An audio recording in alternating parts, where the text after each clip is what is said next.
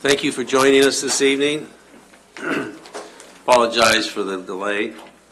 Ask that you please silence your cell phones and any other electronics and refrain creating any disruptive sounds. At this time, I would like to invite Reverend Pamela Moore from the First Christian Church to come forward. She will lead us in the invocation. Please all rise.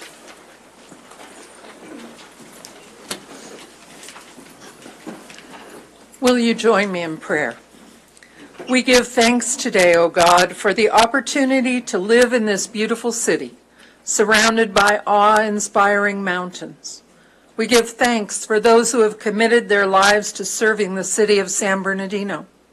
We ask that all who come before us today might have as their goal the improvement of our city and the protection of its most vulnerable inhabitants. May our decisions be made with clear minds and hearts. May we listen well to one another, being open to hearing clearly and understanding, even when we might disagree with each other. And as decisions are made, may all who are present speak with respect and care, for we are here for the benefit of this city. Bless the work of this mayor and council, we pray in your name. Amen. Amen. Amen. Thank you, Reverend Moore. Now at this time, I'd like to invite Roger Maciel to come forward. He will lead us in the Pledge of Allegiance. Maciel is the grandson of City San Bernardino Water Department employee Maria Posada. Put your hand over your heart. I pledge allegiance to the flag of the United States of America and to the republic for which it stands, one nation, under God, indivisible, with liberty and justice for all. Thank you. You may be seated. Thank you, Roger.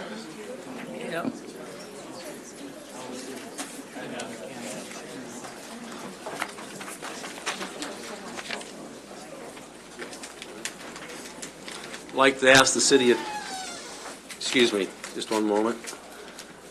I'd like to read this, help to make sure that we are able to expeditiously move through our meeting this evening. This evening we have a number of items on the agenda. As you can see, it's a full-packed agenda, some of which we anticipate will receive significant interest and public comment. To ensure everyone has the opportunity to express themselves, while also providing the City Council the time they need to fully consider the comments and discuss the matter before making a decision or providing direction to staff, we request that everyone limit their comments to the 3 minutes allotted.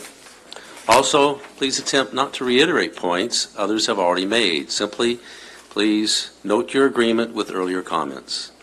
To facilitate the process, I will call the names of a handful of people at a time so that you may be prepared to approach the podium when it is your turn. As a reminder, the city has implemented a code of conduct that is posted on the walls, and these rules are intended to ensure everyone has an opportunity to fully participate, and that the mayor and city council have the benefit of the public's thoughts and perspectives and the opportunity to consider this as they make decisions. Thank you very much.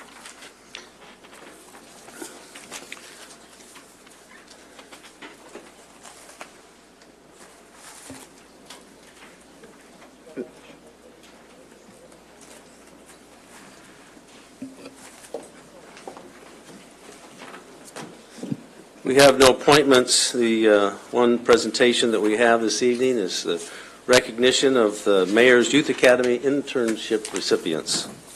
I'd like to introduce our Mayor's Academy intern recipients. If you'll please come forward.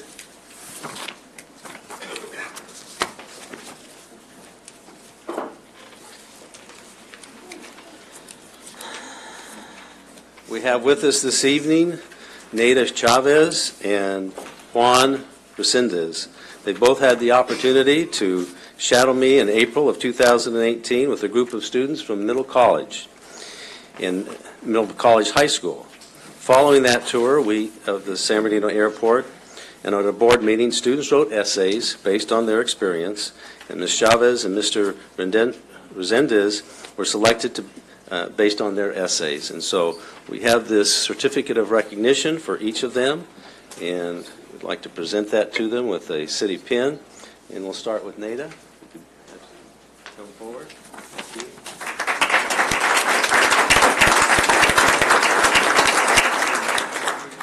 And we'll ask, would you like to say a few words? Yes. Thank you. Good afternoon, everyone. I would just like to thank the mayor and his staff for this opportunity. Thank you. And Juan, if you'd come forward and I'd like to present this to you, if you'd like to say a few words. Good afternoon, and as well as Nada, I would like to thank the mayor and his staff for this opportunity that they have provided for me.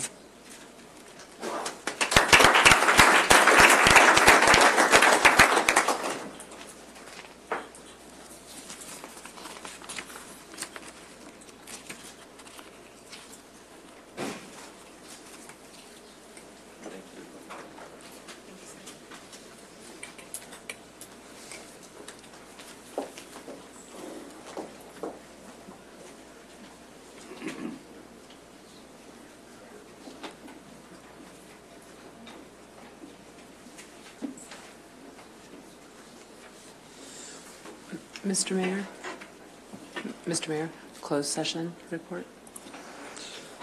Thank you for that reminder. Yes, sir. I'd like to ask the city attorney for a report out of closed session. Yes, Mayor. Today in closed session, items listed on the closed session agenda under item B, anticipated litigation.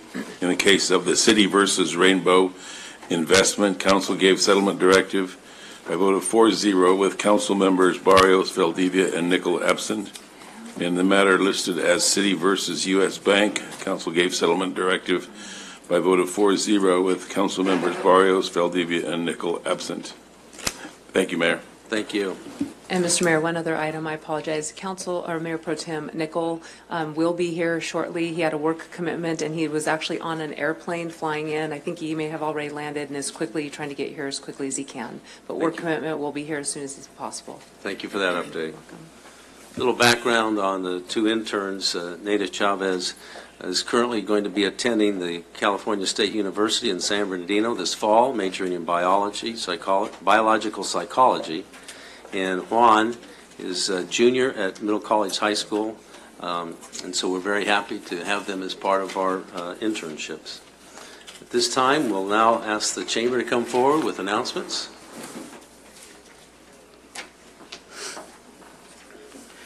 Evening, Mayor and Council. I'm Colin Strange, Director of Business Resources at the San Bernardino Area Chamber of Commerce, here with the community calendar for the next 2 weeks. Lots of sport taking place in the city, with 66ers home games at the San Manuel Stadium on E Street, scheduled for Thursday 2nd, Friday 3rd at 7:05. Saturday the 4th at 6:05, Sunday the 5th at 5:35, and then again the following week, Friday the 10th at 7:05, Saturday the 11th, 6:05, Sunday at 5:35, and then again 7:05 on August the 13th, 14th, and 15th. So call the stadium for tickets and information. Then on Saturday, August the 4th, beginning at 9 o'clock, Patton State Hospital at 3102 East Highland Avenue will be hosting a hospital career fair. Call 425-7534. By the way, I don't know if any of you know, there's really an interesting little museum on the grounds of Patton State Hospital, which gives a fascinating glimpse into the history of the hospital. Then the Western Region Little League Baseball Tournament kicks off with their opening ceremonies on Sunday, August the 5th at 5:15 p.m.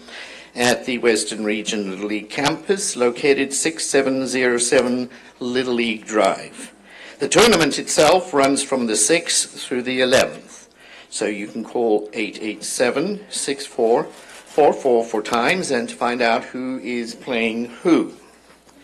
On Tuesday, August the 7th, at 5 p.m., the City of San Bernardino Police Department is hosting a national night out at the San Manuel Stadium. So come and meet your first responders, see their equipment, and see their toys. And then enjoy a police department versus a fire department baseball game at 7 o'clock. The event is free.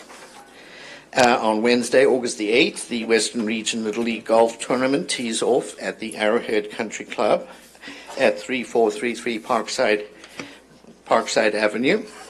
drive at 8 a.m., while later on the same day, you can join us for the Chamber of Commerce networking lunch, which takes place at 11:30 a.m., again at the Arrowhead Country Club. Finally, Saturday, August the 18th, Affordable Music Productions presents Legends of Doo-Wop and Rock and Roll beginning at 7 o'clock at the California Theater of the Performing Arts. You can call 1-888-718-4253 for tickets and information. And don't forget to mark your calendars for this year's rendezvous back to Route 66, which takes place on October the 6th from 9 a.m. to 9 p.m. all over downtown San Bernardino, which, as you all know, is where it all began, which the event is presented by the Chamber of Commerce in conjunction with the City of San Bernardino. Thank you. Have a pleasant 2 weeks. Thank you. This time, we will now invite public comments. First speaker slip is for Dean Cooper.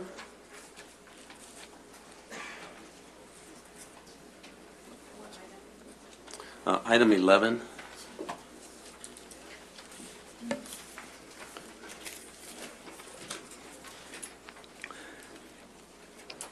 Good evening, Mayor Davis, City Council. I rise to speak on item 11 in terms of an urgent and aggressive inclusivity focus or refocus to engage, to induct,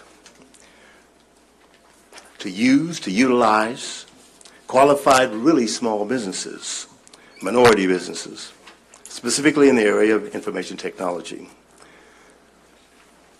computers, data centers, cloud.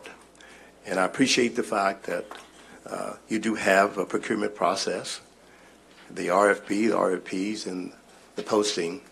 But once again, the request is to consider respectfully how to do even more effective job of including really small businesses who cannot compete specifically with the mainstream small businesses or businesses who bid on those particular projects.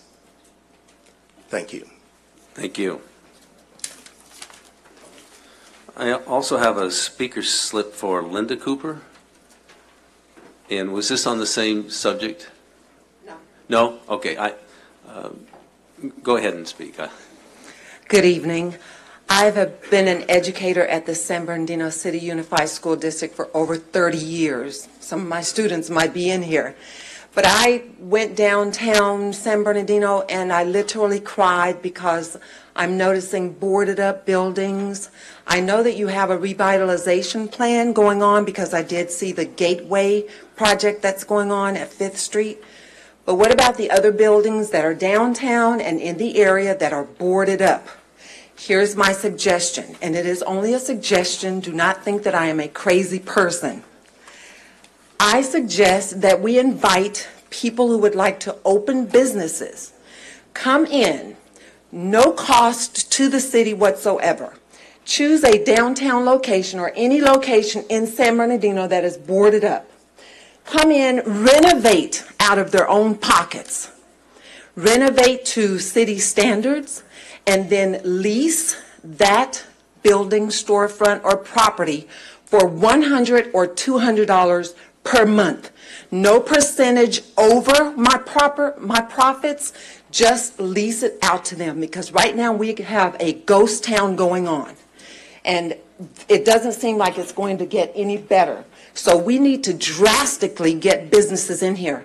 I know of a few people who would like to come in and open up bakeries, toy stores in some of these storefronts, but they can't afford $1,500 a month plus a percentage of their profits to go towards leasing those buildings. So that is my proposal, and that's just a suggestion for revitalization. Thank you. Thank you. Shirley Harlan.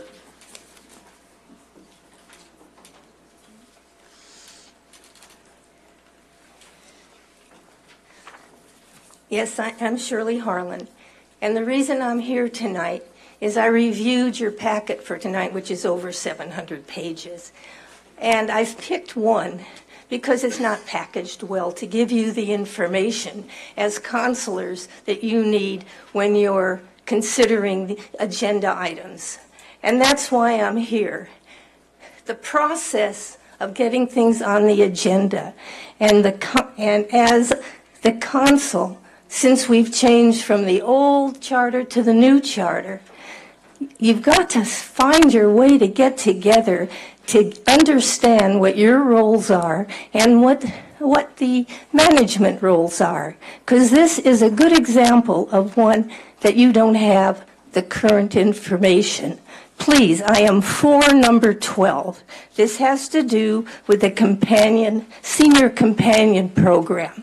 And the money comes for the federal government, and this is a pass-through to the city to be able to give that kind of companionship to 8 cities in the Inland Empire. So it is a very important service. But the way this is presented, in 3 minutes, I could not go over the 20 pages to show you what my concerns are. But let me say that I do have concerns, and I have talked to my council member about them.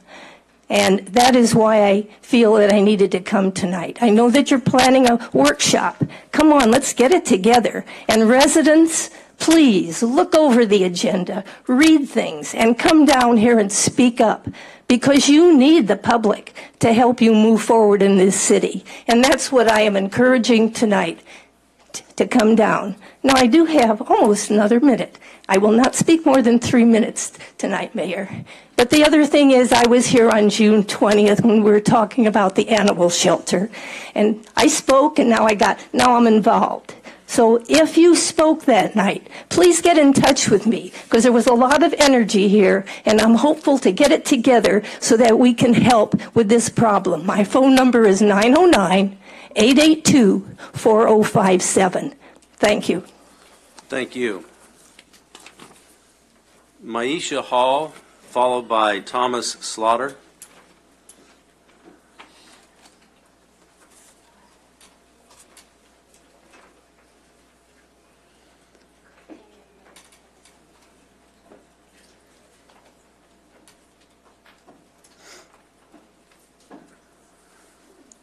Hello. Good afternoon. I'm speaking about, Section 18, about the Boys and Girls Club. I've been with the Boys and Girls Club for about 8 years, and I started when I was 19. And through a program called Sabetta, I was able to go through the Boys and Girls Club for a leadership program. Through that club, I was motivated to go back to school to get my GED, also to be the first person in my family to graduate from Valley College and the first person in my family to attend Cal State University.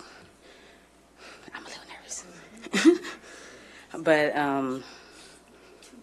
what I want to talk about is the difference that they had on me during the Boys and Girls Club. It wasn't so much the program, but it was the people in the program. They basically motivated me, encouraged me, showed me that I can be more than what I see in the streets, showed me that I can also meet powerful, encouraging African-American males and females to encourage me to do better. So I want to ask that if we're able to stay at the club, so we'll be able to see all the work we put into the club. Thank you. Thank you. Thomas Slaughter, followed by A. Majati. How you doing, Mr. Davis and City Council? Thank you for giving me a few minutes to sit here and talk to the floor. So I have a strong concern about what's happening at the Boys and Girls Clubs and any consideration for their lease to end because of the transition they're going through. And I'm speaking as a business owner, a homeowner in the city of San Bernardino, as well as Cal State San Bernardino graduate and a volunteer for that organization. And my background is in the STEM, meaning science, technology, engineering, mathematics. And I've spent the summer with those students there, working with them in algebra camp, as well as I'm teaching them about coding, programming. And a lot of these children, they've never seen this before. They've never had an opportunity to sit down and look at a computer code and get the ideals of they can evolve and bring some economic value to the city. by learning this, we heard the young lady, she was talking about putting storefronts here. You want to revitalize your economy, you have to invest in your young people. And what I learned about Majadi and the staff over there at Boys and Girls Club, regardless of what their name is, I don't care what their name is, they are investing in our people, our young people. And I have a lot of friends, Mr. Mayor, you probably know my friend Eric Rourke, we having breakfast this morning. They all know the value of investing in our people. And I've worked with different nonprofits throughout Southern California, from Compton all the way here to Inland Empire. The reason I'm working with Majadi and them is because Majadi saw me in the parking lot at a Starbucks in Ontario and reached out and said, hey, Mr. Slaughter, would you be happy to come down here and help with the students and help with the kids? And I said, yes. And you know what? As long as they're there, I'm there. So I just want to give you that much. Thank you. Thank you. A. Majadi, and I'm sorry, but I don't know how to pronounce this next name.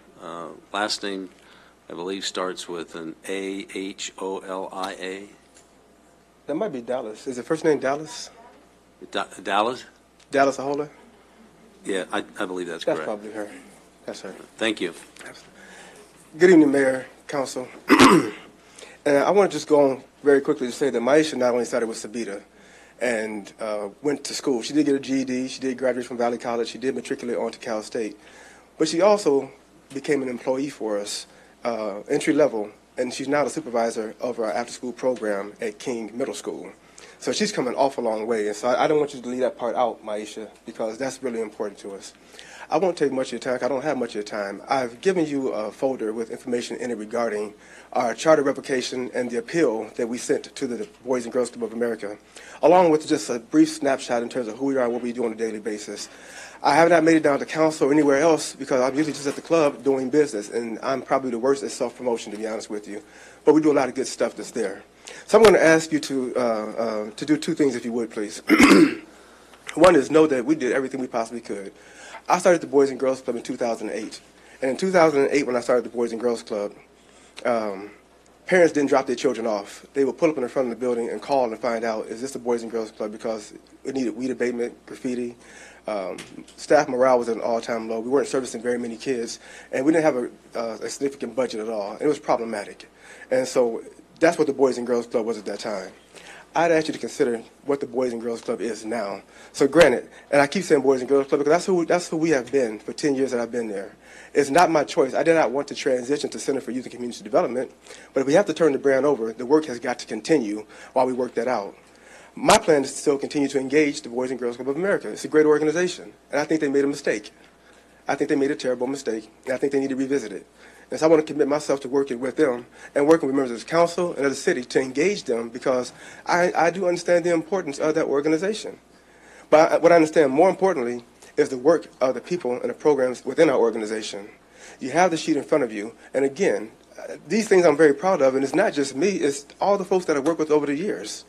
In that sheet you see that we have grown our budget from about $300,000 a year to over $2 million a year. I had 9 employees, including me, when we started in 2008. We have over 130 employees. In the summertime, we employed over 50 folks. We provide the most affordable summer day camp program in Southern California. A lot of our children don't pay anything at all, and most of our families pay about $25 a week on average for programming from 7 o'clock in the morning to 7 o'clock in the afternoon. Our mentorship program, sponsoring clothes and food and things of that nature for the young people at Royal Valley High School, and we're going to continue to expand that program. So I would encourage you to understand that we're the same organization. We're doing the same work that we have been doing for the 10 years that I've been there. And again, it's regretful that the Boys and Girls Club of America made the decision that they did. I think they made a mistake. We are in full compliance, and I think that there was a little bit of rush to judgment, and I want to fully engage them. And I would ask that you all continue to let us operate as we have been doing, as we continue to try to improve and build that relationship with them. Thank you. Thank you.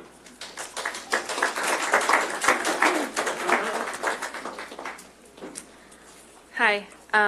I also work for the Boys and Girls Club, so I'm speaking on their Could you behalf. state your name, please? Oh, Dallas Ahola.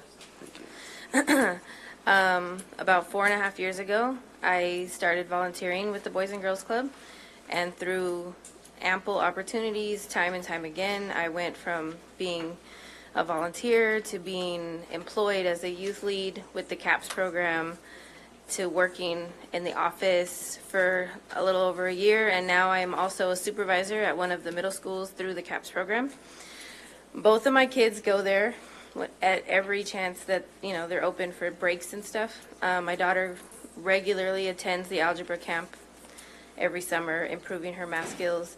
The opportunities for kids are endless there with different programs that they offer. So I think it should stay in the community because the kids excel every time that they come there. Thank you. Thank you.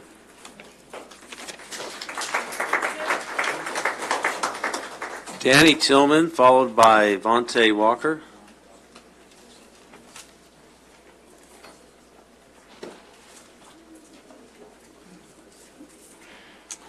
Good evening, Mayor and City Council. Thank you for letting me be here today. I want to start by just thanking Ms. Andrea Miller and Ms. Terry Ladeau for another issue. I had a problem, but they really worked it out, and I want to thank them for that. I appreciate it. I'm rising in support of the Girls and Boys Club. My wife actually works there now as their CFO, so I know a lot about the service they provide. And you know, and I would like to see you guys choose option one. You know, in the original charter, it says that the primary purpose of this lease, this was back in 1970, the primary purpose of this lease was to provide the operation of neighborhood facilities for nonprofit, public, and private agencies whose primary purpose was to provide physical, educational, vocational, rehabilitative, preventative, or recreational services to the community. And they are doing that. Just to list a short list, and you have all this before you. I got this off of the website, so it's presented to the city council. Right now, they're providing monthly commodity distribution, organic gardening, music production, summer algebra institute, sports conditioning, homework center, computer lab, healthy eating and cooking, boys and girls club, mentoring, swimming, tennis, and day camp. And then they have a partnership with a number of organizations. But myself and I know Margaret Hill and Mike Gallo and Gwen Rogers, we visited there a few days ago just to see their algebra program. And it was amazing. You had seventh graders ask them how many have done algebra. Their first introduction to algebra was through that program. And then they had some young folks there doing robotics. And I actually watched a young lady, because I do IT for a living. She showed me the program she was writing, and I actually showed her how to save her program. She was rewriting this program for each robot, and every time she went to make a change, she would rewrite the program from heart. It was amazing. The young lady was brilliant. She could go to work for me right now. But the main thing about the Boys and Girls Club is I took a group of young people to the Black College Expo. And Majati said he wanted to bring some young folks from the Boys and Girls Club. And he brought 6 African-American young men to ride on the bus with us to the program. Went to their house, picked them up, had to take 2 trips to bring them and 2 trips to take them back. I know for a fact those students wouldn't have been there if it wasn't for the relationship that Majati has with the young people and his ability to have a relationship with those type of students. He just brokered a deal with a young man who attends the Boys and Girls Club in the summer program. And he said he was challenged by people in local gangs as he was walking there. What set are you with? He said, I'm not with a set. I'm going to the Boys and Girls Club. No, you got to claim a set. Majati was able to reach out to some local elders in the community who have respect amongst these individuals and was able to ensure that this young man has safe passes to the Boys and Girls Club. Those are the type of things that save lives. When you see the hundreds of people in that Boys and Girls Club, if they weren't there, then they would be on the streets, and you wouldn't have the constructive things happen for young folks. There's no way you can shut it down right now and continue those things seamlessly. So I encourage you to support the ongoing work that Majati and his team is doing right now. Thank you, Board, and thank you, Councilman. Vontae Walker, followed by Avion Goodman. Hello, everyone. How you doing? Good afternoon. I'm Vontae Walker. I've been going to the Boys and Girls Club since I was in 2nd grade, and last year I just graduated from Arroyo Valley High School, and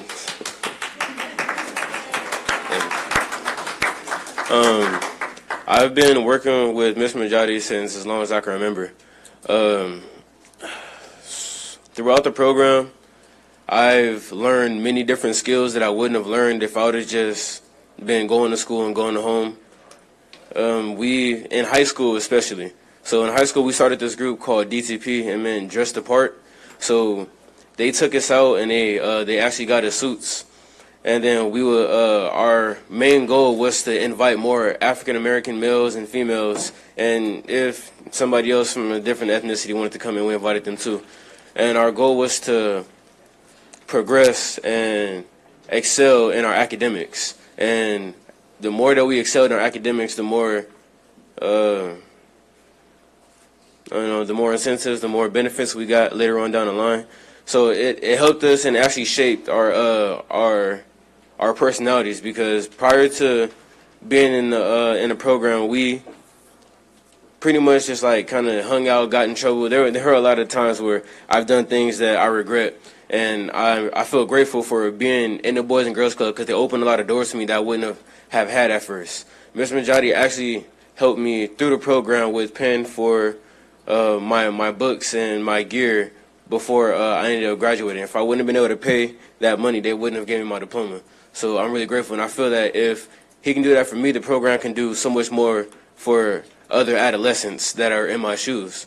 So if you were to help keep the program running, it would greatly benefit our city, because if you don't work on our young people, then we won't have a future that's going to develop. Thank you. Thank you. Evian Goodman, followed by Terrence Bradshaw. Hello, my name is Avion Long Goodman. I've been going to the Boys and Girls Club since my sophomore year in high school, and I just graduated this year from Royal Valley High School.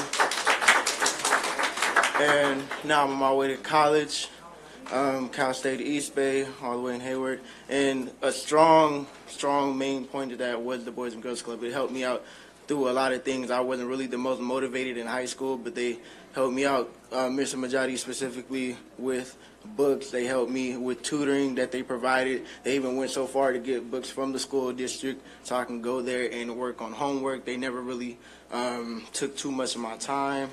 And it was just great friendship that I built there, and great friendships with people that I've seen and staff. And it was just a good safe place to go from the streets. I kind of grew up in low-income housing at first, and it was like a lot of dangerous parts around the area. But having that escape route, like the Boys and Girls Club, it was just something that I could be blessed with, and my family and my younger brothers and sisters to come. And I really encourage you to keep it going so I could feel safer. Like because my two younger brothers and sisters, they both go there. So I hope that the program still stays running, because I don't have to worry about them running the streets, just like I don't have to worry about like people above them, older them, and people in the Royal Valley High School system. And yeah, so thank you. Thank you. Terrence Bradshaw, followed by Rosie Rodriguez. Hello, everybody. My name is Terrence Bradshaw. I am 18. I'm currently a graduate of Royal Valley High School. Now, as I've known Ms. Majati since I was in 7th grade, and during those times, I was very ignorant and very hard-headed. But no matter what I did or went through, he always made sure to reach out to me, make sure I was okay. And I believe a person like that should be able to continue what they're doing within the community, because there's many, many young African Americans and other ethnicities that need that help, and without that, there's no future within anything. Now, he was able to allow us books, so we were able to study outside of school, because not everybody was able to bring books and go back and forth within it. He also helped us, like Vontae said, bring suits and then feel empowered and feel like we were something, and have more confidence walking into school, making us want to achieve more within school and bring other people up with us. Thank you. Thank you. Rosie Rodriguez, followed by Dolores Armstead. Hello, my name is Rosie Rodriguez. I've lived in San Bernardino for about over 25 years, so tiny. I depend on the Boys and Girls Club for a different reason. I'm a parent. My kids have been going to the Boys and Girls Club since my son was 5. He's now 18 years old. So they are the ones that take care of my children for me to be able to go to work. They take care of my children during winter break, summer break, spring break, every single break since I can remember. My kids have attended Boys and Girls Club. I don't think the name matters. Boys and Girls Club, Mr. Majati's building, kids building, children's future. It's not the name that matters. It's what the place does for us, not just the children, but as parents. My children's have a safe place to go. They have so many programs for them. They're not just there sitting, running around. They encourage physical activity. They do field trips for them. They provide food for them. And all this is at a price that we can afford. I tried looking for other places. The cheapest I found in the urban cities is over $150 per kid. That means I would have to pay $500 a week per kid while my kids are out of school for me to continue to work. My job does not offer for me to be off while they're on vacation or summer break or spring break. So that means I would have to pay $2,000 a month for my kids to be able to have a place, a safe place. Boys and Girls Club does so much for our kids. I honestly don't understand why they would even think about doing anything to this place. This place does so much for them. The gentleman back there in the suit, the girl that trained you, she's right here. She does need a job. She's available. So I just want to thank Mr. Majati. He does so much for these children. I mean, if you need anything, he's available. His phone is posted outside the building. He's available. You don't have to go around. You need him, he's there. So he's done so much for the building out of his pocket. It just, I don't know what I would do. I can't afford $2,000 a month. And this is our city, and you guys are supposed to look to what our kids are doing out there. My kids aren't in the street, and I don't want my kids to be out in the street, and I don't want to have to worry about where my kids are. I don't have to do that. I can go to work, be happy, know that my kids are safe, and someone will call me if something is wrong. Thank you. Thank you. Dolores Armstead, followed by Alan Ranska. Good evening, Mayor and Council. Let me start off with the Boys and Girls Club of America is a fantastic organization, and they have fantastic programs helping our youth. But we have different issues. As a previous board member of the Boys and Girls Club of San Bernardino, I would like to make a comment regarding the club on which you will receive a staff report later. Approximately 3 weeks ago, our community heard rumors of the Boys and Girls Club of San Bernardino losing their charter under the Boys and Girls Club of America. Several leaders and concerned persons of our community quickly rallied to try and find out what happened and how this could be resolved. At that time, the current director had not contacted anyone in the community regarding the issues, and we could find no answers. We contacted Sean Dorsey of Organizational Development at the Los Angeles Boys and Girls Office, and they're over this region. This office is responsible for providing consultation and support services to member organizations, our Boys and Girls Club, Fontana, etc. Dorsey acknowledged the charter had been pulled, something they don't take lightly, and a club actually has to work at, or not, to lose it. Dorsey stated that his office had offered assistance over a period of time. However, the assistance was turned down and calls were not returned. We explained that we had a community group of leaders, officials, parents, and students that want to appeal and have the charter reinstated. This club has a 60-year history of providing services to our community. Dorsey explained that for the BGCA of America, to consider reinstatement would require replacing the CEO and board. We explained we had interim persons interested.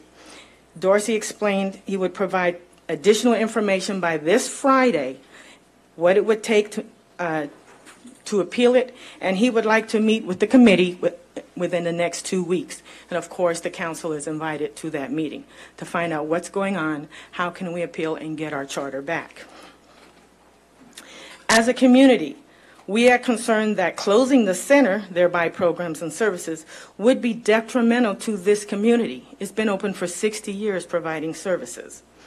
There are only 2 organizations with experience providing these extensive services to the children and families in our community, the Boys and Girls Club and Acoma Unity Center. With the club losing its charter, with the club having lost its charter, not losing, they lost the charter, we are recommending Acoma step in for the interim to keep the services going with no stoppage in services. The appeals process will not be completed overnight, but once complete, everything goes back to the Boys and Girls Club. It's important to provide services without interruption. However, it must be done diligently. Programs must be operated well and financially strong. We as a community are stepping up to this responsibility. Thank you. Thank you. Alan Aranska?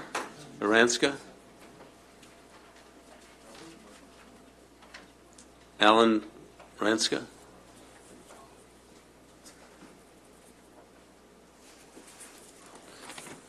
Ben Eilenberg?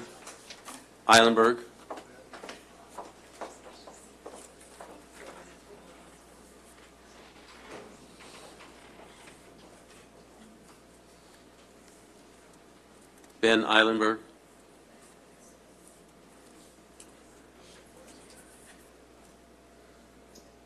Mark Estemeyer?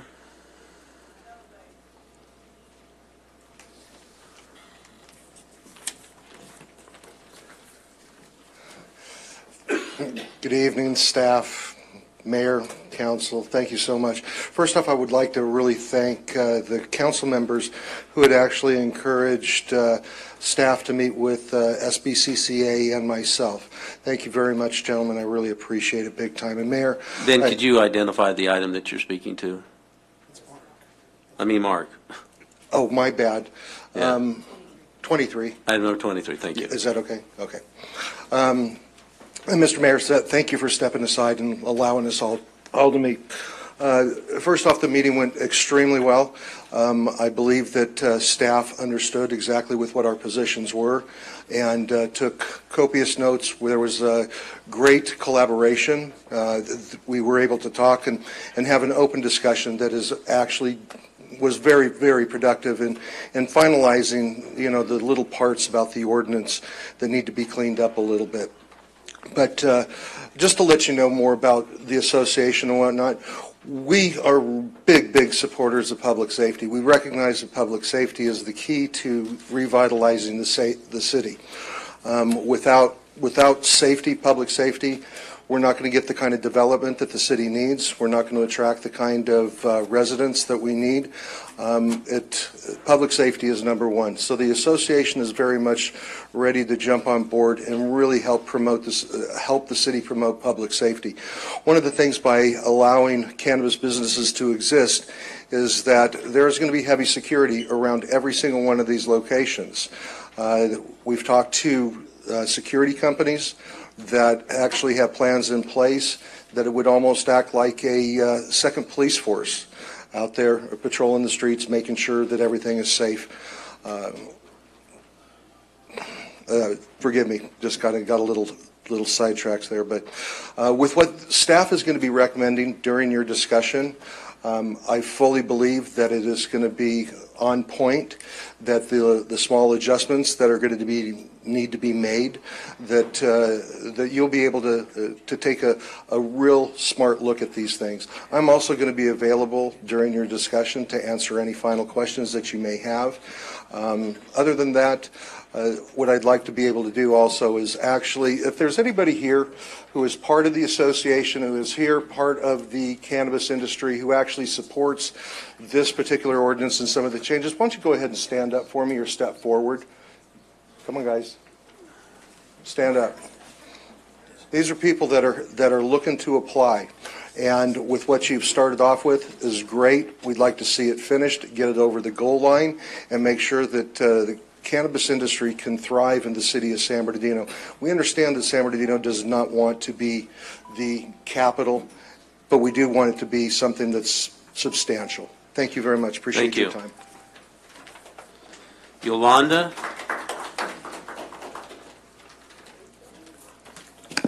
Hi, good evening. I'm sorry. I supposed to be here the last meeting. Which item is it that you're speaking? 25. Item 25? Okay.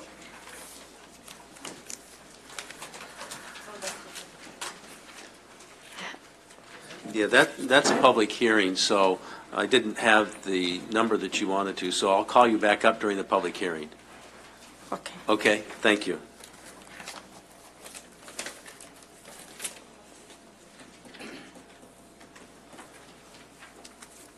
Ricky Van Johnson?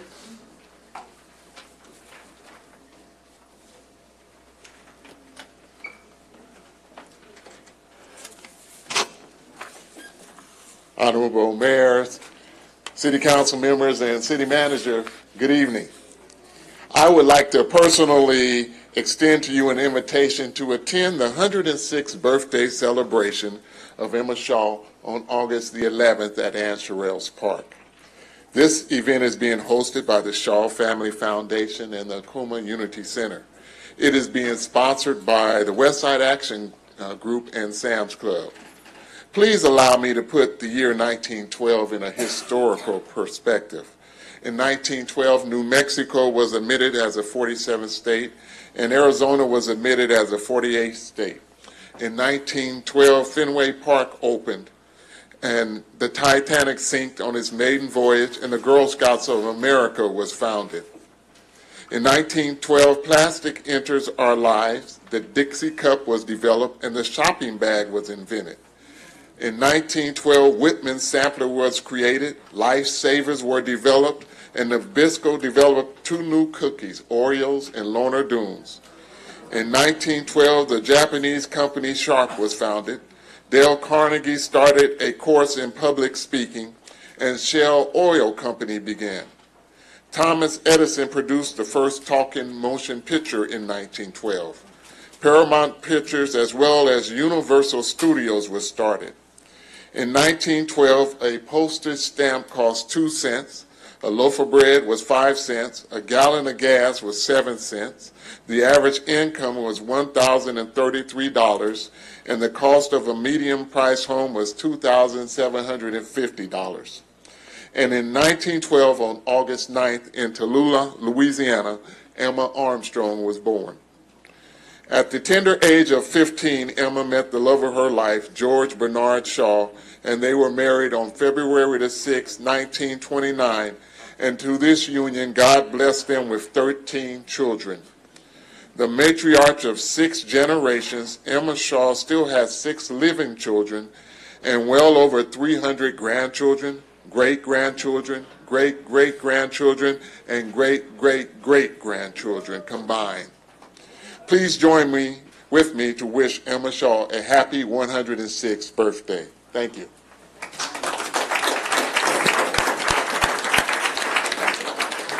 Ricky, you said the birthday celebration was on August The 11th. 11th? Starting at noon. At 12 o'clock? Yeah, we'll probably be there all night. And that's at which park?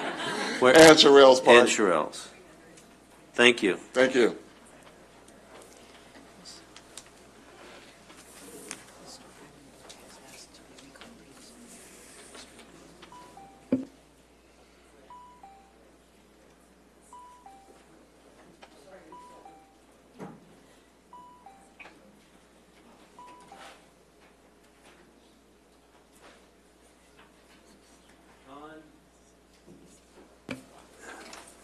Con de Cavila? That's me, Mayor. Oh. Oh, I forget. Good evening, everybody. Everybody knows my Con, so might as well go by Con de Cula. That's my company name. I'm Luis Ojeda. So I have pictures right here for everybody and council. I just want to thank everybody for being here. and especially Virginia Marquez and Fred Charette that have been joining our efforts in cleaning the city of San Bernardino. A year ago, I started coming over here and talking about doing something for the city. And actually, we created a group that is called We Are the Change, San Bernardino Volunteers. We've been cleaning the city, the illegal dump sites. And so far, I'm happy to announce that we have cleaned up at least 24 sites with 22 tons of trash. Also, I want to thank people that have been helping us. It's Burtec. They're taking our trash for free now. And Anaya's Trucking, they sent us an extra truck when we needed it. Also, Leonard's Trucking, MC Welding, and as Pepe's Towing as well has helped us greatly in the last 2 weeks, buying us breakfast and sending their drivers to pick up trash with us. So I want to pass these pictures that way the council can see what I've been doing. So right now we try to create awareness to the city and the citizens that we don't have to wait for only the elected officials to do something. We all are able to do something in any capacity. And I decided to do cleanups because I have the equipment and, you know, a little bit of resources to start paying the dump fees out of my own pocket. So right now we have between 25 and 30 volunteers every Sundays from 7 to 10. So I encourage more people to join us. A lot of people have asked me if I need money. Well, we all need money, right? But I don't want to accept money right now until we structure a movement legally. So, but what we do need is tools. We need rakes, shovels, and all the tools that, you know, it can be utilized to do the cleanups. And also, if you guys wanted to join us and help us, you can call me at 562-572-9676. Also, you can check out our page. It's called, and Facebook is called We Are the Change, San Bernardino Volunteers. And you can join us every Sunday. Thank you very much. Thank you. And I apologize for not recognizing your other name. Ruben Gomez? Hi, everybody. Good evening. My name is Ruben Gomez. I'm representing Real Talk, Real Actions brand. We're founded right here in San Bernardino, and you know, we want to inspire people and, you know, to take action on things that are important to them. And via Facebook, we've seen Luis, you know, cleaning up our city, and we felt that that was directly in line with our core values, and we decided to help. So we've been helping for about a month now. And we started creating the page. So I'm kind of like reiterating a little bit what he was going to say, or what he was saying is like, we want to raise awareness that, you know, if we want change, we could come out and do stuff ourselves and create positive impact. I want to say thank you to Councilmember Fred Charette for coming out, providing some donuts 2 Sundays ago. That was awesome. Thank you. Definitely the invitation's open for everybody else to come and join us. And yeah, thank you for your time. Thank you. Janine Nielsen?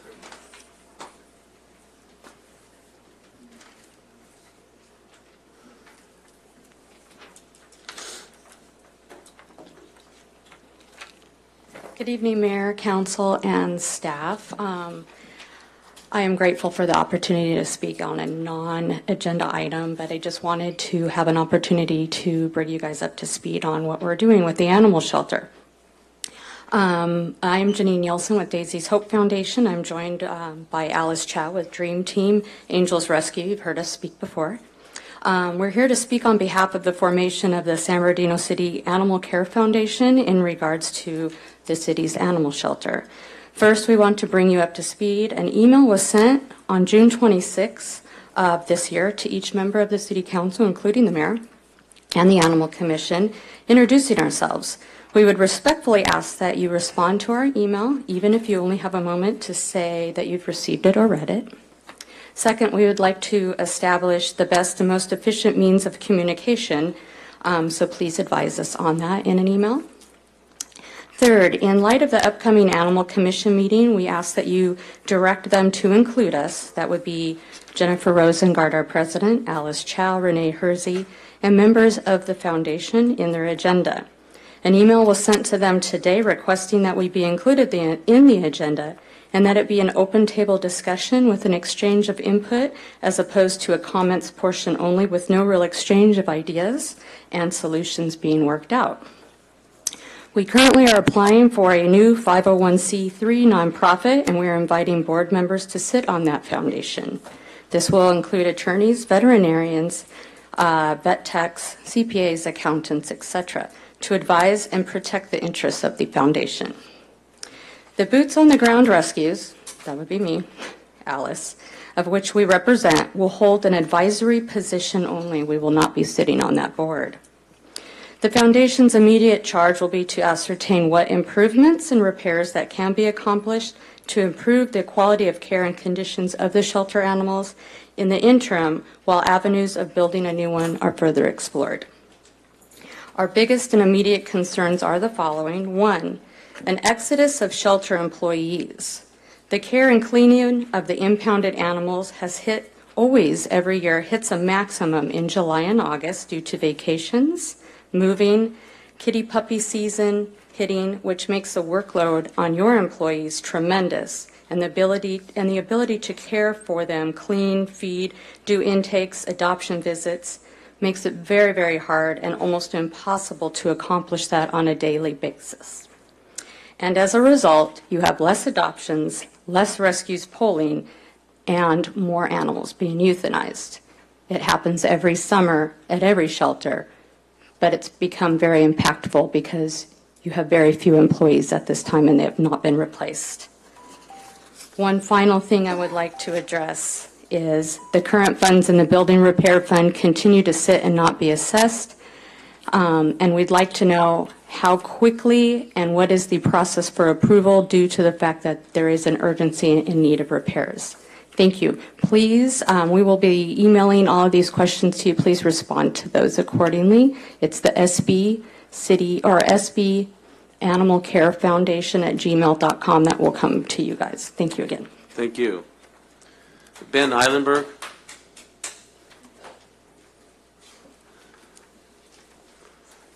Thank you for recalling me. I was using the facilities, and if I may ask, is this on number 23 or number 25? Because This is number 23. Okay, on 23. Number 25 is a hearing, so you'll be called back then. Great, thank you. Not recalled, but called back. Yes, correct. Thank you very much. On number 23, I know that, frankly, the City Council is used to me and tired of me telling the City Council that when it comes to cannabis business regulations that we've been doing it wrong. I actually think that many of the steps that the city is taking are very positive. In fact, actually, I think that the revised regulations are a very positive step. The thing that I was going to mention to the city is this. There are two regulations being put forward to be placed on the initiative ballot. One is dealing with taxation, the other is dealing with regulation. And my worry to you is that if you move forward with the regulation one on the ballot, the only thing that can change it would be another ballot initiative. And I think we've all seen that regulations never are perfect the first time. In fact, I can't imagine one from any city or even the United States government that has been perfect the first time out. So my suggestion to this council would be that instead of putting the regulations to the voters, you've already passed a structure. If you're going to revise the structure, just pass a revision by an act of council, and then pass the taxation, which of course has to be put to the voters under Prop 218. That's my only point to you. I would like to say that this is a situation where, strangely, I'm advocating that the City Council and the Mayor retain more power to be able to address any issues that may come up if the regulations have a flaw within them. Thank you very much for your time. I appreciate it. Thank you. That concludes public speakers at this time, so we will ask the council if they have any items that they wish to pull. Councilmember Mulvihill? I have none, Your Honor. Thank you. Councilmember Richard? I have none. Thank you. Councilmember Charette? No, sir, none. Councilmember Valdivia? None tonight. Thank you. Councilmember Barrios? None. Councilmember Marquez? Yes, I do have one item. That's number 5, City Council approval of draft minutes for a correction, Your Honor. Thank you. All right, do we have Move a for motion to approval. pass the Move the We have a balance. motion, the second?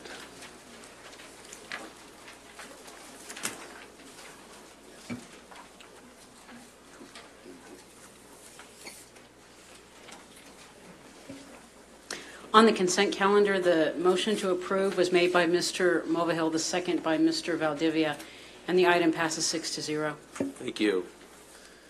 The item number 5 is the approval of the minutes of the mayor and city council for the regular meeting of July 18, 2018. Councilmember Marquez. Thank you, Your Honor. I just want for the record to note that the item in question is number 28, the quasi-judicial hearing, appealed filed by Bepis Towing Services on November 13, 2017, pursuant to Muni Code Section 2.64. I made a comment to the effect that I did not have a conflict of interest regarding this agenda item. That's all. All right, thank Move you. the bill, or move for approval. Second. Thank you. City clerk will make note of that. Thank you.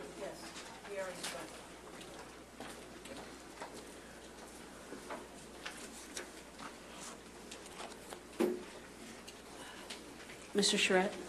Oh, sorry. On item 5, the motion to approve was made by Mr. Valdivia, the second by Ms. Marquez, and it passes 6-0. Thank you. First staff report this evening is item number 18, to discuss and provide direction related to the current status of the charter for the Boys and Girls Club of San Bernardino. Mr. Tickmeyer? I can't say anything. City manager? I just wanted to preface Jim's comments. This is a tough item because you have had a longstanding agreement with an organization. They do have a facility use agreement with us that's been in existence for 48 years and does have about a year and a half or so left. Really what our hope this evening is to bring this to your attention, discuss the issues with you, give you a chance to ask questions, and I really anticipate that there may be several items of additional information that you want. But this is a difficult one because we have a lot of young people that we recognize do need good mentoring and support in the community. There's a lot of good work being done there, but we also want to ensure that the mayor and city council are comfortable with the arrangement. And so at this point, Jim is going to walk through the information we have at this time. We have requested information from the organization. He'll walk through what we do have. I think there are still some things outstanding. Some of that may have been provided to you, and I apologize. I will make sure I get a copy for staff to review of the materials that were sent or submitted to you. But again, here we want to explore this with you this evening. May very well be that you want additional information, but we need some direction on how you want us to move forward. And with that, Jim? Mr. Tickmeyer, before you start, I'm going to ask, we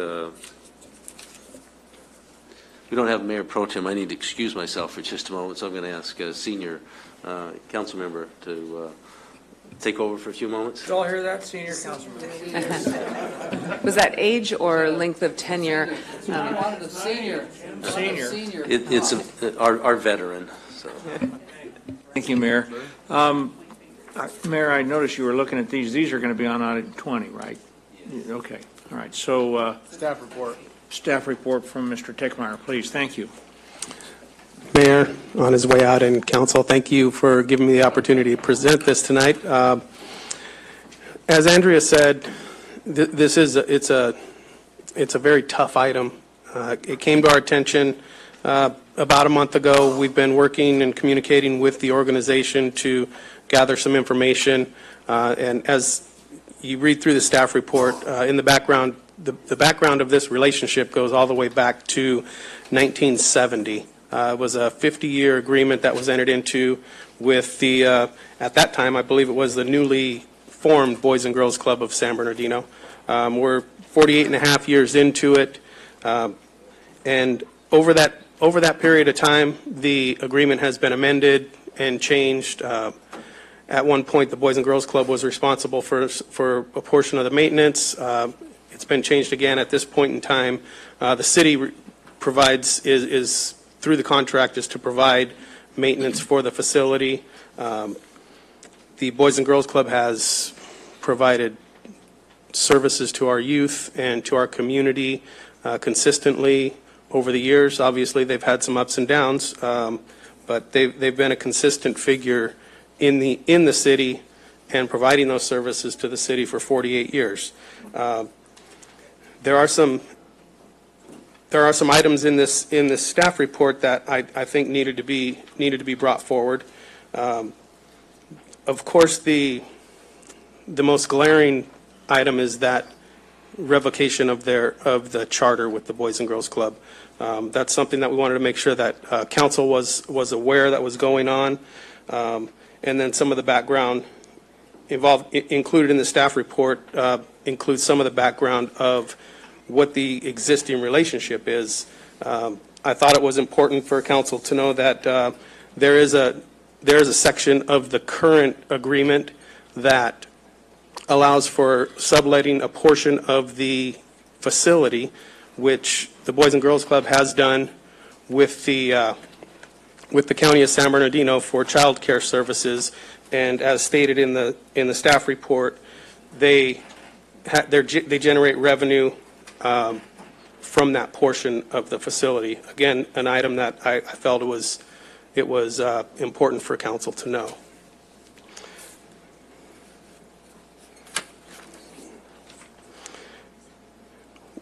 The discussions that I've had with the organization, they've made the decision to forego the appeal process with the Boys and Girls Club and reestablish the federal ID number under a new name.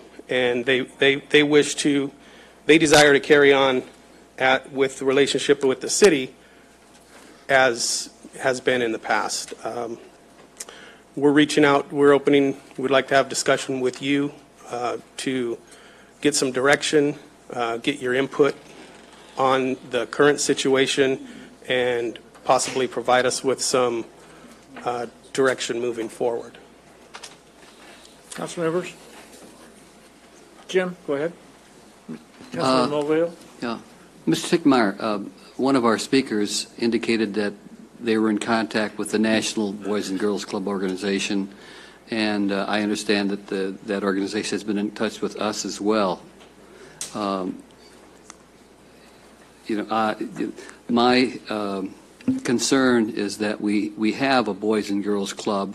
Our agreement that we have before us is for a Boys and Girls Club chartered. The concern that I've read in the staff report is that the sticking point is that our present organization in the city does not abide by the national group standards for background checks or providing evidence for that. I'm particularly concerned about background checks because we have a history. If you look back at the Operation Phoenix, there was a problem with one of the directors of one of the main facilities. And so I guess I'm very much concerned that this organization that wants to transition into a private, or I guess a non-chartered organization has an issue with background checks.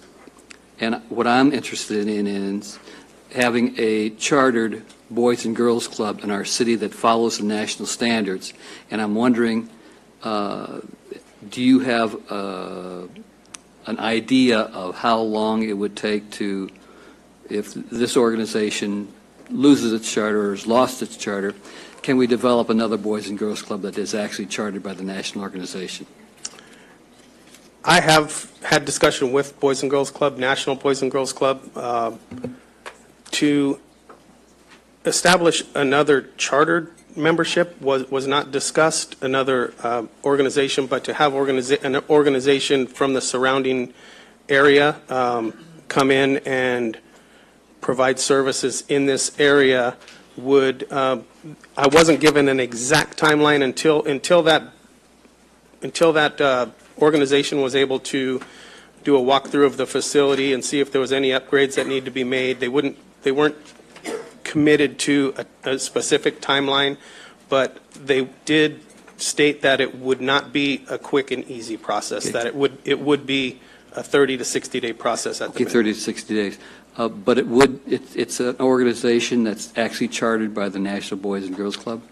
Chartered by the National Boys and Girls Club and currently operating in one of the nearby cities, yes. Okay. Obviously, it's a difficult time, and you know, we simply have to accept some of the delays, and there's a transition, and maybe somehow we might be able to work something out regardless of that. Thank you. Okay. Councilmember Valdivia. Thank you, Mr. Charette. Jim, I appreciate your presentation. You mentioned that there are two issues at hand, the first being a revocation of the charter, and the second issue, as I understand it, is the subletting. Is that a correct assumption? Did I hear you correctly? I wouldn't say that subletting is an issue as much as a situation that it currently exists that I wanted to make sure that council was aware of. But as far as an issue, does the agreement allow for the subletting? agreement allows for it upon agreement by both So parties. they're not in breach of the agreement? They're not in breach of the So agreement. subletting is allowed, so it's an issue that I'm going to remove from the table. So the issue that you're bringing before us is revocation of the charter. And I'd like to talk a little bit about that.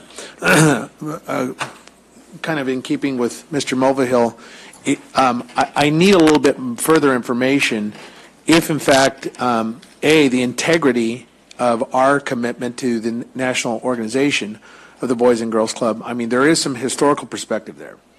And if in fact, this somehow, what compromised it, how were we alerted, and what are the repairs to this relationship if, in fact, we can create a reciprocal bond with the organization, how can we repair this?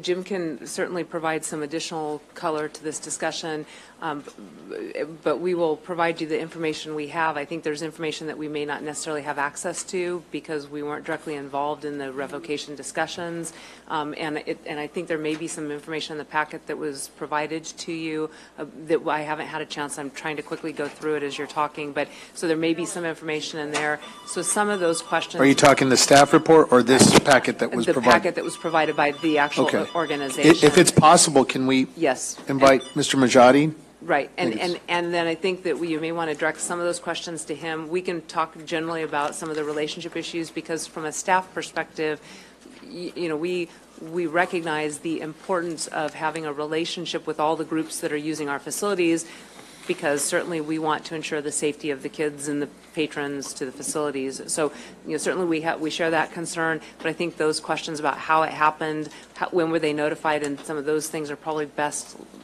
answered by them.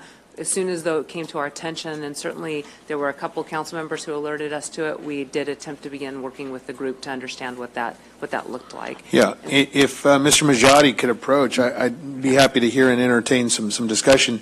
My particular concern mimics that of Councilman Mulvihill, is the safety and integrity of our children. Mr. Majati, the integrity of your organization, I respect you and thank you for the many, many years of service to our community. I certainly believe in your organization, whatever name it is called. And I think that's an important point to us here, is that whatever the relationship or whatever the name may become, if it's retained or if it's a wholly new one that you suggest here in your packet, then fine. But I want to make sure that we don't have a repeat of any concerns, and that's what I'm apprehensive about. Would you turn on the mic, please? Is that good? Yeah, thank you, and I appreciate the opportunity to address your questions, and I welcome them. Two things I want to do very quickly is one thing that I want to make two corrections. In Mr. Tickmeyer's report, he stated that we had elected to not pursue an appeal. That's not true. I mean, I think Mr. Tickmeyer misspoke because in front of you have an aggressive appeal that we made to the national organization. They accepted that appeal, and they subsequently sent someone out to do a site visit with us to go through a 17-page organization analysis. They came out, they spent time with us, they asked for all types of things, took pictures of all types of things. They were so satisfied with what they saw, they didn't even finish the assessment. They said, we've seen enough, you guys are good, and they left, and we felt good about it. That person that came out could not make any decisions, no conclusions. Her job is to report back. And we, staff, felt pretty good with that exchange. The second thing is, in regards to the background checks, the letter we received from National said that we were in violation of their barrier policy. Of what? I'm sorry? It's called a barrier policy. It's associated with the background checks. Let me assure you and the public that we have background checked every employee and volunteer that ever comes into contact with our children. Our argument to the Boys and Girls Club of America is that our policy is better than theirs. And I'll give you an example why. They require background checks every year of employees. And they haven't always done so. They haven't always pushed that, but lately they've been pushing it, and I understand, and it makes perfect sense. Except that we have a background policy that once our employees get background, if you have any interaction with law enforcement, you get arrested, you go to court, etc., they notify us then. We recently had an employee attempt to return to work. If it were not for our background policy, we could have hired her back. But our background policy sent us a red flag prior to her coming, saying she was involved in a domestic violence situation, which is one of those crimes listed under the barrier policy. If we adhered to the Boys and Girls Club policy, we would not have found out about that until next year. So that's been our argument to them. And if it's a question of background, and they say, well, listen, that's great, we want you to do it our way, that's fine. When I took over in 2008, 2009, we had 22 compliance issues, and that club was on the verge of being closed down. And you're absolutely right, Mrs. Armstead was a board member at that time. And we worked through every one of those policies, and we were consistently on and off provisional status because the club was in dire straits. We didn't have money, support, etc. So we have worked diligently. And so, yes, our background policy, we would argue, is better. And again, with a compliance issue like that, normally it's a phone call, it's an email, it's a visit from one of our developmental directors who says, hey, that's great, let's do this. And that would have been taken care of. Something is different this time as to why it wasn't enough. Yeah, he was being recognized. John. Yeah. Thank you, sir. Mr. Majati, thank you. I don't want to go off on tangents and rabbit trails.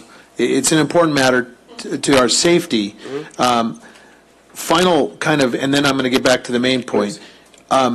Does the Constitution and bylaws of every chartered club, are they afforded autonomous rights so that that you can have your own set of guidelines, including background policies, including your own protocols and procedures locally, so that autonomy governs local jurisdiction? To an extent. The Boys and Girls Club has a standard operation procedure manual, and it tells you that you must background, you must do this and that. We then go about the business. But is there a provision that exclusively says you have autonomous rights to modify the national charter at the local level? Not to modify the charter, but to select who the vendor is to provide the services. Okay, all right. And so you're in keeping, your background policies are a little bit more stringent than what national calls for? We believe so. Okay. And they have a disagree. Did they issue a letter of denial on your appeal? Yes, the letter came, and the letter said that we are revoking the charter because your background policy is not consistent with ours. Okay. To which we responded, we'll change it. Okay. All right. Back to the issue, which is a praise moment for your organization. You do help children. You do rescue lives and families in our community, and I want to say thank you. Thank you. Thank you for your good work in our community. Thank you for your staff. You've shown significant growth, exponential growth. As you recall, you said you had a very skeleton crew, and now it's over 100 employees, and we celebrate with you, alongside you. I want to see this center somehow come in a relational repair here. I mean, certainly I appreciate the national charter, but I want to do what's best for our local community. And if that means reorganizing, okay, let's put that on the table. But in packet page 421, Ms. Miller, and I know you're just getting in the room, so I apologize. I was kind of looking for you. I was kind of, as radio broadcasters do, they're kind of wasting time. 421 and 422, there are 4 recommendations, 4 proposals that staff is recommending. Right. What is what is really, I seem that one is really kind of the broader one to explore opportunities. So what say you on these recommendations? Our point in providing those was really to say, there are a whole series of actions that the mayor and council may wish to take. Certainly, I look at the original lease, and it seems as though the lease was intended or contemplated that you were going to have a national organization that had this national recognition and certain policies and procedures in place, and that has changed or potentially may have changed under this. So really the intent is to explore this with you, get some feedback from you as to what you would like to see in the future. One is really, do you want to explore, because that would require an assignment of the lease and maybe some additional conditions, given the fact that they are now not operating the way you originally had intended them to do. Some of the other options would be to negotiate a new lease, because it is a different organization, and maybe there are additional parameters you want to place because, again, they don't have that national affiliation that they once had. Or there may be other opportunities that you want us to look at. Certainly there was a discussion or a comment by one of the speakers that the National Association is interested in continuing its relationship with the city. We don't have enough information today as we sit here to really help the council to understand what that might look like. And so it may very well be that you want us to go back and explore that further. And frankly, there may be opportunities for them to co-locate there. It may be that there's this new organization that has a broader purpose that you would like to see continue in the community, but you would like to also begin to explore this other national program and see what we might be able to do to enable that to continue in the community. So again, our intent really is just in recognition of the idea that you have a lease agreement with someone, those conditions have changed, and it may very well be that the mayor and city council want to change your relationship with that group or even sever that relationship. Councilmember Mulvihill? I guess my initial statement was taken out of a staff report. And based the staff report, just to read it, recently the city was advised that the charter of the Boys and Girls Club of San Bernardino communicated that their charter had been revoked due to inadequate reporting of staff background checks. Now, you say that if someone's arrested or goes afoul of whatever, they'll be released immediately. We get notified immediately, is what I was sharing with you. Okay. So the national organization has asked us to perform. They're saying the policy is to perform background checks annually. They're indicating that we're not doing it frequently enough. And what we explained to them and demonstrated to them is that the background policy we have in place is better in that. Why is it better? It's better because if someone has an interaction with law enforcement, someone goes to court, someone gets charged and convicted, we get notified when that occurs. If we wait and do it annually, the person that applied to come back to work would have been able to do so, and we would not have found out about it until next year. That's the point I have. Yes. Are you saying that you're more specific, more stringent, but annually can't you report that to the national organization? And we indicated to them that we would. I guess what's the problem? That's the question that I have for the national organization. Somehow it just doesn't, something's. And I guess I would just have to add that, I guess to Councilmember Valdivia's comment, I think from a staff perspective, because we've heard this, we need some time to explore what does that mean, because I agree with you that it just doesn't seem logical. The other thing that I would just caution, we also want to look at what that reporting requirement is. For instance, we do have systems for our employees where we are notified of Department of Motor Vehicle types incidents. This is a system that I would envision requires a conviction, and then that is automatically reported. So I would want to understand more about that system before we tell you that that is a much more stringent system. We're going to need more information. And Councilmember Richard. I'm sorry, were you finished, Councilmember Richard? Yes, thank you, Mayor. I too want to thank Majadi for the work that you guys are doing at the Boys and Girls Club. I know that you guys service a lot of children, and not just children but adults too, because preschool services is there also. I was looking at the choices to explore, but my concern out of all of this is to make sure we do not stop what we're doing for the children. So what we want to do is we want to make sure that it's a seamless approach. However, you know, some people say that they don't care what the organization's name is. Personally, I care that we have the Boys and Girls Club in San Bernardino. But the other thing that Mr. Tickmeyer mentioned, he mentioned that there was an option for another city to come in. Another organization. Yeah, I believe he said another city. I wrote it down. He said from another city. From another city. It's an it's not another Boys and Girls Club from. See, we want our own Boys and Girls Club. That's the thing. We don't want other cities coming in and telling us what to do in our city. Okay, that's a problem to me.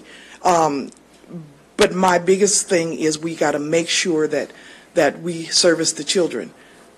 Now, if we continue this, are they going to still be able to provide the services? Because they're not the Boys and Girls Club at this moment. Yes, and that's part of the reason why we wanted to explore this with you. If you're in agreement that we can continue this and they can continue operating there, recognizing that they may not have the charter that was originally contemplated in the agreement and that they'd be operating under a different nonprofit status, certainly as long as the council's comfortable with that, for a period of time to allow us to explore this further, yes, you can do that. And the only thing I would ask is that they operate under the same terms and conditions, that they have insurances and things like that. And Majati, are you guys willing to do that? Absolutely. And I did take the opportunity to review the lease to refamiliarize myself with those tenants that are in there and guidelines for the organization. And in many instances, we have exceeded them. As an example, in the original lease, it requires us to have 100,000, 300,000, 30,000. That was back in 1970. And so you should know that in those instances, all those insurances have been upgraded significantly, and all our compliance issues are in fact in check, and we are an open book, and you're more than welcome to come by at any time. We'll share with you as we have with everybody else. So within a certain time frame that is comfortable to all of us. Right. I would say that if we could see some of the documentation. I noticed in the book without criticism, there's on the first letter, there's a date. But on all the backup, does this all happen in March? This whole packet? They said did it all happen in March? Yes, because there's a March 16th date on this first page. Is our revocation letter that we sent to the national organization back in March. Okay, so absolutely. This is what you sent. And then the site visit occurred after that. And then the first 2 pages was just the opportunity I wanted to take to give you all bullet points, just like a fact sheet in terms of. There was so many rumors out in the community. I wanted to have the opportunity to present you all with the truth so you can see firsthand who we are, what we do, and a profile of the organization. And that the other thing I would request that the council add is a condition of them continuing to operate there for 60 days. I think that's enough time for us to begin to explore some of these things, including what it would take to have a San Bernardino chartered group in this community. The other thing that we would request is that in addition to keeping up all the insurances, that he provides documents to us in a timely manner so that we can really make sure we fully explore the issues that the council has raised. Were you finished, Councilmember? Yes. I believe earlier one of the speakers had indicated that there's a possibility that they could step in temporarily, COMA, and work side by side with you. Is that something that your organization is willing to explore also? We have not had any conversations with ACOMA, an organization that I have a great deal of respect for. I think they're doing exceptional work in the community. However, Kim and I, we have not had a chance. We haven't had any conversation. We did see each other at an event, and you did say, let's get together and talk. Other than that, we haven't had any communication, no discussion about this at all. But I think, as she had indicated, there's the possibility for being able to retain the Boys and Girls Club charter or be rechartered with ACOMA being the sponsoring organization of that, and then potentially then have it revert back? I've not heard that conversation. I've not been a part of any conversation like that. Okay, yes. Yes. And thank you, Mayor. And I agree with Majati, and I agree that ACOMA Unity Center is a very, very outstanding organization also. But I say that we don't interrupt what's going on now until we get the facts together, and let's find out what's going on and resolve this finally, and then we can entertain bringing other people to the table. So what I want to do right now is move this item, and let's move it to give them to continue for 60 days. You said. Until we can get everything sorted out and together. Councilmember Shred. Thank you, Mayor. I have probably more than one question, but the main question is, would we be here if you were not losing your charter? And along those lines, would you prefer to have the Boys and Girls Club charter, had they not revoked it? Absolutely. Okay, so you would prefer to be a Boys and Girls Club of America? Absolutely. With their logo and their national recognition? It's not so much about them as much as it's what that entity has meant to this city. I have a great deal of respect for the founders and for this organization been for 50 years, since 1967. And that's a legacy that's worth continuing. That's what I was fighting for. Thank you, and I agree with that, and I agree that you're doing great work, and I'm going to support continuing this to get some more information.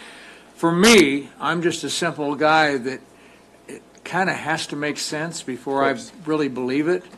And for you to comment that you had inspections out and went through the 17 pages, and they said, wow, we're impressed, and your background checks are actually better or more stringent, and for a national organization to just say, well, and I don't know that I've been given a reason or that you've given a reason as to why. They just said, we're just not going to renew.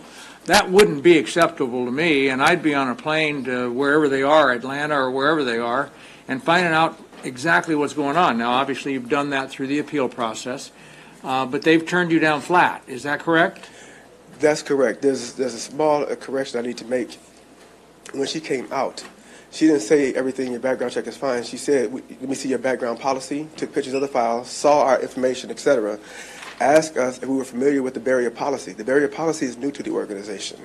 And so we had a copy of the barrier policy in our folder that she saw, and it was just a question of implementing the new barrier policy.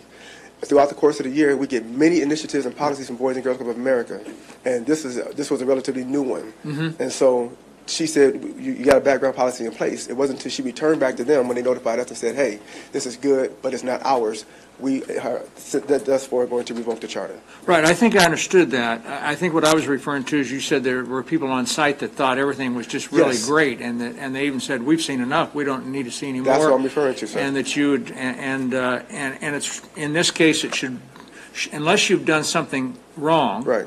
It should be all about compliance with the charter. Absolutely. And you're willing to comply with their background, in fact, at a minimum, and do better beyond what their requirements are. And I can't imagine a group that was sponsoring you saying, well, no, we don't want you to do better. We don't want you to do better than we're suggesting.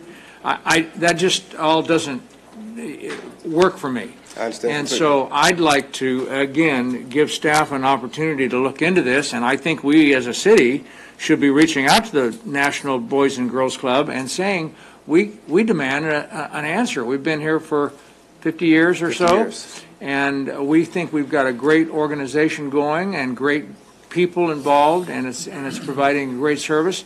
And for you just to all of a sudden say, we're revoking the charter, we're not very happy about that. Absolutely. And I think they ought to hear it from us, and then we wouldn't be changing the name. We could extend the lease under new term. I mean, under the same thing, just extend it.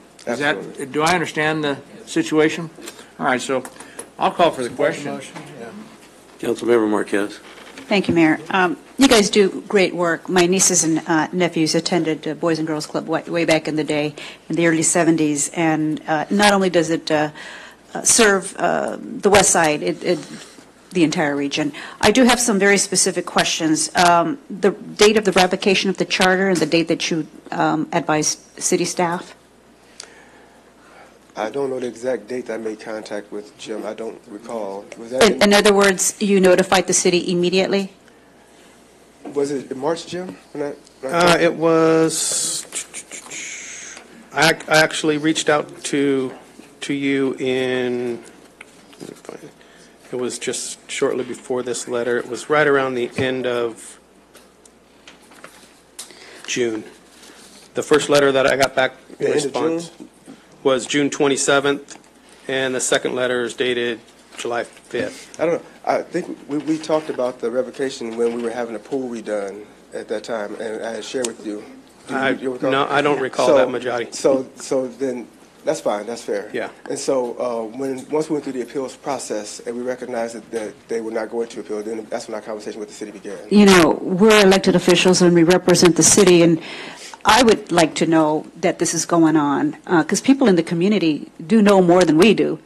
And they come to us and they'll say, well, we understand that Boys and Girls Club's charter has been revoked, and I would feel kind of ignorant not knowing how to respond to that. But in the future, you really need to communicate, articulate to our staff, I don't care how painful it may be, we need to know so we can assist you in whatever you need to keep it alive. And that's where I'm coming from. I want to see the doors remain open. I go by it every single day on my way to work, and it's always packed. You don't even have an empty parking spot. So that just shows you that the need is there for the community. So I really need your commitment that you will work with our staff to keep it open and to, you know, be in compliance. And those background checks, you don't have to scratch my head on that. We serve a lot of kids, and I don't want to see anybody in danger. That's right. You got it. Thank you. Absolutely. So could you reiterate the motion? Yes, the motion was made by Councilmember Richard, seconded by Councilmember Valdivia to continue the item. And that the lease terms, that we will continue under the existing lease terms, including all insurances and things, and that they will provide documents to the city upon request so that we can fully explore this and report back to the council. So I'm a little confused, though. Okay. Because they no longer have a charter. And so are they going to be operating under the new name? Or they're not going to be operating under any name? They will, I assume, then, and correct me, Majadi, but it's my understanding that you have a 501c3 for the new name. Absolutely. So everything stays in place. The only thing that has changed is the name. So they do have a nonprofit status and would be operating temporarily under that one while the council explores what its options are related to the agreement. But not as Boys and Girls? Not as Boys and Girls Club, because they do not have, it sounds like the charter's been revoked at this point. All right, thank you. Any further discussions? Well, Please, I think the votes. What? Thank you, sir. From what I'm hearing, unless I'm putting words in your mouth, Fred, I thought we're also tasking staff to determine and build that bridge to the National Charter Organization. Yes. Find out the determinants and appeal the process. Yes. From a city's perspective. Yes, but- Saving that charter is key. Right. Yeah. So if that's Yes. the motion, then I'm in accord and I'll second it. Good. But if it's not, then. I mean, it seems like that's been Very consistent. good. That's my second then. Thank you. All right, so City Clerk, could you restate it so that we make sure that you, Yes, yeah. motion by Councilmember Richard, second by Councilmember Valdivia to continue the item and continue the lease for 60 days under the existing agreement. Well, the additional charge was to then research that the Boys and Girls Club appeal has the city attorney's involvement City to manager, identify yeah. whether or not we're going to be able to continue the charter and reinstate the name, I believe.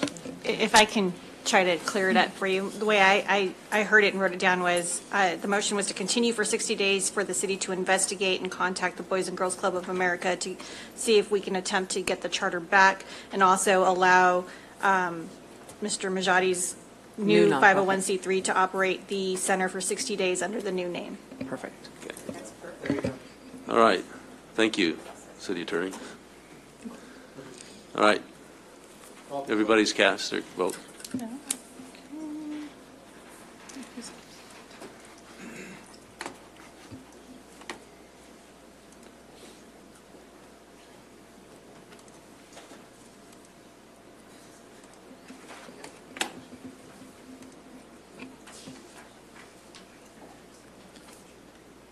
Okay, the vote is unanimous. Thank you. All right, next is Thank item you. number 19. Item number 19 is an agreement with the Franchise Tax Board for reciprocal data sharing.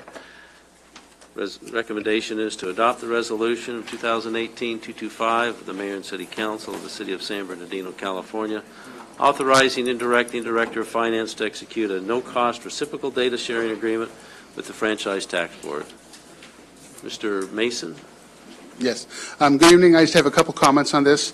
The city's business registration program generates about $7.5 million a year. It's roughly 23,000 accounts that make up that amount of revenue, and as a result, there's a fair amount of effort to support and maintain that core of revenue that's key, obviously, to the city. One of the resources we have available to us to help do that is a program made available through the State Franchise Tax Board. They have legislation that allows us to exchange revenue data between theirs would be income tax, ours would be sales related to the businesses in town, and we would be able to then identify potentially businesses that they have reported that we don't know of, and vice versa, or the sales tax or the sales reported to them that might be different than the sales reported to us. And so it's just designed between one government agency helping the other to make sure everybody complies properly. The program is free, but it does require an agreement be adopted. Move for approval. Second. Discussion. Councilmember Valdivia. Thank you. I want to applaud and salute where necessary. What prompted this? I mean, this is a no-brainer in my books. That's why I move for approval on it. But help me kind of highlight your department here. Was it new legislation? Walk me through the decision-making process here. How did you come to this resolution and the aha moment that we need this? Would love to take credit for it, but the Franchise Tax Board really reached out and said, hey, this program exists. It is newer legislation, AB 63, and as a result, there have been other states, other branches of the state government, the Board of Equalization, for instance, on the sales tax side of the house, that has done this for years too. But Franchise Tax Board, being the income tax side, then is adopting it. Well, this is new revenue. This is great. This is good for a city. It plugs holes, I would imagine. Mm-hmm. Fills potholes and plugs holes. And it fills potholes and plugs holes, which is good. That's what the city needs. Final question here is the opportunity. Was it blessed or considered by HDL? I know they do a lot of analysis on the back end of sales. What did they say, or did you guys cross-reference? It's really, the Franchise Tax Board is income tax. That's not what HDL works on. There's a sales tax. So they're not really related to this one. Very good. Thank you. Sure. Good work. But this is an example of where we're looking at all of our practices and all of our departments and trying to find better ways to get better information so we can collect the revenues that are owed to us or find more effective ways of getting what is owed to the city. Any further discussion? City Clerk. I have a motion by Councilmember Valdivia and a second by Councilmember Mulvihill to adopt the resolution. And all votes are in, and the motion has passed. Thank you. Next is item number 20. This is to discuss and provide direction to staff concerning the request to add CMFA Joint Powers Authority as a provider under the City of San Bernardino's PACE program. Mr. Mayor, members of the council, some time ago, the council approved a series of PACE program providers. Subsequent to that, the Sandbag made a decision not to continue providing PACE programs. You had a subsequent request for that, and the council at that time decided to table this. So before we spend the time, and it does require a lot of staff work and legal work to prepare the various documents that are needed for these programs, but before we did that, we did receive another request, but before we pursued that, we wanted to seek direction from the council on whether this is something you want us to continue to do. And do we have a representative? I anticipate we may, yes. Is there someone here? Right. I did see Jeff. Yes. Jeff Simonetti? Yeah. And Chris Peterson?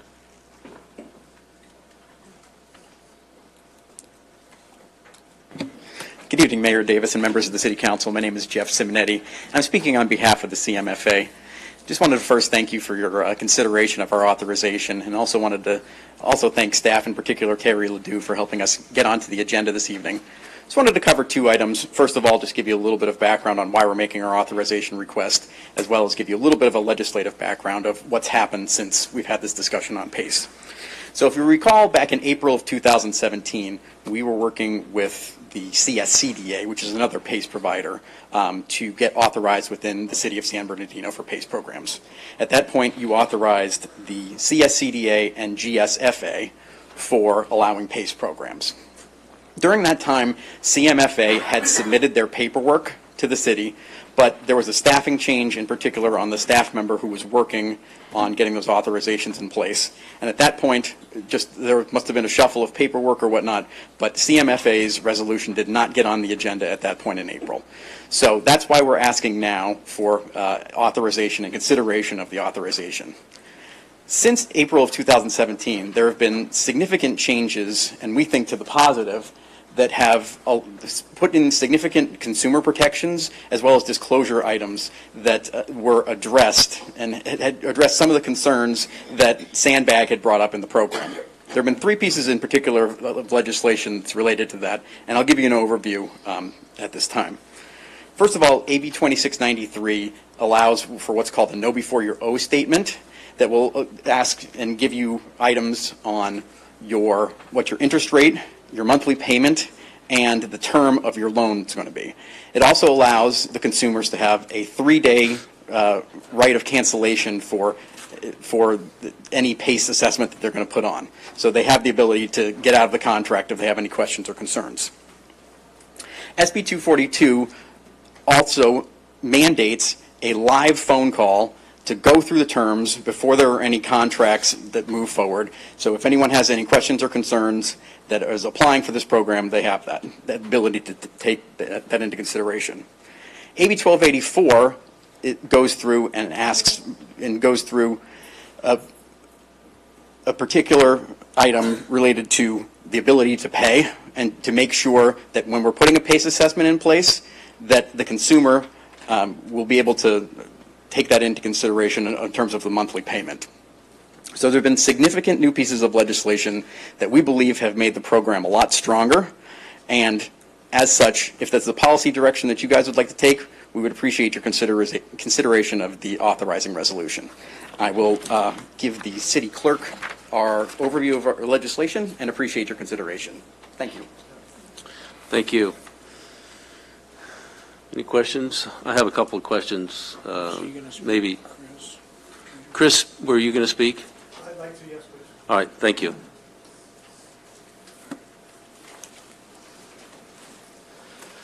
Mayor, members of the council, my name is Chris Peterson. I am the Vice President of Municipal Development for E3 Energy Efficient Equity. We operate under CMFA's PACE program here in the state of California. A little bit of background, I spent the last 4 years working in PACE, starting with the HERO program, then over to Renew and Y-Green, and before landing at E3 to head up their municipal development. And over the course of that time frame, we have seen some considerable evolution of the program, including the legislation that you're reviewing at this time. I think it's important to note some of the the fruits of our labor, so to speak, getting the pieces of legislation, getting to the point where we have the DBO as our regulator and an oversight for the state of California. We've started to see a lot of the folks that had some concerns about the program start to say this is what we were looking for. This is the movement of the needle based on the noise that we've made. And for example, the realtors. I just had a meeting yesterday with the head of the government relations for 4 of the Inland Empire associations. They're going to a neutral position on PACE at this point, which is a pretty big revelation in the evolution of PACE in general. There's an op-ed by the president and CEO of the California Hispanic Chamber of Commerce who was endorsing PACE and calling it, based on the fact that 37% of the businesses in San Bernardino Riverside are Hispanic owned, that not only for the homeowners but for business owners, this is a great vehicle for financing. It increases business. There's a positive economic and financial impact and environmental impact that comes with this program. So we really do appreciate your consideration for our resolution, and please ask any questions. I'm here to help. Thank you. Can you give us a little update as far as the performance of the PACE program overall? What's the demand for it? How many people have been served by this in San Bernardino, and also additionally, what's some of the problems that some of the participants have encountered? Sure. So in San Bernardino, and again, I'm speaking since we're not in the city of San Bernardino, I'm unable to speak to exactly what our competitors have done. However, overall, it looks like we have done 27.1 million in energy efficient projects, abated 333,000 metric tons of CO2, created over 4,200 jobs, and that's just in the Inland Empire and LA County alone. So, I know there's well over 100,000 assessments in the state of California. I believe at least 40,000 of those are in this area. Some of the problems have been when people go to sell their property. There was a kind of a misinterpretation of the PACE statute, AB 811, that comes around transferability. And so when the program was rolled out, there was some confusion around that. People were saying, yeah, it'll just transfer to the new owner, which technically is part of the statute. It does say that is possible, but that does not take into consideration what a seller or buyer want. And so when you bring the human aspect into it, it didn't roll out in practice the way that it did on paper with the legislation. And so that's actually why I was hired. I've been a licensed realtor for 15 years. And so the HERO program hired me to solve this problem. They said, how do we fix this? And that prompted a lot of the discussions that led towards this legislation, where you have to have improved disclosures that say you may be prepared, you have to be prepared to pay this off.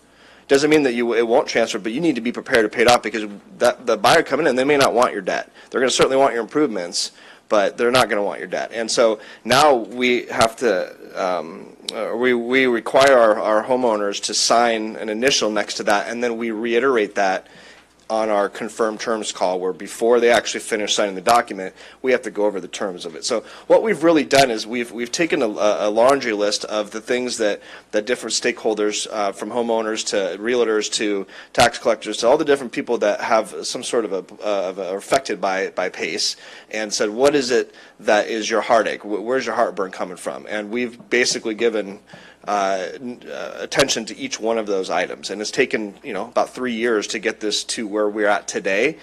But today is a very good place. The DBO is now our regulator as of April. And we have this new legislation and some more coming up that is only serving to strengthen consumer protection. And you have the full weight of all of the PACE providers who are proactively trying to help make this a better industry. And I think that is important to know. Is we're not sitting back and waiting for things to happen. We're trying to make this better. And I think we've gotten to a place where it is better. We can finally say, we are at a place where if we were rolled out like this, I think things would have been a little bit different, because this is what it should look like. So I hope that answers your question. Well, sort of. Still doesn't answer the question about what's the demand. I think in the city of San Bernardino there are 7 providers, some for commercial and some for residential. Mm-hmm. And so what's the need for an additional provider? Sure. Are the current providers adequately servicing the need and the demand? Sure. And that's a good question.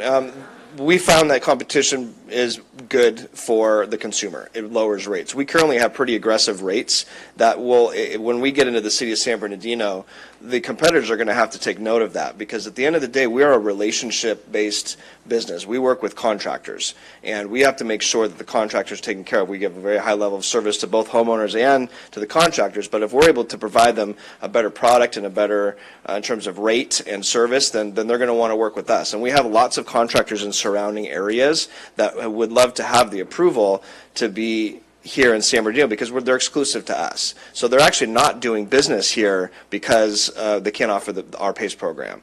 And so the point is that we will be able to bring some of the people that they actually live and work here, and they like to do more business here, but without E3 they're not willing to do that. So again, I'm not sure that you're going to see we're not going to increase your job count by 10,000. It's not going to be that huge demand, but I will tell you that there will people that will be served by it, and there are contractors that will be able to increase their business, and it will be an uptick in economic impact for the city. And I would just want to mention just one item. I represent still CSCDA, which has 2 of the companies there for Renew Financial and Renovate America. I don't have those numbers on me right now, but I will pass that along to staff and make sure that they have what they've done in terms of projects over the last year since they've been authorized. So I'm still not getting the answer. What's the demand? And is there really a need that isn't being fulfilled by the current providers? Well, I'm happy And I don't know that you've answered that. Maybe you can't. So that's fine. I mean, it's possible that I'm not. I'm not communicating. I guess the point is we have contractors that would like to do business here that are San Bernardino County residents and business owners that currently aren't. So the demand for us comes from more on the side of the people that the contractors who are our method for lack of a better term, they're the ones that sell our product. And so they're the ones that were the demand is there. They have the business, but they're not able to offer our program to your constituents in the city because we're not approved in the city yet. So the demand is, I mean, if you'd like numbers, I'm happy to talk with the contractors, reps, and get, I can get names and numbers, and I'm happy to have them show up here at the council meeting if we're on agenda, and we can get them to discuss the demand. I didn't anticipate that question, so I apologize. What about the rates? You said that you were providing competitive rates. What are those rates? Right now, we offer, it's 4.99 to 7.5%, I believe. It depends on the term and the product that you're installing, because we only install, or we only finance for the usable life of the product that you're financing. So an AC unit's only going to be a 10 or 15-year product instead of a 20 because it's not going to last 20 years. So it depends on that. But I know that there's buy-down programs that a lot of the other providers are doing, and those will get the rates pretty low as well. But we just try to keep our rates low without having to have the contractors buy it down, because we find that sometimes that doesn't work out for the consumer in the best way. So you indicated they're competitive. What are your competitors' rates? My goodness, what are we at? 5.99 to 8.65? And just to give you an example, it's not just necessarily the competitors' rates. You have to think about what your other options are. So say, for example, your air conditioner blows out. You could do a PACE assessment. You could put it on your credit card, which has significantly higher rates, which usually 14 to 17% depending on your FICO score. Or you could pursue a HELOC. I just looked up the most recent HELOC numbers. Wells Fargo, if you have excellent credit, so 740 or above, they're offering between 4.99 and 7.25%. Even with excellent credit right now, a HELOC for 10 years is 8.25%. And it'll take you 60 days to get it done. And so a PACE assessment has, in most instances, have significantly less rates than either competitors, meaning a credit card or a HELOC. If someone is looking to do a side-by-side comparative of using the PACE program versus not using the PACE program, is that a service that you also provide them? So that you can help them to determine whether or not PACE is not going to assist them versus going out in the market and finding other competitor contractors that would come in that might be less expensive? Do you help them to go through that analysis? Well, short of giving, I mean, the short answer to your question is yes, we do. And this comes in the terms of a confirmed terms call. The confirmed terms calls, what we've seen is there's an approval rate that hovers around 60 to 70%. With the confirmed terms call, that number is now closer down to about 40%. And what we find is that's more consistent with what it should be, because you're not going to get everybody who believes. Once everybody knows exactly what this program is and how it's, and when used effectively, why it's a good program, not everyone's going to want to use it. Some people are going to say, you know what, this doesn't make sense for me. I really want to use it unsecured. Or, you know what, and so they realize their options. And the idea is that because of that confirmed terms calls, we're now getting the right people into this product. And that's what it comes down to, because now they know everything that there is to know about this, and they say, yes, we still want to go forward with that. So do we show them other rates of competitors? It's rare that I think you'll find any financial institution that does that. But you will find us making sure that you understand what this product offers and whether or not this is the right product for you. And we'd rather have you say no today than 6 months later come back and say, what did I sign up for? I don't like this program. So we try to, and we actually even do a closing call too. We go above and beyond to make sure that you had the work that was done, that you signed up for, that it was done. Then we do that before we pay the contractor. So these are things you don't get with a HELOC. Yes, sir.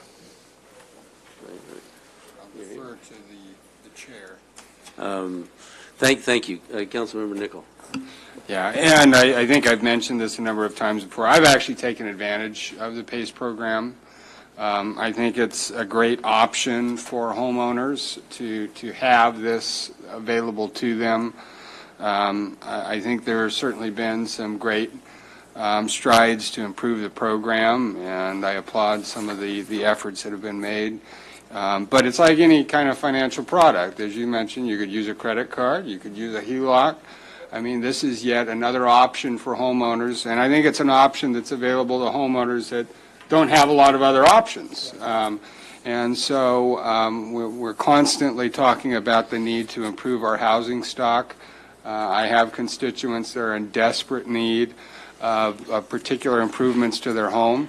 And this is a method by which these homeowners can do so, and do so at, I think, rates that are much better than what they would otherwise have to pay if they were to dish out a credit card payment or use some other, less savory form of financing. So I think this is something that certainly it's a different form, and because of the tax assessment component, certainly it has some aspects to it that warrant our consideration.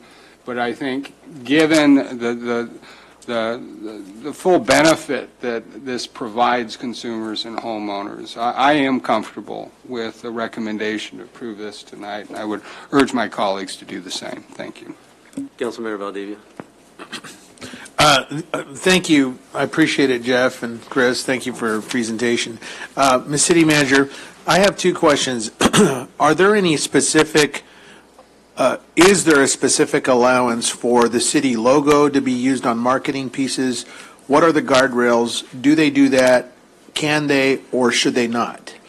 It's my understanding none of the groups should be using our city logo because we've given permission to no one. It is copyrighted, and so we would have to go through that process, but it's not included in any of the documents that you've approved in the past. Okay. All right. And are we endorsing this? Are we liable?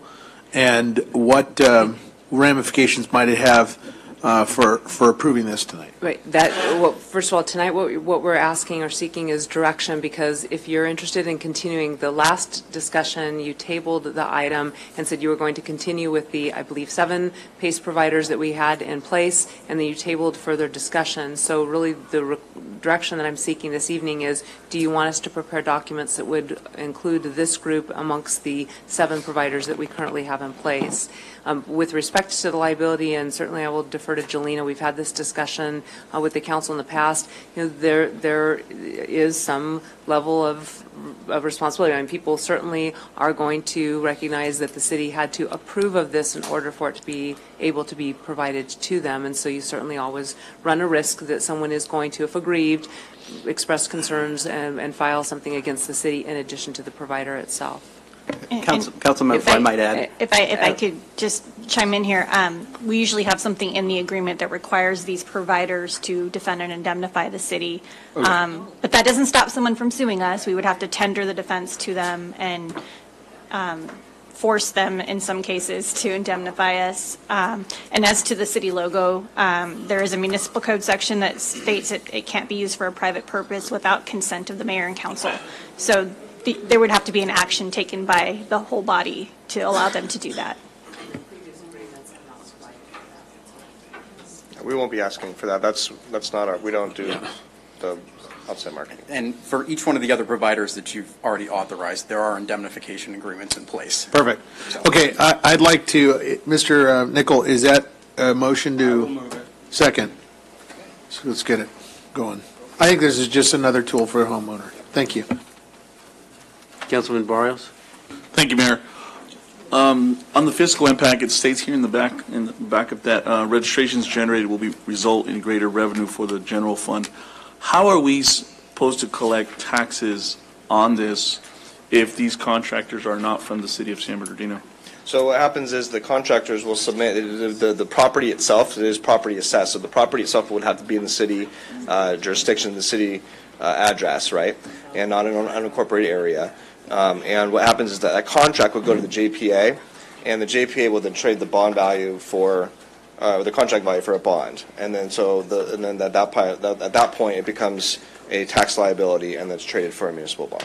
So you guys are paying the taxes to the city? That's correct. Thank you. I just want to make sure and clarify. Thank you. Thank you. Any further discussion? Whoa. Taxes to the city. The property owner's paying their property taxes. If it happens to increase the value of the property taxes, then we certainly would get our property taxes. Yeah, I'm sorry. It goes on their property tax bill. Yeah. Yeah, so thanks for the clarification. Yeah. No further discussion, City Clerk? Has everybody cast their votes? Can I clarify what the motion was? Is it a motion for staff to prepare the documents and bring it back to the body? Okay. Yes, to move this item forward. Correct. And Mr. Mayor, I have one final discussion point. So I think, and Mr. Barrios, to clarify, the assessed value of the improvements made by and afforded by this would be then captured, and I would assume that there's assessed value because of these improvements, whether it's window replacements or weatherization, that these assessed values would be triggered on their property tax, and the triangulated benefit is for the city to get that extra $200-300 a year. Is that correct? Is there an assessed value, and are these improvements tracked? So typically assessed, and I think we're kind of confusing assessed value of a property with a property assessed improvement. So the idea is that if a property is improved, typically in my experience, what triggers a reassessment of the value would be permit activity. So if there's a permit filed for the work, whether if it's a required permit or not, which a lot of things at this point are, then that would be taken into account from the assessor's office. I'm not quite sure what your algorithms are. I'm originally from Seattle. I was an appraiser up there as well, and they have pretty much bulk assessments, so they don't do it per property. I was going to say, and it is not a per property assessment. Yes, it may trigger it if the improvements or the value of the improvements are significant enough, then it may trigger a reassessment in the property. Then we would get that incremental change in the new assessment, but it is not a dollar for dollar. If they do 100,000 improvements, it's not. Yeah. Does that help to answer your question, Councilman Barrios? Yes, thank you. Okay. I apologize for the confusion. But again, the trigger was that it's something that would be permitted as opposed to just the annual assessment that the assessor makes. That's correct. It would be a line item. If the work was not permitted, if it was a replacement of an air conditioner that didn't require a permit, then there would necessarily be any incremental increase. So. Not necessarily, right. Correct. Thank you. I think not to beat a dead horse, but I think the value really comes down to the fact that consumers are making home improvements in general. So. Thank you. No further discussion. City Clerk, do we have results of the vote? I have a motion by Councilmember Nickel and a second by Councilmember Valdivia to direct staff to conduct the research, review, and prepare documents necessary to bring the item back. Still waiting on, and the item passes unanimously. Thank you. Next is item number 21. League of California Voters, League of California Cities, Mayors and Council Members Executive Forum and Advanced Leadership Workshops held June 27th through the 29th. And we had Councilmember Barrios and Nickel and Mulvihill that attended, and so we'll start with Councilmember Benito.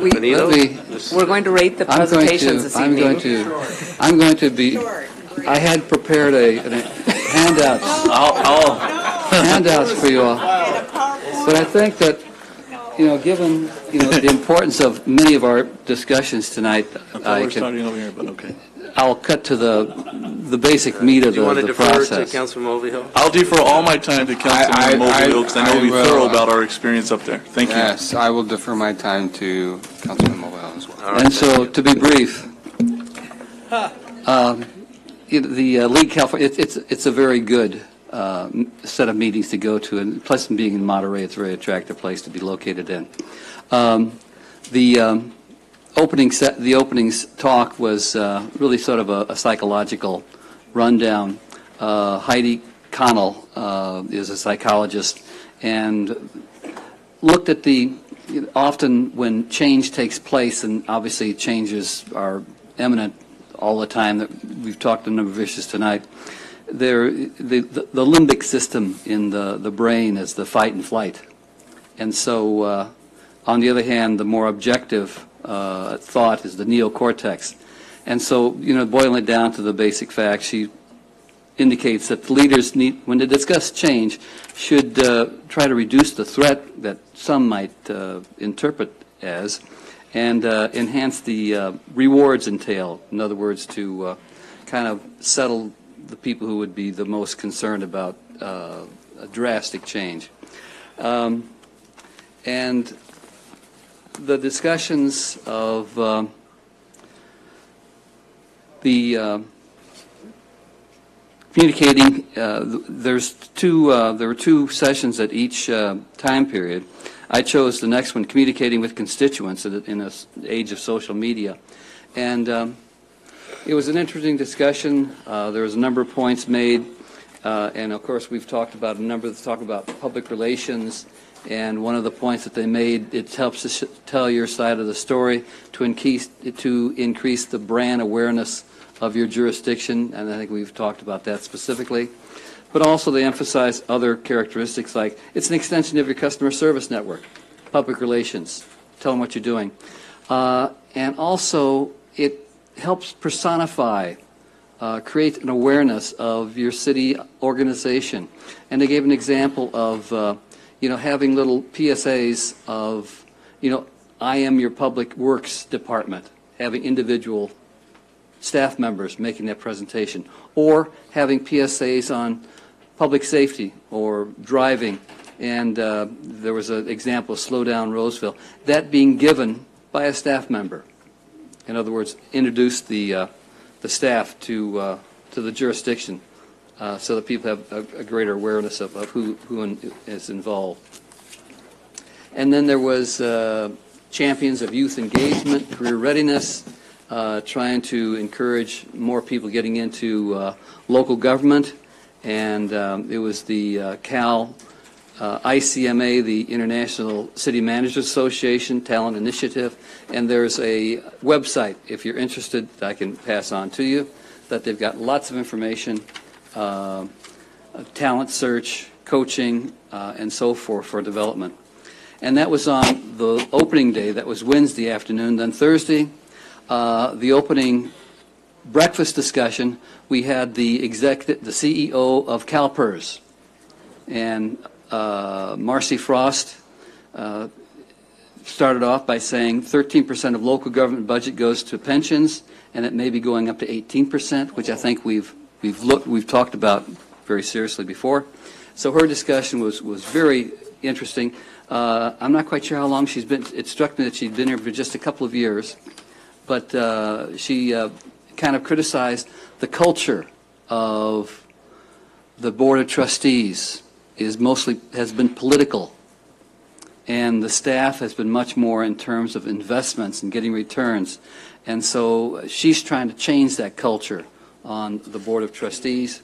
And she was talking about the 7% return estimate.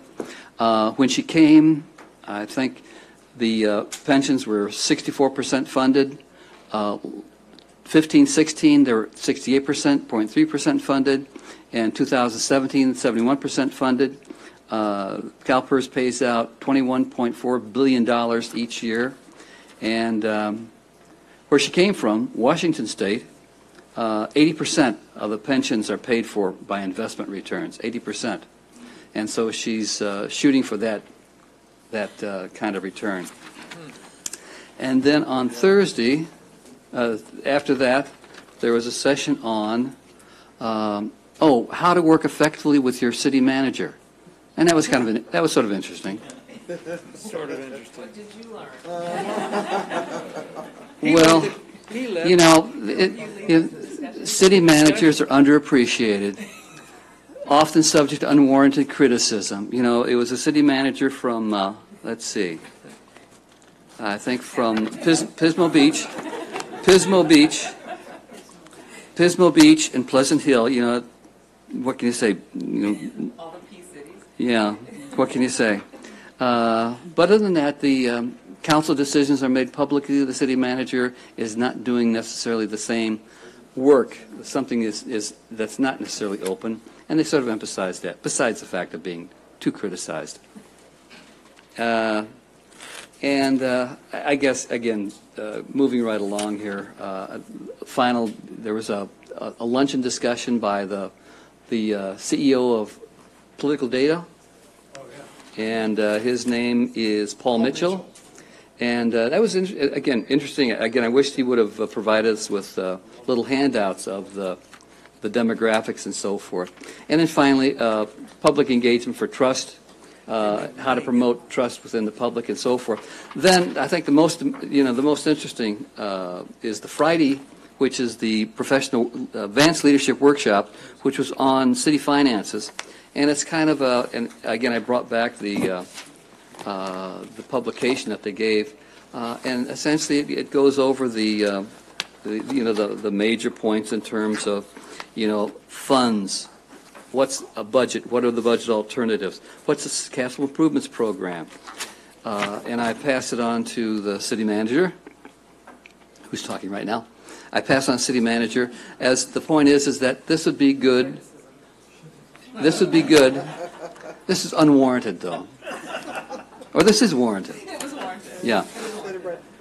But the point is that we're going to have at least 2 new people, I think, on the council come next year. And so, whereas a lot of us were completely unprepared for what's a CIP. And we still might be scratching our heads regarding it. And also the budget process. How do you form the budget, and what are some of the backgrounds of it, as well as the, where it comes from, where it goes, how it's allocated, and so forth. So it was a very good all-day introduction to a topic that can be very, I don't know, sometimes Brent. Is Brent still here? He's here. Is he here? Now we're criticizing the finance director. No, but this is a very clear, very laid out, very well-organized discussion of revenues. And I think if anyone could take this, we'd have a much better understanding of all city finances, not necessarily. I wouldn't want to take Brent's job, but it does give you an idea of, what Brent's talking about. Often when Brent stands up, we sort of, take a deep breath, because we know we're going to hear about things that we may not be quite clear on just exactly what it is. This will give you a better idea. And so I think particularly for the new council people, having a little introduction to, again, where the money comes from, what kind of taxes are there, what are reserve funds, what are restricted funds, and so forth, which are things that, don't come naturally. And that was it. All right. In brief. Councilmember Nichol, did you want to add anything? Only that on the CalPERS front, there is a group of council members from across the state that are now organizing to attend those CalPERS board meetings to make sure that the voice or the perspective of local government is well represented at those discussions. And from what I understand from the presentation is we really have not been engaged. And this directly affects our bottom line and our ability to provide services. So I've got a number of contacts, and I'll be happy to share those with the city manager, and at some point when it's appropriate, perhaps we can engage and see what level of engagement we want to participate in those discussions and what that should look like. But I think this is something that we definitely, I think we're sort of the canary in the coal mine in many ways in terms of cities that have dealt with this. And I think it would be appropriate for us to be more engaged. Councilman Barrios, anything to add? No, that was a great report by Councilmember Mulvihill. All right, thank you. Ditto everything. All right, next is item number 22. This is a report of the excuse me. I missed one. No, you're right. Oh. Yep. What did you have as? Yeah.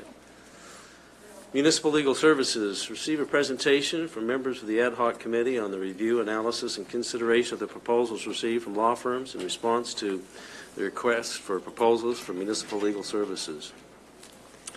So we, yeah. If I may, in the interest of time, I was on that committee, you were on the committee, Ms. Richard was on the committee, as well as Mr. Mulvihill. And I'd like to see if our committee members agree to maybe let the mayor speak on our behalf, because I think we all pretty much agreed with what the report was. And so is that appropriate at this point in time to That sounds suggest fine, that being that you're the senior council member. Oh. Thank you. Well, the mayor has put it in pretty succinct words, and I think we all agree. So there's no reason, I don't think, for all of us to put our 2 cents in. The short version of the process was that the city manager put forward a RFP. We had 12 people, firms that expressed some interest, 10 of which I think we received proposals from. Of those, it was narrowed down to 4, and we then selected 3 of those 4 because the 4th one was not able to attend the interview process. We held interviews with each one of them, anywhere from an hour to an hour and a half. We had an opportunity to independently grade them.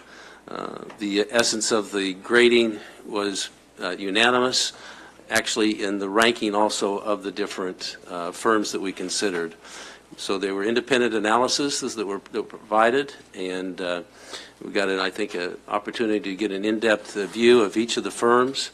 And as a result of that, the ad hoc committee is bringing forward to the full council the recommendation to enter into an agreement with BB&K to provide the legal services for the city of San Bernardino. I believe the city attorney has also been in agreement with the recommendation. I have, Mayor. I've agree wholeheartedly with the recommendation in the materials. I've consulted with BB&K, with the individuals who are going to be acting as chief assistant city attorney and assistant city attorney, and I'm convinced that the city will be well served by contracting with this firm to provide the municipal legal services as outlined in their agreement. Thank you. There were 3 options that were considered, and I believe it's the consensus of the ad hoc committee that the first option, the traditional method, is the one that we'd like to put forward for the consideration of the full council.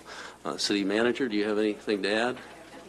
Thank you very much. We appreciate that. You do have before you a proposed agreement, though, and resolution authorizing the city manager to enter into that agreement.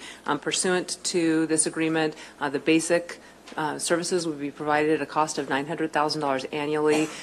Given that this is a new venture for both the city and BBK, we would revisit that in about 3 months just to make sure that that retainer is sufficient to cover, or if it's too much, to actually reduce that amount. And then special services, litigation, things of that nature would be billed at the rates that are included in your agenda packet. They range from $155 to $310 per hour. We're anticipating that this will be significantly below the city attorney's office budget that was allocated this fiscal year, but we're still evaluating what that exact savings is going to be given the litigation, but we anticipate it will be significantly less than that. Thank you.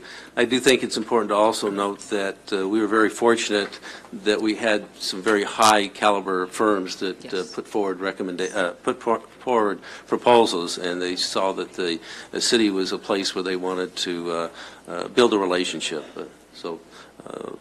Councilman Nickel, did you have a comment? Yeah, well, I did receive a comment from our constituents. The question was, obviously, we've entered into legal agreements through various departments. The way we've handled legal services, it hasn't really been line item, but as one line item, departments have their own legal services. Potentially, there are a couple of things. The city attorney's office budget, it was one number that was about $3.2 million, which is what you approved as part of the budget that was adopted this fiscal year. In addition to that, though, there are other line items, for instance, workers' compensation costs, and we do have various litigators that are dealing with workers' compensation issues. Those are covered under the Risk Management Fund. We have some work that's being done for economic development, successor agency type issues. Those are being covered under other departments. In addition to the city attorney's office budget, there was about, in any given year, $500,000 to $850,000, $900,000 in additional legal expenses that are being incurred throughout the city. And so, again, we'll be exploring all those. And we're also looking for ways so that we can, at the end of every year, be able to tell you exactly what's being spent on various types of legal services. Yeah, and, well, the comment that was made to me was, there was a concern that we may want, or there may be a need to streamline and ultimately, as best as possible, align those legal services under one roof, so we don't have multiple firms and negotiating multiple contracts. And well, yes and no. I understand some will probably need to be exactly, sustained. and so if retained, then each day we will work with BBK to identify what's the best firm to handle the particular issue. For instance, there are some tremendous firms that handle personnel-related issues. So again, we'll work with them independently to identify where we need to have outside counsel, but there may be, yes, some things that become under the BBK contract because they have the vast depth. One of the things the mayor didn't mention is the BBK has 224 or 225 lawyers, so they have a huge bench, and so we may find that there are times when we don't need to go out for outside counsel because of the vast number of attorneys with particular expertise that they have available to us. And bottom line, that's the value of a that, firm like yes. BB&K. Yeah. Is there a motion on the floor? I'll move it. Okay, I'll second the motion.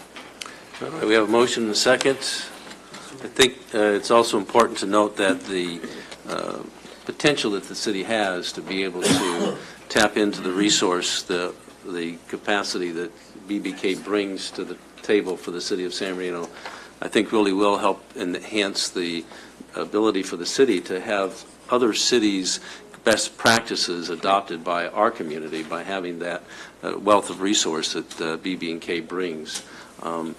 The other issue that I think is worthy of note is that the scope of the services that they bring to the table allows, I think, for them to be able to have not only the depth, but that customer base to allow them to not only provide a high level of service to the city, but to do it very cost effectively.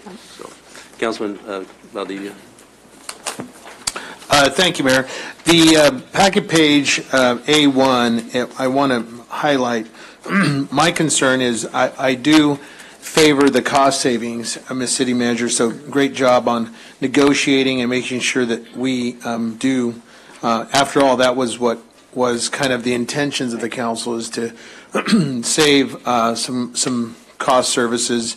I'll tell you very, very bluntly that I will be looking for those cost savings. I think that is a clear mandate from our taxpayers, is that we watch and guard, and we have that responsibility.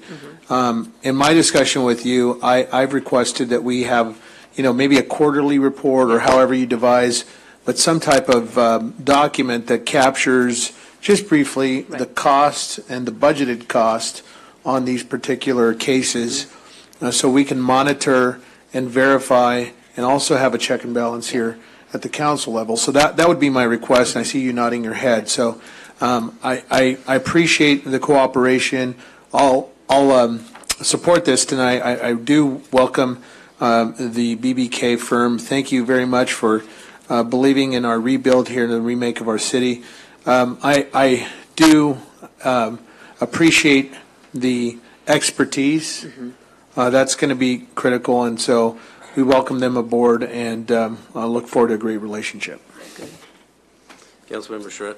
Just really one comment. I've heard everyone talking about saving money, and no one's actually put a number out there. And I think it's important that we know it's not exact, but we're looking to save upwards of $1 million plus. Yes. And that's a conservative number, the million. So I think it's important that the public understand that, and that's not to disparage our former office of the attorney, but just that we are going to see significant savings, and it really, when I say $1 million plus, it's a significant plus. And I won't say it because we don't have everything just exactly aligned, but we will be saving a significant amount of money. And again, that gives us the flexibility to invest those dollars based on the council's priorities. Right.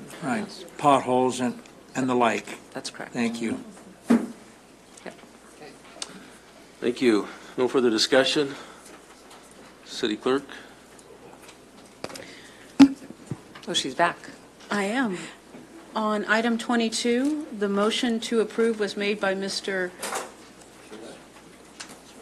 Charette, and the second, I'm sorry, I'm on the wrong item, and the second by Mr. Nichol, and the item passes 7-0. Terrific. Thank you. Mr. Mayor, may I say one other thing for the record? First of all, welcome aboard, BBK. We're excited to have you. They really, though, did a very impressive job. Now that you voted, they did a very impressive job in their interview. We were fortunate, as the mayor indicated, we received 10 proposals. We really did receive proposals from some of the very best municipal law firms, and so we're excited to welcome them aboard. We'll continue to make sure that you're receiving good service, and I anticipate that some of those other firms will continue to provide good service to us as well, but really BB&K did stand out, and we're excited to have them here. What time tomorrow do they start? They actually start tonight, 7 a.m. tomorrow. I'll expect to see them, and they're already starting tonight. I saw Thomas taking notes. So, and Mr. Mayor, I didn't know if you wanted to introduce them now that. Yes, could you come to the podium, Mr. Team Brown BBK? and Carvajal and the Mr. Rice? Yeah, they're on the clock now. Tomorrow morning, 8 o'clock. Yeah. Well, So between the three of you, you have 3 minutes. I just want to say real quickly, Mayor and council members, I really want to genuinely thank you, your staff, and more importantly, your community for being involved in this decision. It's a momentous decision to change a culture and to bring savings to your community. I want to give you my personal commitment that I will do everything I can to effectuate these cost savings so that you can reinvest in your community, and that I will be open to accepting your ideas, and I will report on a regular basis to your city manager and to you as individual council members. So again, thank you so much for the opportunity. Honourable Mayor, members of the City Council, thank you so much for this opportunity. We are wholeheartedly looking forward to working with you. I'll be here early tomorrow morning, ready to start, ready to meet department heads, ready to get going, and I'm very much looking forward to being part of the future of this great city. Thank you. And in closing, we make our living coming to City Council meetings like this. I'd like to say on behalf of the Mayor and the City Council and also the people that we've seen interacting with the City Council this evening, it's an articulate group of people that share a vision for the future of the City of San Bernardino that we share at Best and Krieger. We look forward to working with you all, working with the citizens of this community, and in particular working with your very fine city attorney. We thank you for this opportunity, and I don't think you'll be disappointed. Thank you. I may just mention also that BB&K's history is very long and deep, over 130 years, I believe, they've been in business. That's right. I haven't been with the firm quite that long, but this is my 43rd year with the firm, and there are at least some folks in the room that know that I've been the City Attorney of Ontario for the last 23 years. So we're happy to be here and happy to represent this city and its legal affairs on a go-forward basis, Mr. Mayor. Thank you. No further comments? We are going to take a 10-minute break. We're going to be moving into, I think, some protracted discussion.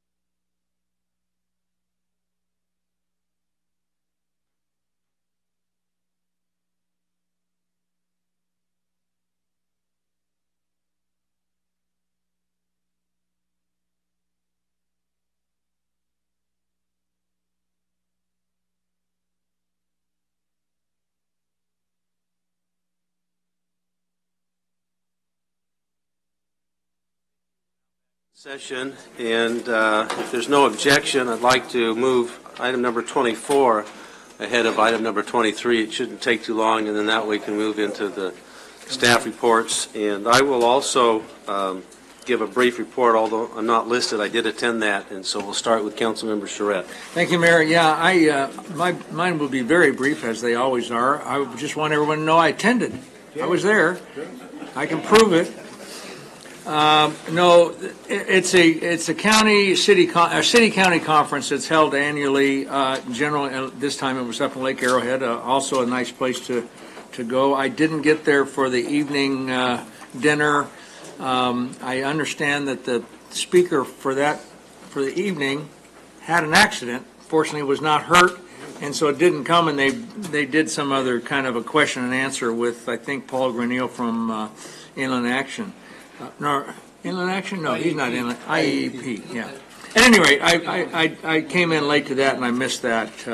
But I did attend a couple of sessions. I'm going to report on one very, very briefly. First of all, I'd like to just quickly read.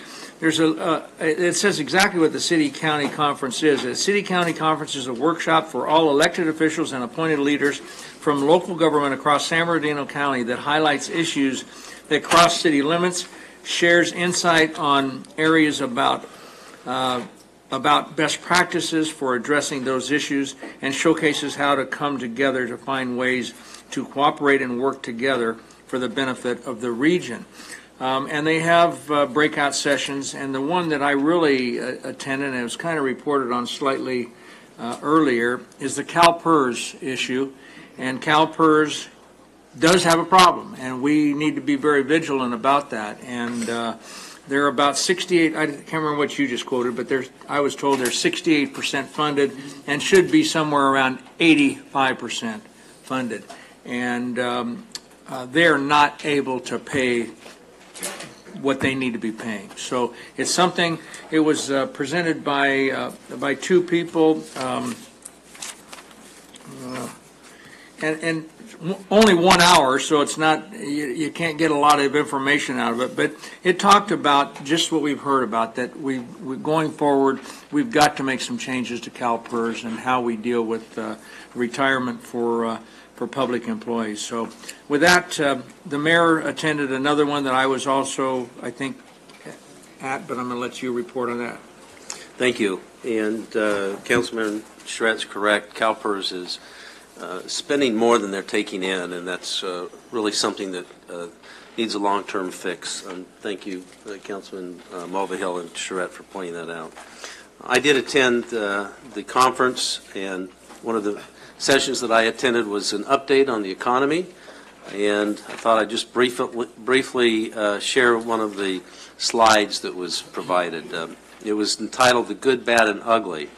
The good is that the 2017 showed solid growth, and 2018 is likely to even be better, with good momentum with fiscal stimulus. Still a low chance of recession in the next 24 months. The bad, there are labor shortages, recent market volatility, aggressive federal raising the rates, flattening of the yield curve, sharp growth in governmental deficits. Consumer savings rates are declining, and trade deficits are widening. In the global trade, there are some worries there. The ugly that this economist pointed out was that there's little effort to deal with the underinvestment in infrastructure, rising wealth, and income inequality. And the economist indicated that in his view he saw a disconnect between the economic realities and political discourse. So those are a few of the issues that were brought up. One of the things that he did provide was the GDP growth for 2017. It came in at 2.3%, and at for 2018, GDP growth is expected to be between 2.5 and 2.8%. They broke it down into different economic segments of the economy, consumers, there's steady, solid growth. Business and investment is accelerating. Government is flat, up slightly. And on net trade, imports and exports are up. And the summary was that the domestic spending is up. So that gives a little bit of a brief update of what took place at that. He actually provided a number of slides that were quite thrilling and exhilarating. We spent some time going over them, but there were probably about 40 slides, and I won't go all of them with you unless there's... You'd love them, though, because they're all numbers, up and down. And So if no one minds, we'll conclude. All right. Don't pull the screen. No, don't show anything. No. Okay. So that's a quick report. Those city-county conferences I find very helpful to be able to connect with other community leaders, other council members and mayors to develop on a regional basis relationships and also get some very good information, some of which is discouraging at times because there seems to be some really difficult problems related to pensions and that we're still not getting some of the attention by CalPERS or legislators in trying to find viable long-term solutions. So, Councilman Schreck? Yeah, just one more comment, and you kind of touched on it, I think. These conferences that were attended by my colleagues and that the mayor and I attended, though they have these sessions and we have speakers come and give information and give us graphs and give us all kinds of data and information, we gather that up and we get it. But it's really about networking, particularly in this region for the county, the city, well, League of Cities as well. But it's really about networking and giving all of us an opportunity to talk to other, as the mayor said, other mayors, other council members, other staff members, and see what other people are doing. So it's almost as important to just be there, to just start talking and networking and visiting with others as it is to attend the breakout sessions. But we gather a little bit from everything. So they're not just a fun trip to Lake Arrowhead or to Sacramento. They really are worthwhile, and we pick up a lot from them. Thank you, Mayor. Thank you. I also might have us consider taking on the business registration liens, if that's something that we could probably expedite. I know there's a couple of speakers here that have been here for a while, and if we could dispense with that and take care of that now, there's no objection. I'd like to go ahead and have us open up the public hearing for item number 25, which is to conduct a public hearing to receive public comments on the matter related to the Director of Finance. And this is for the item. Just one moment. Conduct a public hearing on the Director of Finance to remove any properties from business registration liens list, Exhibit A, to the resolution, which were resolved prior to the hearing, and adopt resolution number 2018-226 of the Mayor and City Council of the City of San Bernardino, California, imposing liens on certain properties for unpaid business registration taxes. And this public hearing is now open. Just a couple brief comments before the public have a chance to speak. This is a process we go through each year. It actually happens every 6 months. We do it, cut into bite-sized pieces. The business registration revenue I mentioned earlier is a significant item. It takes a fair amount of effort to kind of keep that $7.5 million intact each year. And this is not one of those tools we have to do that. This is for residential rentals. And we have the opportunity to place the delinquencies on the tax roll for those that are unpaid. And so we have provided you the list of those. Of that list of roughly 225 names, nearly 100 have cleared since that time. And so we're down to about $35,000 of levy and 140 roughly of accounts that are still proposed for lien at this point in time. So anyway, that's what the comments about this. If we have questions or Thank you. Any questions, Councilmember Nickel? It's frequently been brought up to me about the high number of rental properties that we have throughout the city and what mechanisms we're using to audit to determine whether or not those properties have submitted for their business registration. What does that process look like, and how confident are we that we're capturing a significant portion of those rental properties? There's a series of things we do, but I have the business registration manager here who could talk most specifically about the different things she's doing in the office to focus on the residential rentals and identifying those that are not captured in the current It just seems to me that collection there's process. Probably a significant Yeah, number. and it turns over. So there's an ongoing effort all the time, Right. so it's never ending. It's, again, Right. trying to keep that basket of No. $7.5 million or more in revenue. Okay, I guess my bottom line question is what progress is being made to get to a process to best Well, I think identify those? the ones we know of, we are pursuing. So do we have just new discoveries when staff are in the field? Yes. There are other tools we do with shared data from the county. We identify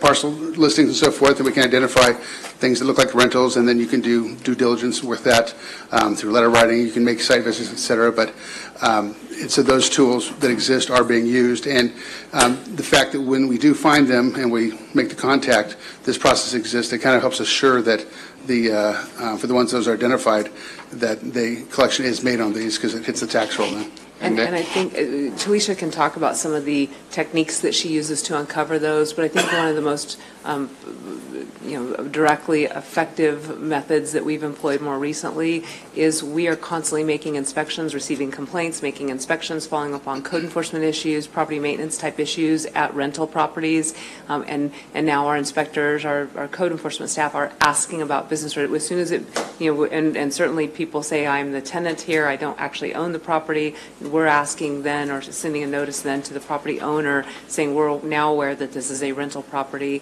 and that should begin to then help populate the list of people that are now being required to have a business registration permit for rental properties. But it's going to have to be an ongoing, constant effort that we undertake to do that. Okay. So what we do is we receive information from the water department. That's one of the newer things that we do. They provide us a list of all of the newly opened water accounts. And whenever the mailing address doesn't match the property, then we notify them to find out if it's a rental. We also receive information from the county regarding the homeowner's exemptions. When someone doesn't claim the homeowner's exemption, we somewhat assume that they are renting a property, so then we send them a letter. And we've also received information from code enforcement. We used to get information from fire. So whenever they do their inspections, then they do provide us information, so that way we can follow up and make sure they get the business license. Okay. Are we confident, or what level of confidence do we have that we're capturing 80%, 90%? I don't know if I can give you a number, but I'm sure that we are not capturing all of them, and that's why we're trying to step up efforts to find other more creative ways to cross-reference data that we have. I think long-term, as we build our data sets and make them more readily available throughout the organization, I think that will also help. So, but again, that's a long-term. We're trying to do these short-term things that we can implement, but our long-term vision would be to have real-time data that we can use to help drive some of these not only decisions, but our enforcement efforts and drive where we focus our energies. And then just remind me, what is the rental fee based upon? How do we establish that fee? The fee has been set, I want to say, since '92, and it's $60. And it's never been adjusted since 1992? It hasn't been adjusted since then. And is there a reason why we haven't adjusted that? I'm not really sure. I think it's one of those, like so many other things, it's never been reviewed, and so Yeah. we're in the process of reviewing all those, and you're going to see a whole series of those coming to you for a possible adjustment. That'd be helpful. Yeah. And also, I believe the business license fee is considered a tax. Yeah. And so to increase it, you fall into Prop 218. Yeah. And we take a vote of the people then to approve an increase, which it seems crazy. You should have had a CPI factor built in years ago, I think. But the $60 just doesn't appear to me to even cover the impact of these rental. We're looking at all of our fees now and the processes behind Okay. each one of those. All right, I'll move to approve. Second. We have two speakers, Ben Eilenberg.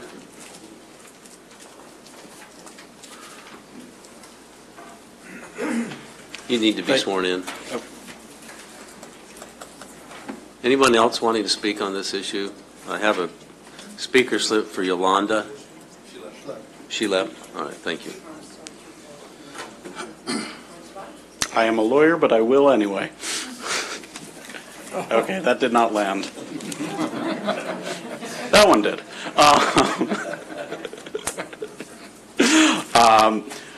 I was simply here to request, and actually for first time in a long time not here to talk about marijuana.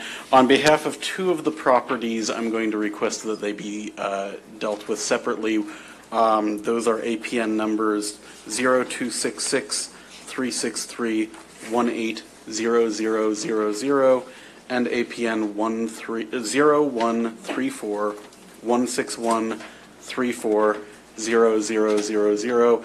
Each of these properties, we actually have tried to comply. We came to the business registration office and were told they needed some historical records that are not in our possession at the moment. We've been dealing with the city attorney's office, as well as I spoke with someone from Best Best & Krieger tonight after they were hired. So I'm respectfully going to ask that they're already earning their money. I'm going to respectfully ask that for these two properties that they be set aside for a council meeting or two so that we can try to resolve that issue. I will amend my motion to reflect that. How long is it going to take you to get what you need? Actually, that depends on you. The records are in the possession of the city of San Bernardino. We'll give us a couple weeks, and then we'll, as soon as we can get it resolved, we will, because we don't want to have it hanging And I'll either. second that amended motion. Okay, thank you. Thank you very much for your consideration. Any further discussion? Madam Clerk, my button isn't working here. I'm guessing all of yours are not working because my computer just crashed. So we're going to do this the old-fashioned way.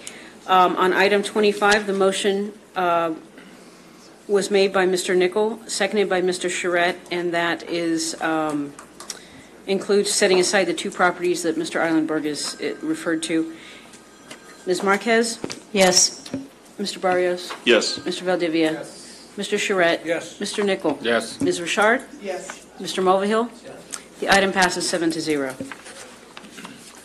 Thank you. We will now go back to item number 23. Recommendation is to adopt Resolution 2018-227 of the Mayor and City Council of the City of San Bernardino, California, calling a general election to be held in the City of San Bernardino on November 6, 2018, for the purpose of submitting to the voters an ordinance regulating commercial cannabis activities, requesting that the San Bernardino County Board of Supervisors consolidate said election with the state election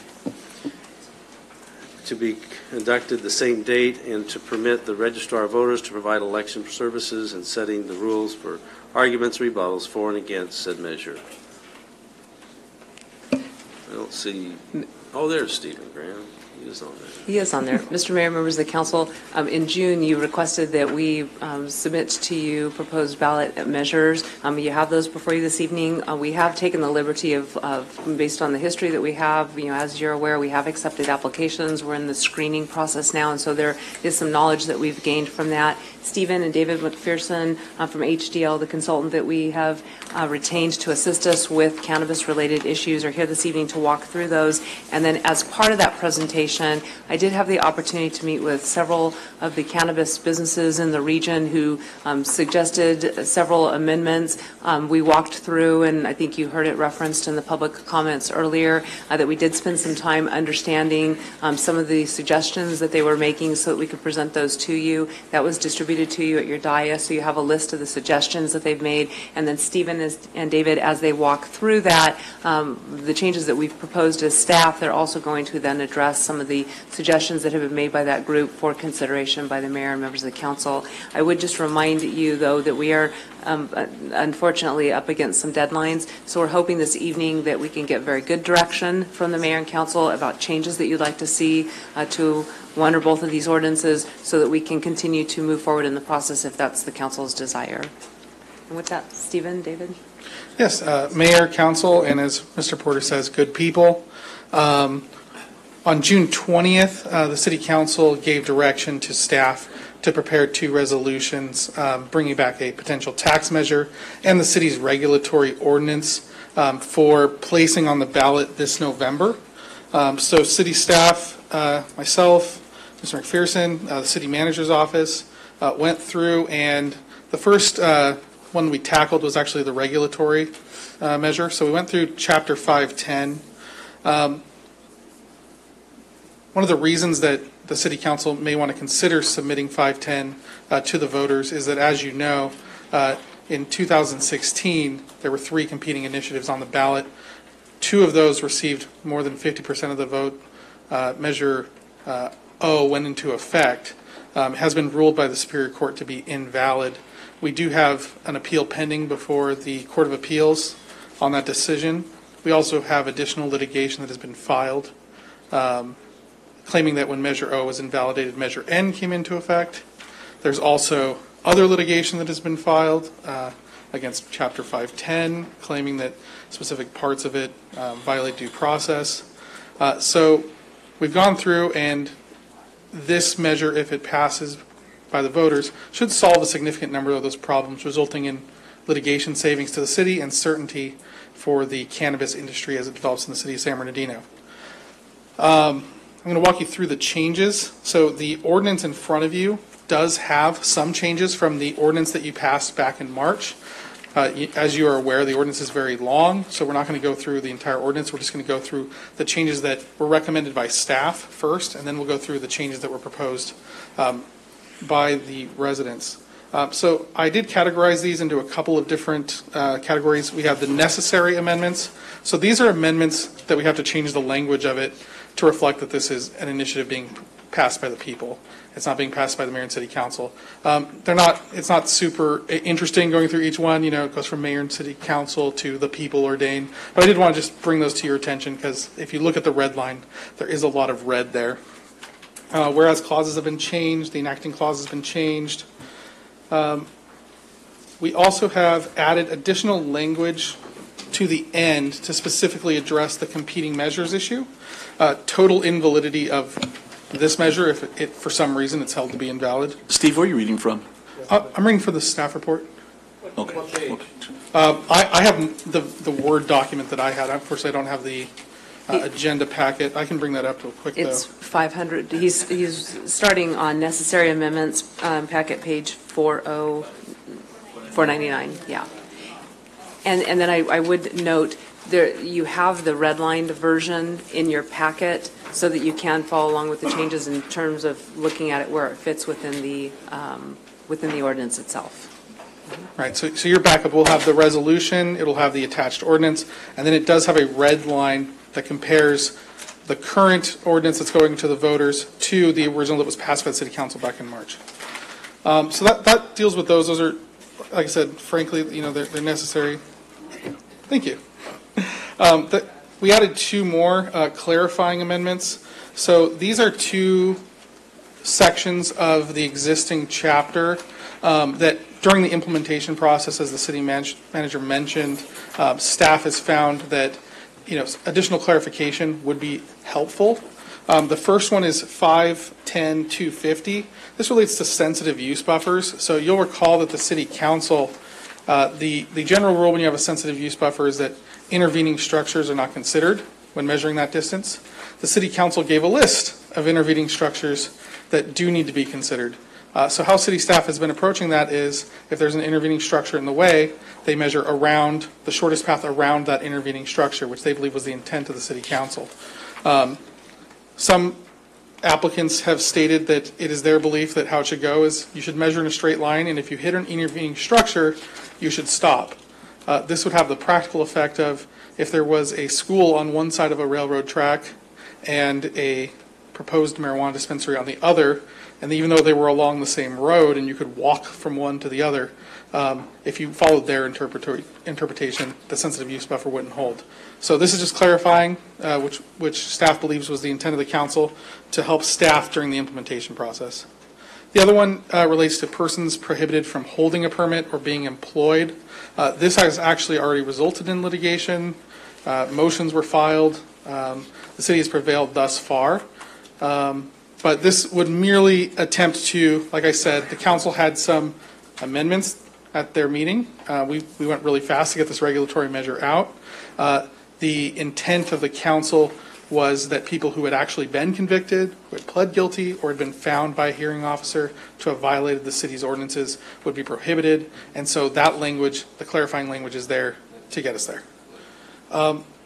Amendments for consideration. So these were coming from staff, and these were merely to give, because this ordinance is going to the voters, the city council will have limited ability to amend it in the future unless it reserves that power to itself.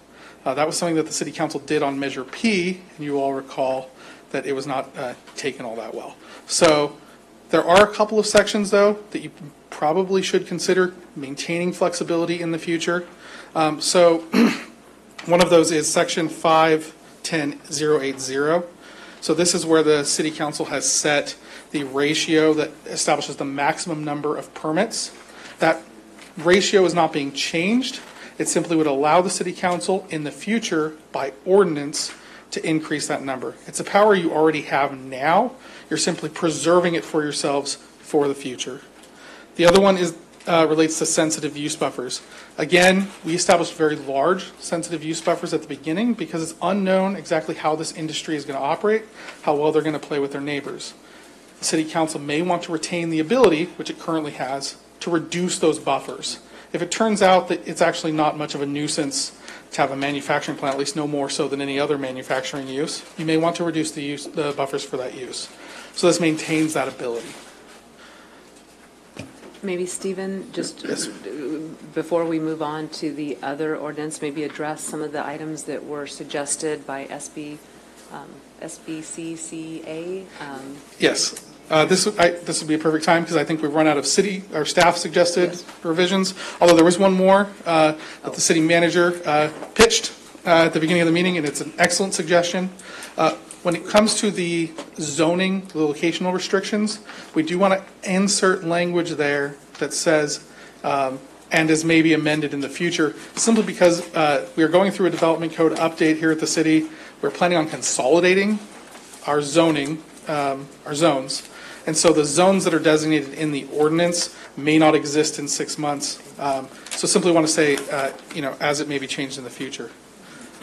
So going through the changes that were proposed by SBCCA, and I believe this is the handout that was given to the council. The first one was an addition to 510050, which would add language that indicates any term not defined in the city code is defined by state regulations. And while the city always looks to, and frankly, when we were doing our own ordinances, if we can use the state definition, we do. I would suggest that we look at exactly what definitions they want rather than perhaps doing a blanket one. I don't think a blanket one kills you, but it definitely ties your hand. But keep in mind, like I said, it says that any term not defined in the city code will use state. So if you don't want to use the state code, you can just define it and add it to your own code. But they did specifically want cottage cultivation to be added into the city code. Isn't strictly speaking necessary. The city does not discriminate between cultivation uses based on the size of the cultivation use. So the city has a permit for cultivation. Now, if you're doing a small indoor, specialty indoor, you get a cultivation license from the city. If you're doing a medium indoor, you get a cultivation license from the city. A definition for that would not hurt or help the code as far as I can tell, unless you wanted to have specific rights for that type of cultivation. So I know one of the proposals was to allow up to 10 specialty cottage indoor licenses throughout the city, and we'll get to that in a second. So if you did want to do that, then yes, you'd want to define it, and I would recommend following the definition under state law. Since we only allow indoor cultivation in the city, that would be indoor cultivation of less than 500 square feet, which is very small. The next one was temporary events, state designated fair. So they would like something more permanent than a development agreement. Development agreements are very permanent. They do have fixed terms, that's true. But the reason that the city council put a development agreement into that specific section was to have that additional stability and permanency. I don't know what more than that they would want. Like I said, that would cover them for a defined term. A lot of our development agreements exist for terms of 5, 10, 20 years.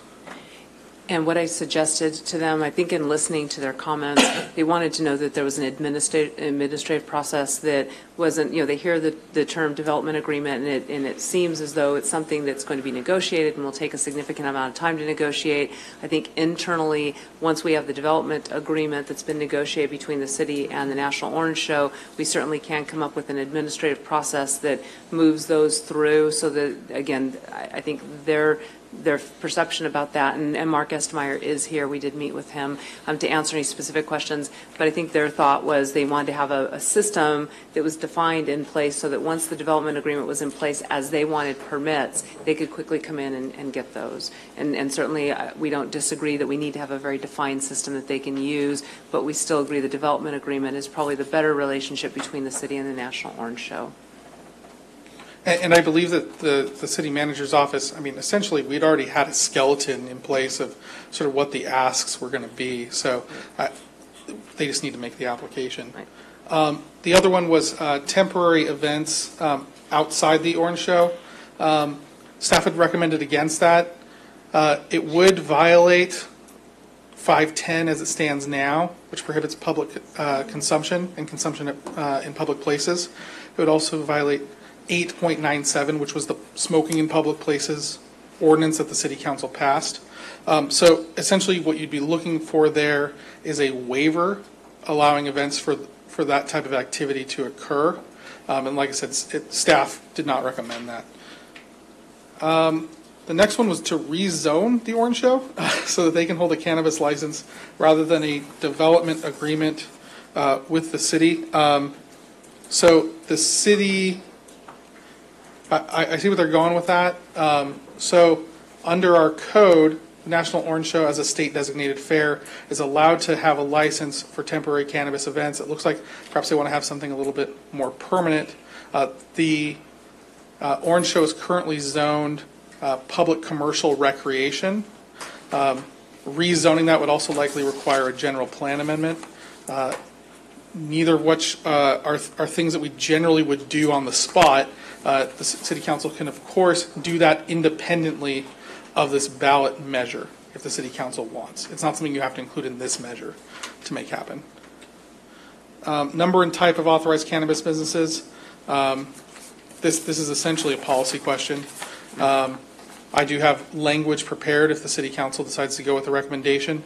The recommendation is essentially to only have the cap that the city imposes, have that cap on on retail sales only, not have a cap on cultivation, manufacturing, distribution, testing, or transportation. And that's entirely a policy question. If you do decide to go that way, we do have language prepared, though. And in talking to them, I think what they were suggesting, and again, certainly they are here this evening, can answer questions, is that they would propose that we have 2 each for a total of 6 of manufacturing, distribution, and testing, 10 cultivation, 10 retail micro businesses, and those would be based on, the 10 would be a number that could move because it would be based on every 20,000 residents.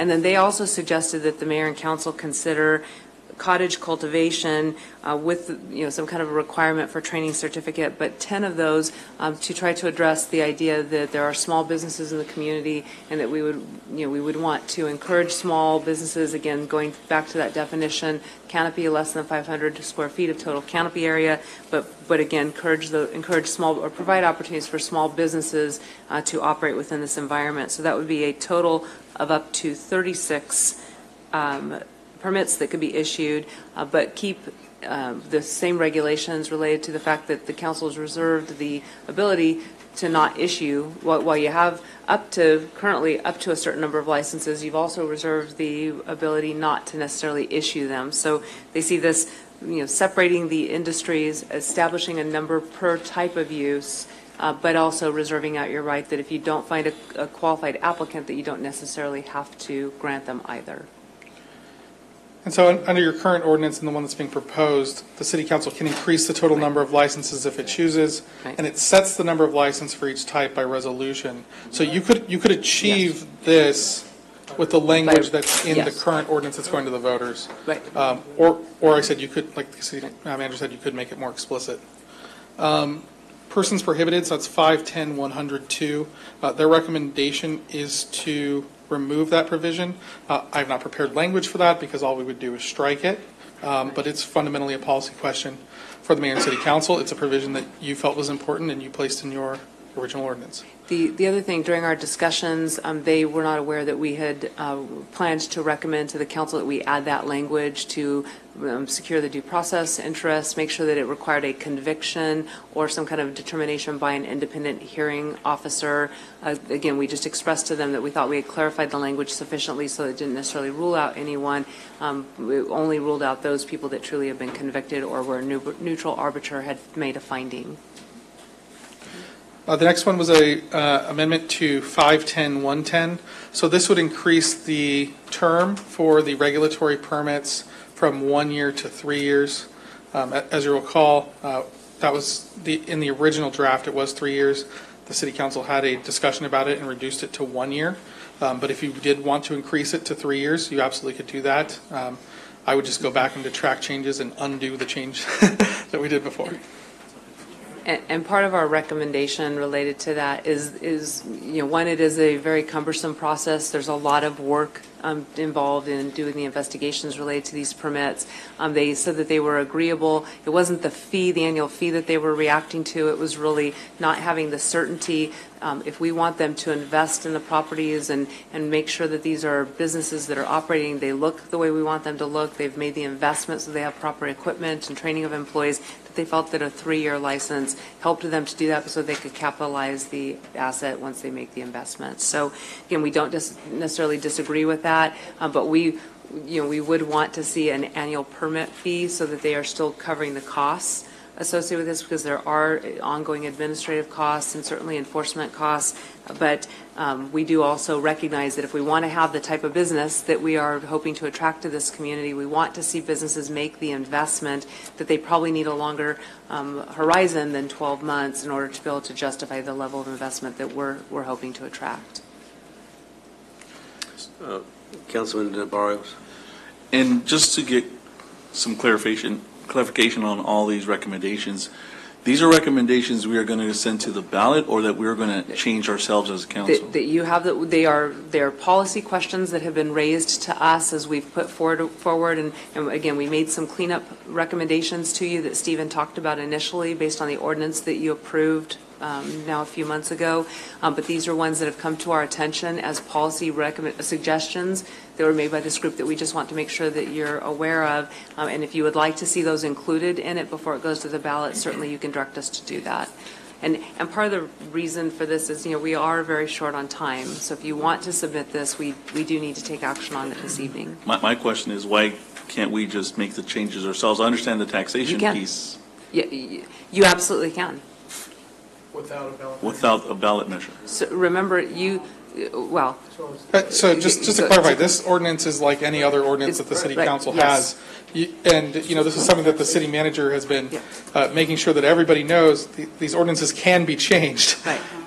And you have the power to adopt them. It's part of your police powers. But there had been some discussion that you may want to have this submitted to the voters because of some of the legal challenges that we faced previously. And since it's going to the voters and your ability to amend it in the future will be limited. Yes. It was felt by city manager's office that it was important to get all these things cleaned up now. If the council would like, in addition to directing to place this on the ballot, to direct the staff to create an amendment to the existing ordinance that would go into effect, they absolutely can do that. They have the red line available to them. Mr. Mayor. Councilman Valdivia. Mr. Mayor, thank you. I'm very appreciative. Thank you. Councilmember, let's let him finish the presentation, and then we'll get into each one of them, because I think that he's only got a few more. Sure, I've only got a few more, and I'll make it quick. Yeah. So the next one was, they they wanted to add except as provided below. I think their recommendation was perhaps a typo. I think it was except EX. Yeah, sorry. That's how it was written. as provided below. As someone who, typed up, was it like 49 pages of ordinance, you're going to get the typos. We'll get to HIPAA in a second. That was my fault. I think staff agrees with the recommendation because fundamentally it doesn't change the meaning of the section, but it might clarify it for those who want clarification. Location and design of cannabis businesses. So this would retain the 600-foot buffer around residential zones, but eliminate that buffer for non-conforming residential property. And just so we're all talking the same language, what non-conforming residential property is, it is a piece of property that has a residential use on it, but is not zoned for residential use. So it pre-existed the zoning that is currently on the property. We have a lot of areas of the city in our industrial areas and along our commercial corridor, our older commercial corridors, where you have a store, house, big warehouse.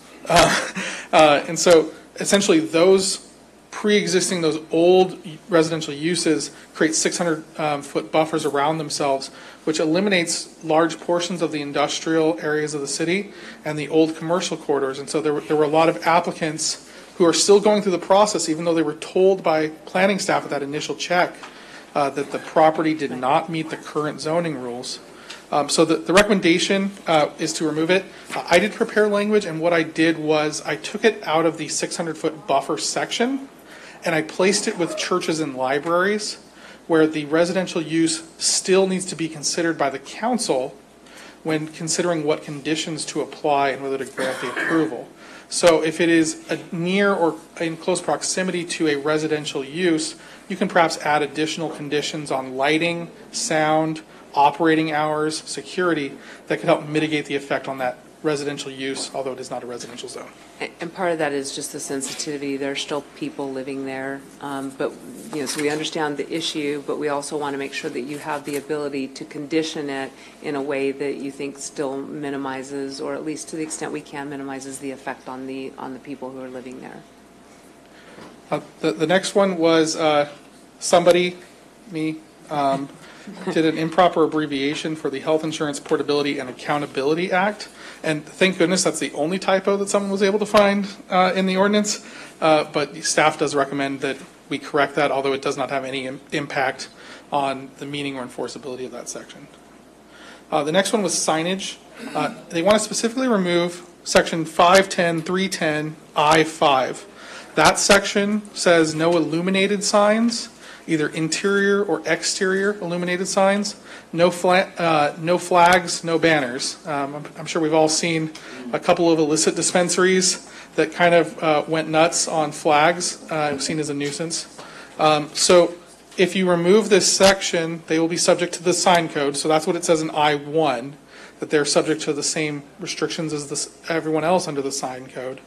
But that doesn't mean that they're going to be able to have illuminated signs if it complies with the sign code, flags, and other temporary signs. That may not be something that you want to do. It may be something that you do. So that it would put them on even footing with other businesses, though. The last one, and we went through the regulatory ordinance. Maybe we'll save that one. Yeah. Why don't we deal with all taxation together and deal with the regulatory one first? So maybe questions then on the regulatory before we get to the tax? I think it's important as we are considering some of these recommendations to keep in mind that the industry has had a chance to make their presentation. However, the voice of the community also needs to be recognized, that they have not had a chance to be able to voice any concern about these issues. And so I think it's incumbent upon our deliberation this evening to make sure that we do give consideration to those voices that are not here to make any objection to some of these. And I think that the recommendations of the staff hopefully have given some of that consideration to what the other businesses, the residents, churches, schools, other nonprofits, and other government agencies there may be some of these that would not be accepted. And so I think it's incumbent on us to make sure that we, in the analysis of this, give that consideration, because although there's an industry that is trying to also bring to the table those recommendations that they think will help the industry, the city is also in the position of needing to enforce this and to administer it. And the city's capacity to be able to effectively provide that level of involvement with making sure that the city maintains control and is judicious and prudent in the exercise of how we manage this regulatory environment, I think needs to be considered. Some of these, I think, that have some merit to it, just from the standpoint of understanding also that there are some economic needs that the industry is probably facing with terms of how they're going to be able to fund and make some of these capital investments. And in order to be able to do that, I think some of these recommendations probably have some merit. For instance, one which was to increase the permitting to 3 years. I think that's not an unreasonable recommendation, given that they would still pay that annual permitting. But others, I'm not sure necessarily lend themselves to the need to make, there's a lot of changes here, some of which are just some language that clarifies, which you've already done. You've made some of those language changes that help to reduce the threat of litigation related to the lack of due process. So you've already gone through and made a lot of those changes. And I think that some of these are probably left to allow the exercise of the implementation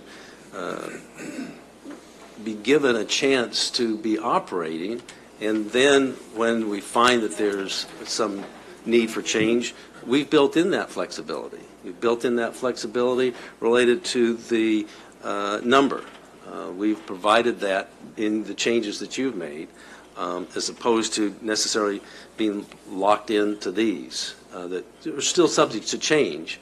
But I think that there's the recommendation on the staff to not make some of these changes should be highly given a lot of weight, and hopefully in that deliberation, as you've made these recommendations, you've given consideration to the community, the health, safety, and welfare of the community of our city, and how we're going to be able to make sure that we can administer this effectively. So with that, I just think that we keep that standard in the forefront of our minds, so that when we're deliberating on each one of these, we make sure that those voices that are not here, because really right now what we have before us is that interest of the industry that's putting forth their plea. So just put that out there, that we give that consideration as we're moving forward. Councilman Valdivia. Thank you, Mr. Mayor. Points well taken, sir. I appreciate your insight on the matter at hand. Mr. Graham, I do have some questions. As I clearly understand this, these are two items before us. In fact, in the report, the recommendation is twofold. Either, and according to the city manager, we have the option of adopting either or, right? Or both, right? And I'm kind of at a loss. I mean, I think I found the answer on packet page 499, that the rationale is to allow the electorate to vote on this and to kind of cement the ordinance. And while I appreciate that, I understand that, there's a little bit kind of some go around here. We have the powers to do this now. We have the powers here and the authority to amend some of these, many of which are valid points, some typos here, and some maneuvers here that might allow for a better read on it, to allow certainty for the community and both the industry partners. You do have that ability, and like I said, if you want to direct staff to bring whatever amendments you approve tonight back as an ordinance that you could pass that would go into effect 30 days after the second reading, you could do that. In addition to obviously allowing the voters to have a say, seeing as how they passed a measure, but it would also, like I said, render moot the existing litigation, which you cannot do. Well, but the other possibility legally, you're leaving an option off the table, and that's for council to provide settlement agreement and enter into the courtroom. And so, while I don't want to continue on that discussion, maybe we should go to closed session on that. But there is an alternative, which is not being mentioned here. Having said that, we do have the powers to amend the ordinance as stated. But I'd like to center in on the taxation component. The taxation component is of critical importance if, in fact, we're going to capture this revenue. And if, in fact, that the Registrar of Voters has a deadline, which is, I think, by Friday, August 10th, that, yes, it is, then I say, let's put this regulatory issues kind of to rest. We can do everything via ordinance. We have that power to do it. We currently have an existing ordinance that we have on what I call freezer mode. We can unthaw it, and we can massage it, and we can rewrite it, and through the first and second hearing, we can amend it. And that's the beauty of the ordinance. Now, what I'd like to really kind of center in is on the revenue components here, which is in the taxation. The taxation is of critical importance if, in fact, and the council has already gone forward to approve the ordinance, I say let's spend most of our discussion on the taxation component, only because there's a timeline, only because we have a deadline, and because we want to capture the data. State election laws provide that these measures be set forth in an even numbered year on a general election cycle, which is coming up very soon. And so I really think that I appreciate what you're doing. I appreciate our industry partners. Thank you for coming to the table and allowing us to understand your positions on things.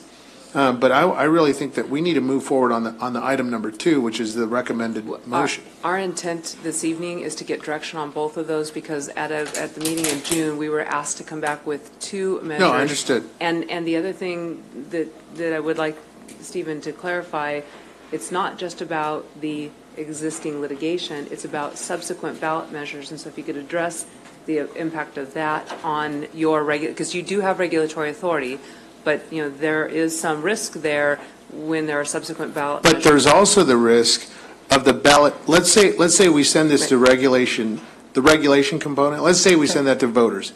It could fail at the ballot box and go reverse. And so we don't have a contingency. So we need to consider that hypothetical as well, that the voters of this community would somehow subvert the progress we've made, and now we're back at square zero, and we still have to entertain the legal motion in the appellate court. Right. So again, I think that we really should be talking about taxation. That is the most important piece here, as I see it. Yeah, there are some caveats here. I appreciate it. That's good work. But we need to move forward on the taxation. Now, sure. To address a couple of the points, luckily, like you said, you can fix it by ordinance. You don't have to send it to the ballot, so at least all the work wasn't wasted. Right. You have the changes there for you. I would say that, on the litigation front, the cases that are currently pending include the Measure O litigation, which the city has prevailed in but is up on appeal, and it's uncertain what the result of that will be.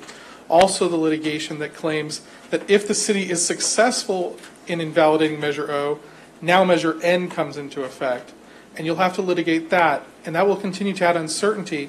The only way to have certainty as to your regulatory system at this point because the measures that you're up against were approved by the voters, is to have your own measure that has been approved by the Yeah, voters. but let's be real. The appellate court process is a arduous process, and it's lengthy.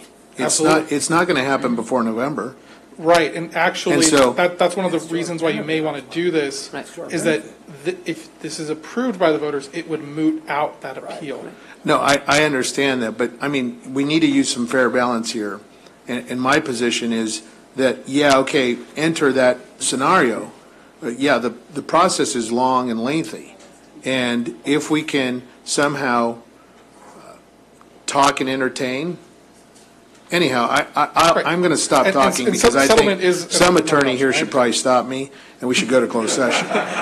So, It's certainly something that can be added to a future. again, my position is, I'll just say it again, we need to talk about taxation.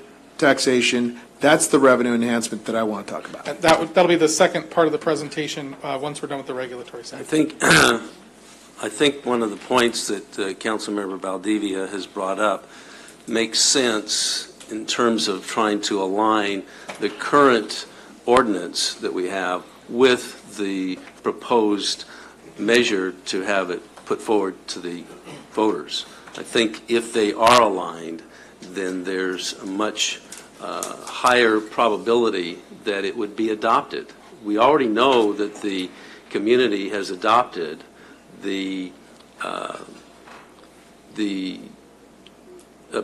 desire to regulate, and what this gives the city is an opportunity to have that control, as opposed to giving up that control to someone that might bring in an opposing ordinance or opposing measure to put on the ballot.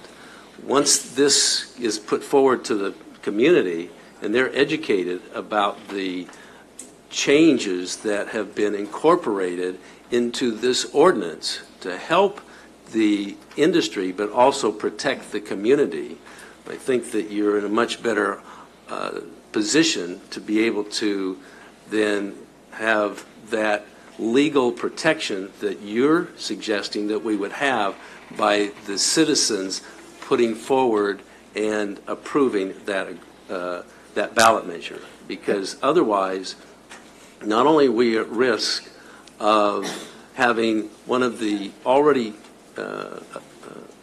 enacted measures to continue to litigate, then it means that someone else is likely. We already know that there was an attempt to put forward another ballot measure, and so if we didn't have this going forward, we would have nothing to counteract that one.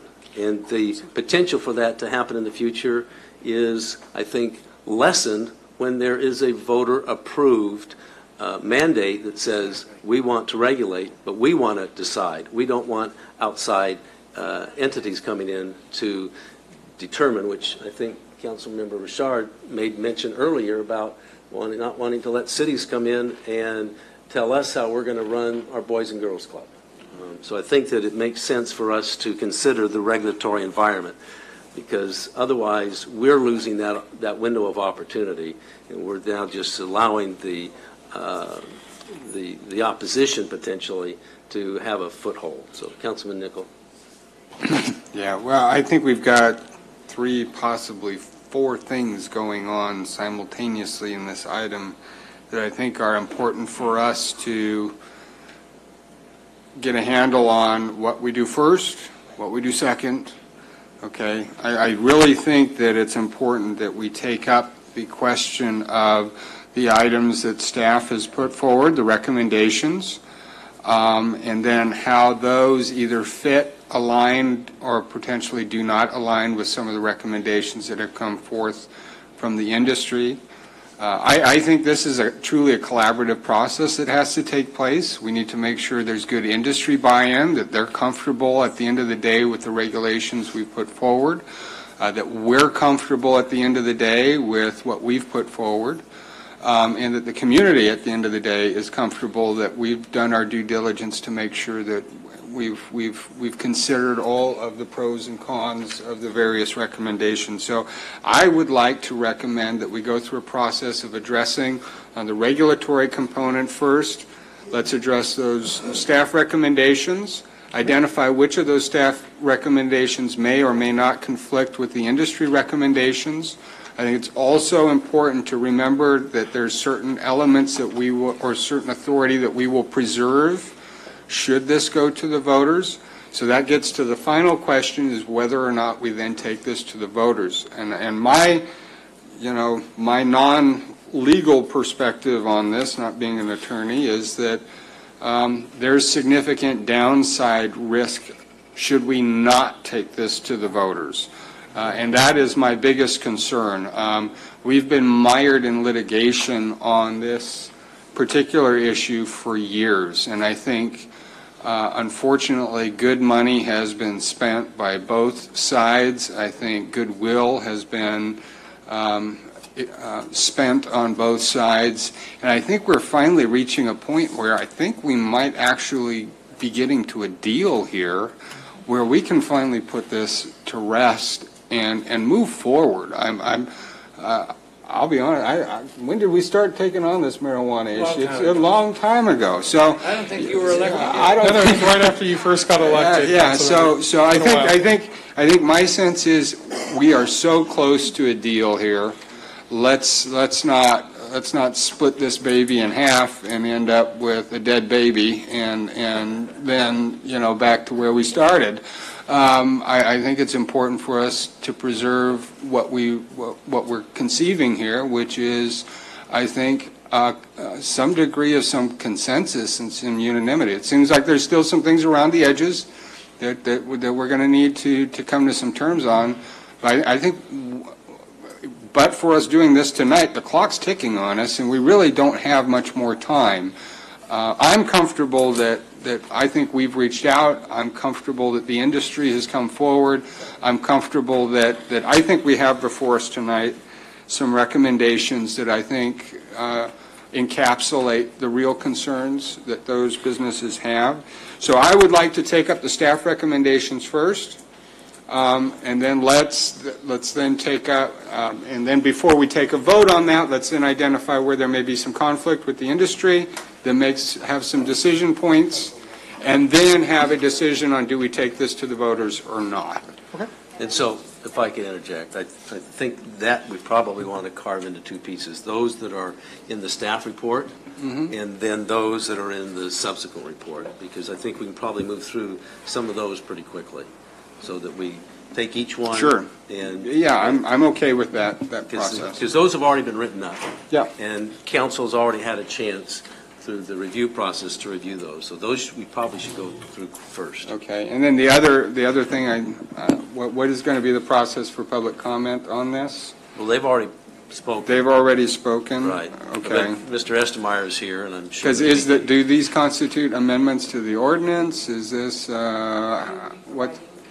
Writing direction to us to include provisions based on the intent that you've given to us at this Okay, and what is the effect of that vote tonight as pertains to the ordinance and the amendments to the Then ordinance? we will incorporate your changes that you've And specifically they become effective directed. immediately? Yeah. Well, they'll be in the ordinance to go to the voters. To go forward to the voters. Okay, all right, thank you.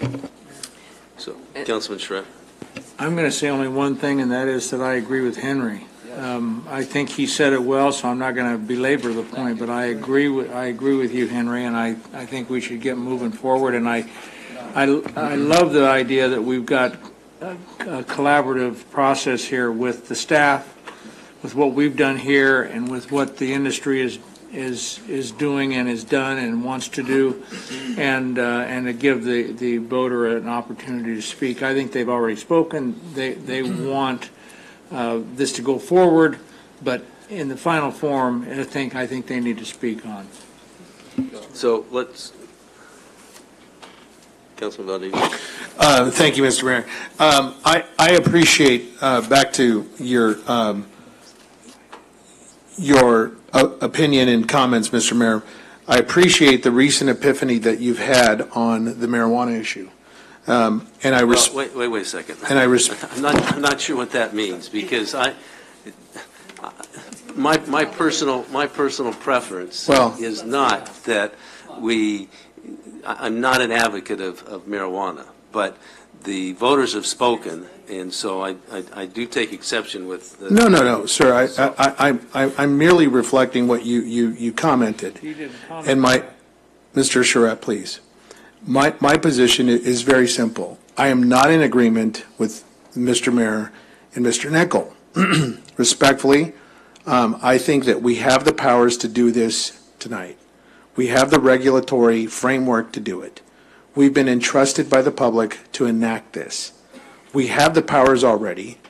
We're going to waste another 49. Mr. Charette? Incivility, sir. Code of conduct.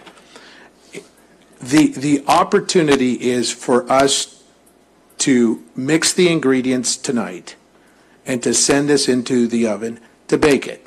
We've done it already. We've done it. This is our third reiteration or fourth reiteration. I sense that there is some outside interest here, maneuvering through possible even appointed. Well, I'll just be frank. I've heard that there's individuals sitting in the office here. Who was present at this meeting? Several members of the. Can you name them? Mark Estmeyer was there, Terry Ledoux was there, I was there, several members of his, I believe, board. Jeff Bloom was there. You know, again. Mr. Beard, was Mr. Beard there? Scott Beard was there. Scott Beard was there? At Mr. Estemeyer's request. So, you know, again. You're nodding yes, Mr. Estmeyer? Yes. What's that got to do with anything? Well, it does. It has a lot to do with it. It's the industry. This is, Collaborate okay, with Mr. it, Charette. John. They asked. Please be recognized, sir. They Code of conduct. requested amendments to the proposed ordinance. The council has already adopted these provisions. Sure. You adopted them some time ago. In fact, we're in the process of administering permit applications now. We have, I believe, 42 of them that are going through the first phase process and will be going through the second phase process. You directed, as a council, me to come back with a proposal for 2 ballot measures that are before you this evening. It included a taxation measure and a regulatory measure. You also, many of you individually and at this dais, have asked me to make sure that we're including the public in this process and being aware of the comments that have been made at the dais.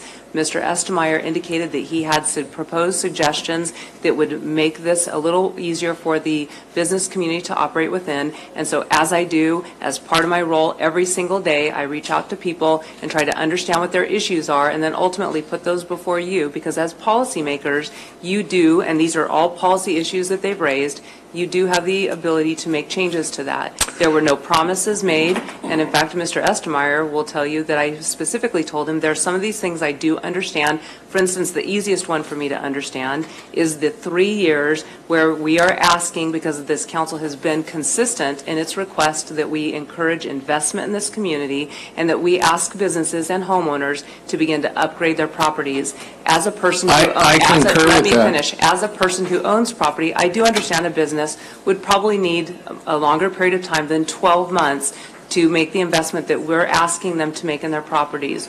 Other than that, you see there are multiple times in here where I've indicated, I understand there may be some merit to that, but at the end of the day, it is a policy consideration for all of you, and they've been told that. So this evening, we're here to do exactly what you asked me to do, and that was to bring forward to you 2 proposed ballot measures, recognizing that the deadline is approaching. If the council does not want to pursue those, I'm comfortable with that because you do have a regulatory scheme in place. But as staff, it is our responsibility to tell you what the potential implications to that might be. You also can, and there's another option that the Mayor Pro Tem did not mention, and that is you do put both of these before the voters, and at the same time, you also amend your regulations that you have in place today to be consistent with any changes that you make this evening. So, thank you, Ms. City Manager. My position is the recommendations set forth by SBCCA. I have in written email that there was negotiations taking credit by Mr. Estemeyer on items number 3, 4, and 5, which is the National Orange Show. And it sounded in the writing of his email that he had struck the deal, that he had negotiated, that he had taken the the authority by his representative body to administer and negotiate directly with you on this issue. I find that presumptive and offensive. I represent the district of the National Art Show. And Mr. Jimenez was in the meeting. Oh, okay, so And you, Mr. Jimenez also was told by me that I would try to attempt to understand all their issues that they were putting forward, and I would present those fairly Sure. to the mayor and city council. So Mr. Jimenez was there as well, and he did make comments about the National Orange Show. well, then you should have invited me too. But anyway, the point is, but this is my point, is, well, I represent the Orange Show, Fred, so. Well, I thought Mr. That's in my, Jimenez was that's in probably my in a better district. position to It's in my represent his district. interests. So respectfully, I'm going to fight for my district. I'm going to fight for my residents. That's what I'm here to do. So anyone that interferes with that, go ahead. But residents in my district understand that, that I'm going to represent the voice of their desires. And frankly, I feel uncomfortable with item 3, 4, and 5. So if we're recommending, if we're considering staff recommendations on the 3-page plan here, absolutely. I concur with the staff that we recommend against number 3, which is the event state designated Councilmember, fair. we've already established the process that we're going to use, and I don't see any Okay, well, I'm objection to it. just- So you can certainly chime in then, but let's go through the process. Okay, that well, we I'm talked going to about. finish my comment. Well, no, you're not. Item 3, because- 4, and no, 5. No, because we're going to come to that issue when we get to those issues, and then you can comment just as everyone else can comment. So we're going to go Well, back okay, so to the agreed upon process. We're going to go back to the agreed upon process. The first items on here was the amendment for consideration, on page 501, and number of commercial cannabis permits, section 5.10.080. And so I think that we should also tie that to the one that's in the recommendation And from we- the SBCCA. And we will, Mr. Mayor, I just want to confirm that the council is in agreement with the necessary amendments where we have found typos. That starts on packet page 499. We changed the title and those things. I just want to make sure there's agreement with the necessary amendments that we've identified. If there's a motion required, I would like to make a motion that we accept all the technical adjustments that were made to the ordinance.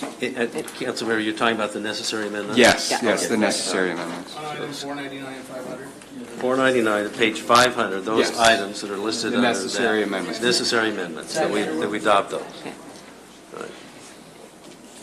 So, City Clerk? You have the motion?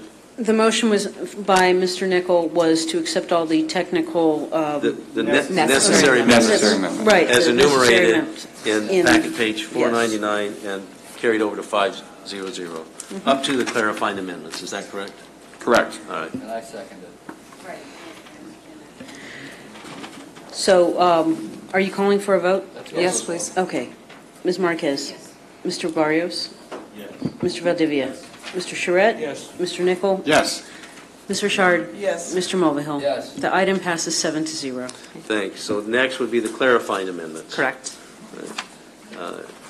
The clarifying amendments were to reduce some of the potential risks. So this doesn't change the effect of those sections. It merely is to clarify the intent and how it's going to work to assist staff as they implement the ordinance. Right. Any questions on the part of council? Councilman Valdivia? Thank you, sir. The amendment as defined on packet page 500 under clarifying amendments, you have 2 bullet points. Are your recommendations enumerated on 500 and 501? Are they also captured on the SBCAA recommendation?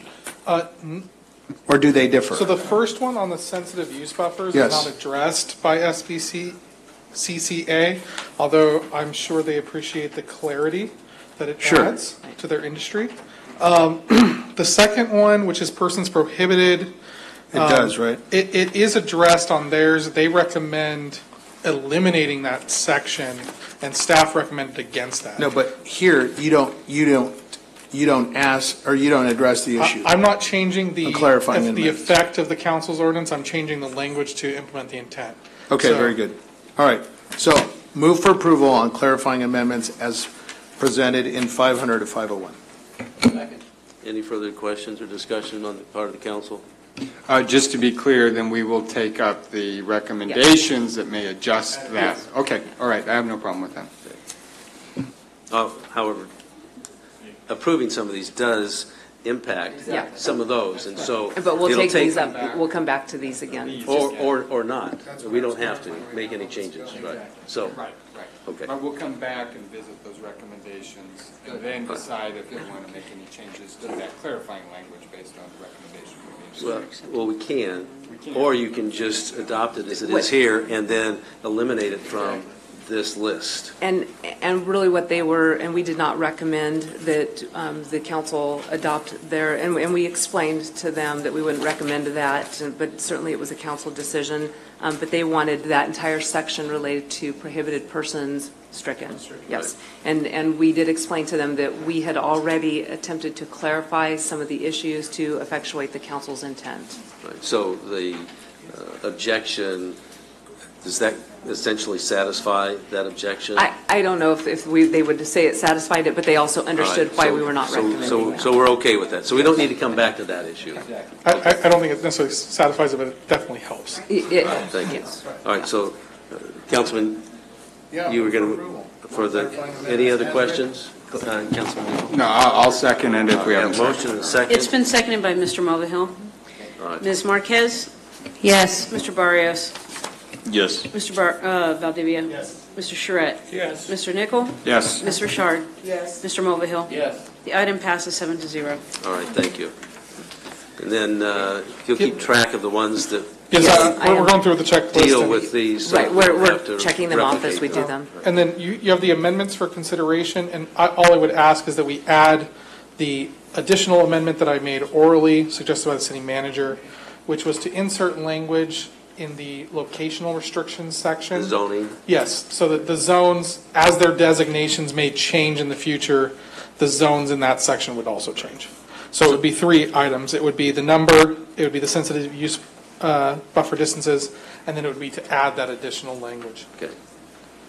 We have a motion, Councilman Nichol. And then just one other question in terms of reserving the discretion of the council to adjust that. That's included in this language. That's what these are. So this Right. allows the council in the future to increase the number of permits if Yep. you desire. It also allows the council to decrease the sensitive use buffers if you desire. Okay, so both permits and buffer. That's correct. And just to make sure that we are being completely transparent, the group did recommend that instead of the permits, as you Right. have structured them, that they wanted those as I articulated previously. Right, but that, we could in theory, In theory, at some do that point, anyway. adopt exactly Yes. what they've asked Yes. for by adopting Yes. this. But by So- reserving this ability, Right. you reserve the ability to make Right. that change. Okay, Or any other change that you think would be appropriate. Right, okay, yeah, I support the motion. All right, so we have a motion and a second? Or you made the motion? I'll second it, sure. The motion was made by Mr. Mulvihill, seconded by Mr. Nichol, and it includes inserting language recommended by Mr. Graham to include number, sensitive use buffer, distances, and zoning language. All right.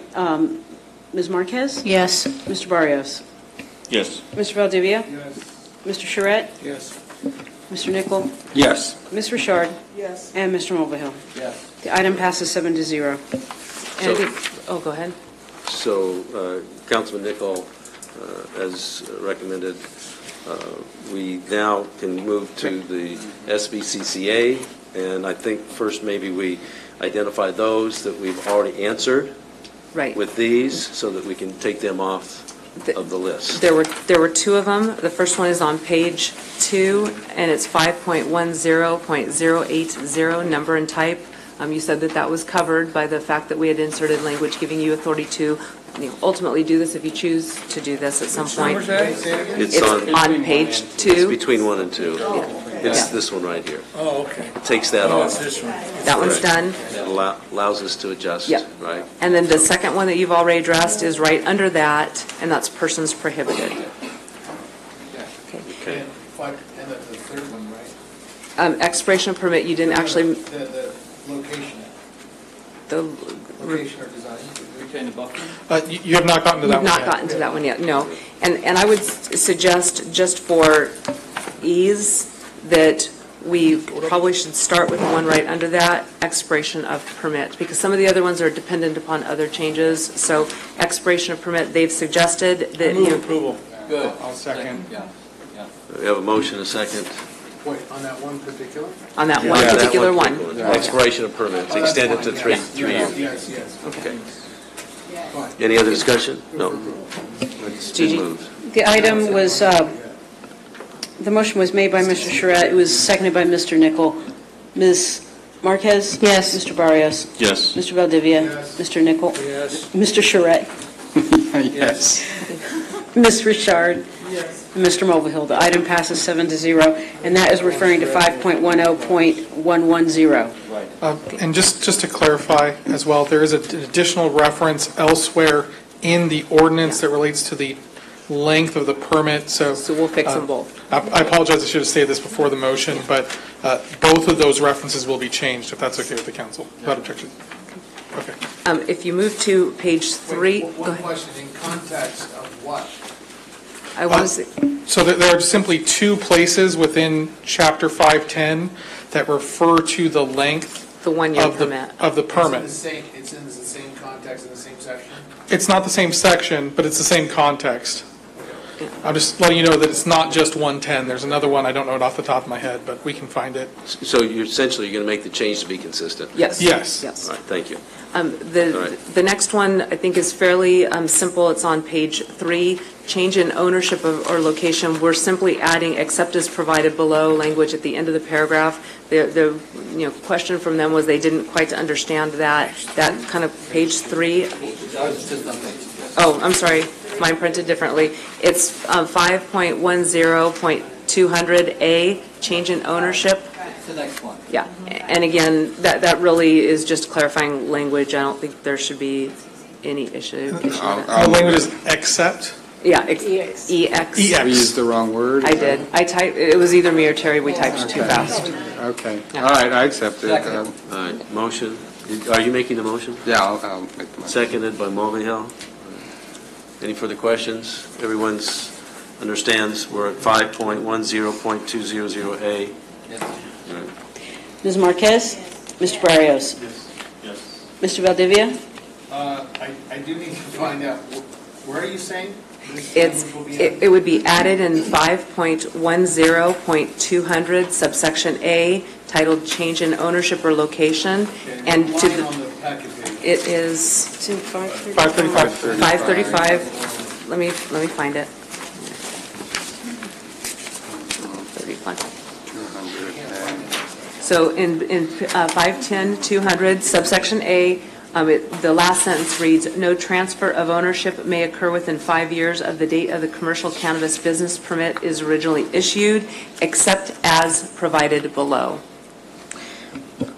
Should it be EX? It should be EX. Right. Yes. So Yep. the language, not accept.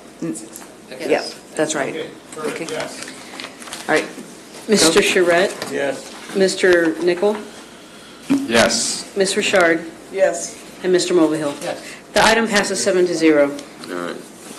Next. The next one is directly under that, 5.10.250B1, location or design of cannabis business. There was a suggestion that there was a concern, and we discussed this a few moments ago, that those non-conforming uses, they wanted to have an exception for that. Again, as part of the permit process, we do recognize there are some unique barriers there, but ultimately, these are discretionary permits that are provided by the mayor and city council, and so there are things like that that you can take into consideration. So we don't essentially, necessarily. you're not recommending that we make that change? Ignore that. Okay, so that's a no. Correct. At least staff recommendation. If you'd like us to consider something else or do something else, you certainly can. All right, and so the industry understands a little bit better after clarifying it. Yeah, and again, I don't know that they. All right, thank you. Yeah. Thank you, Mark. All right, so. Just a question. Yeah. So it's no? No, we are So- recommending so- against So it. that's a no. Yep. We're not gonna adopt that. Right. And All right, did you have a question? Yeah, I have a question. Along those lines, a permit that comes forward that may be impacted by this, we have the discretionary to waive the buffer. Yep. Now, yeah, we always have had that, but so in other words, if one of these occurs that, and it's presented to us that, hey, this shouldn't be, okay. But maybe there's So some- we've got this still to control. you know, and really, because again, there may be streets where the houses do Right, not just back up like, at all. like Stephen, the example you gave, yes, thank you. All right, thank you. Okay, so the next. Councilman Nickel, did you have a question? Only that reservation is also provided in the second amendment for consideration that Yes. we've already voted on, Yep. right? Yep. So it's already in there. It's hard-coded, so it'll be in the ordinance or the Ballot measure. the ballot measure. Okay, all right, yeah, I'm fine with that. Okay, the next one is a 5. We don't need to take an action. We don't need it. As long as, I think there's consensus, that by Okay. consensus. Gigi, did you want to vote? I'm sorry, was that consensus not to adopt something? Not to include it, Well, right? we don't have to take any action, right? Yeah, because So the next one is 5.10.270 subsection E, records and record keeping. There's a typo there, and I'd like to fix it. I'd like to move that. Okay. Fix it? And again, I'm going to ask for authority anyway at the very end to correct all typos. There may be more. Okay, yeah, I'll move it. Any further Fix it, discussion? yeah. No. City Clerk? Ms. Marquez? Yes. Mr. Barrios? Yes. Mr. Valdivia? Mr. Charette? Yes. Mr. Nichol? Yes. Ms. Richard? Yes. Mr. Mulvihill? Yes. The item passes 7-0. The next one is related to signage, 510.310 subsection I-5. They had requested that we remove this as it was duplicated in the city's sign code provisions. As we looked at it, though, we realized that there were some more stringent requirements in the cannabis regulations than are currently in the sign code. With that said, we're looking at the sign code, but this was really, from their perspective, intended to give them a level playing field with other types of businesses. They would still be regulated by the state requirements as well. So again, if the council would like to remove it, that's fine, but it will then change, they'll be less restrictive. Move approval. Motion and second, any comment? So I want to make sure, so I think the motion is to remove it so that they have consistent. They can compete with other businesses. They're going to be able to have signage. I don't like flags, but I think we've been through that, haven't we? Isn't that a free speech? Yeah, the flipping signs and stuff. Well, no, I mean the flags. Oh, the flags, Stick in the yeah. ground. We have banner restrictions. That's yes. but isn't that a free speech issue that we? No, we regulate them by reasonable time, place, manner restrictions. All right, so this is a yes? Yes. I think I heard yes. Yes, all right. And so, did we have a motion? Yes, and a second. Motion by Charette, second by Marquez. Marquez? Yes. Barrios? Yes. Valdivia? Yes. Charette? Yes. Mr. Nichol? Yes. Ms. Richard? Yes. Mr. Mulvihill? Yes. The item passes 7-0. So then if we Now go. back to page one. Back to page one. One question, Mr. Mayor. Councilman Valdivia? Back to the signage, which is more restrictive, or are they consistently enumerated in, I mean, is it a copy and paste of the development code? No, we had made them more restrictive. Our signage regulations do allow illumination and things that we had prohibited here. So if we eliminate the restrictions, we are then placing them on, which is what they wanted, on a level playing field. Originally, we had made the signage restrictions for that type of business more restrictive. So, as I understand it, the Green Cross was clearly and explicitly mentioned at committee and Right. subcommittees and But whatnot. go ahead. So does that, They still have to meet state requirements. So what I can say is I was unsuccessful in my attempt to ban the display of a green cross on First Amendment grounds. But when we're talking about time, place, manner restrictions, we're talking about the flags and the advertising aspect of it. So businesses in the city are allowed to have illuminated signs. If you follow the sign code, you are allowed to have temporary banners and flags. Under our regulatory ordinance for dispensaries, they are not. So if you strike that section, they would default to the language of the sign code. That So would be it's the less effect. restrictive. It's less restrictive. So I'm going to change my vote to no. Yeah. Our sign code is less restrictive than what you applied Yes. to them. So the first I-1 of this is that you have to follow the sign code, and then it adds a bunch of additional restrictions. So it is more restrictive than the sign code. If I was voting, I would vote no also. I just want to make sure, does everyone want to? We've do you want already- to re-vote? So Go we- ahead. So we have one no? Yes. All right. All right. We're making, it would be making it, it would make them consistent with other businesses. Originally, we made it more restrictive for them. Right. So I just want to make sure that no one else. Yes, then they can have the green sign. No, he voted, yeah, if you, well, they're They still can have going a to green be able sign. to, I think we need the to- illumination. As a point of order, we need to, if we're going to reconsider it. Maybe we can just Because we- reconsider it. I'm going to leave the motion, but I have a question about it. Does somebody have to have a sign approved by us before they can put it up? So in other words, if they come in with some wild, crazy sign, we can deny it? No, we cannot deny it because it's crazy. We can only regulate, we can only regulate for reasonable time, place, manner. So that would be an unconstitutional, we just don't like it, is unconstitutional. We can't You hold. never have any signs in the city if I was doing Now, if that. it's crazy big or crazy bright, Right. then we can, yes. but not the content of it. But not the content. We cannot regulate based on content. Time, place, Under the regulations that you have in place now, or even if you amend them, we still cannot regulate on content. Council Mobile? And also, too, if we isolate the cannabis industry from other businesses, there's an equity issue there that comes up in terms of equal justice, I think. And that could be the basis for the suit. So, just make it uniform. I'll keep with my motion. All right, so, you, to reconsider, or? No. If we can, I just changed my vote. It sounds All like. right, so we just have one vote? Yep. Okay. Councilman Valdivia's voted no. I voted no. Stay in my ground. Okay. Now, in Thank terms of definitions, they had requested that we add language that any term not defined in the city code is defined by the state regulations. Certain, go ahead. Steve, I think, had some. We have reservations. Reservations about just that carte blanche. Yeah, I think there's a specific definition they want to include because, like I said, they wanted to add additional numbers for cottage. Since you rejected that proposal, it's not necessary to have a definition of specialty indoor cultivation, but you could certainly add it. If you wanted to add it, I'd recommend you follow state law. Since you are reserving that ability to change the number of licenses and the types in the future, it'd be the kind of thing that you may want to revisit in the future. And if you were to add that as a separate type that would have a separate limit, we would want to have a definition for it. But under the current model, we can issue a license for someone that meets that criteria, even if they are not identified as a cottage. We're not licenses- excluding it. You're not. You issue licenses for cultivation, you don't ask them how big it is. There are different license types under state law depending on their size, but that's not something that we discriminate against in our code. Or differentiate. We never discriminate. Yes, that's right.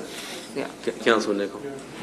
Well, and I think and feel free to correct me if I'm wrong, but I think the bottom line issue, there's a fee associated with applying for that cultivation license. Now, does that fee differentiate based on the square footage, or does it not? The fee that you've set relates to the work that is done. Since the work is the same, notwithstanding how large the cultivation site is, the fee is the same. Now, the taxes will be different because it's per square foot. Okay. So smaller cultivation sites will have a significant. Well, and I guess the question I have, would the fee then become a barrier, effectively a barrier for those cottage operations that? I would say for the small ones, the 500 square foot ones, it probably is a very large cost. What is the fee for the cultivation currently? The total application fee is about $10,000. $10,000 for a whole 500 square foot cottage grow. Again, it's focused on the work that city staff is doing. Remember, it's absolutely cost recovery. It's cost recovery only. Now, since you've adopted that change to the number of permits, right? In the future, if you wanted to add that as a separate type, you could, and you could set a different fee for it in the future. Okay. Because the fees under this ordinance are set by resolution of the city council. So you're not prohibited in the future, or if you wanted to direct staff today to come up with an amendment to get that in, prohibited from doing that either. What I'm only saying right now is that definition is not necessary because the current permitting structure that you have does not differentiate based on size. Is that clear? Well, no, it is clear.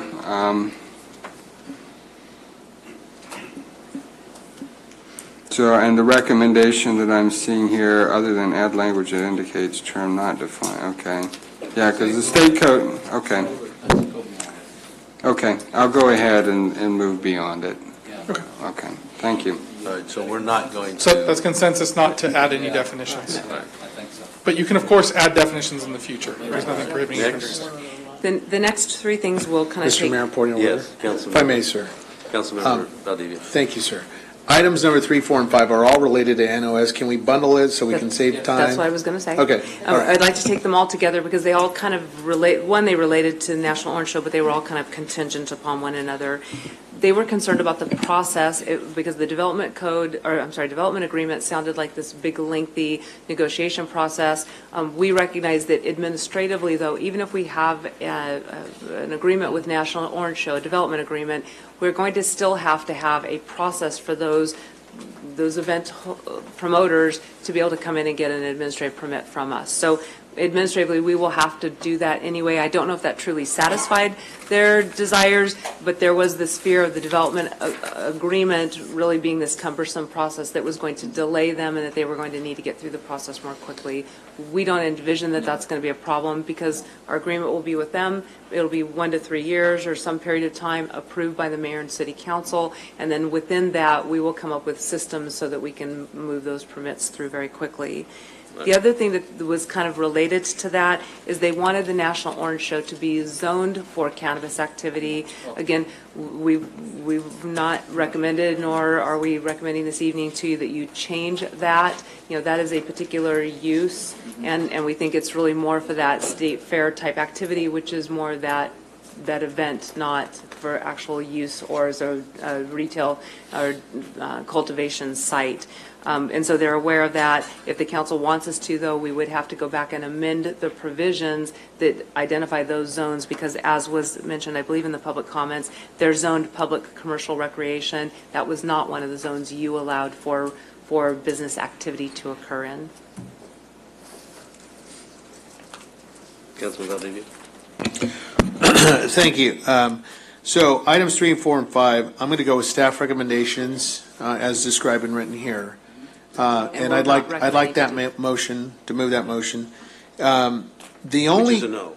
Correct. It was to not Yeah, add right. any of them. Yeah. To affirm the staff recommendations of no.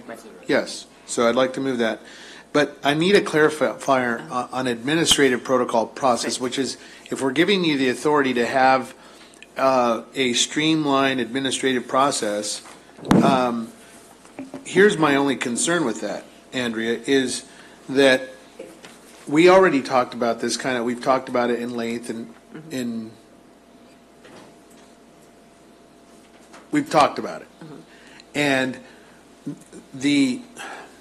I think the trouble that I have is that on a whim, if they were to come in 2 weeks or 3 weeks and say, hey, we need an administrative streamlined process here because we want to get our event sanctioned and blessed, that puts a lot of duress on our staff.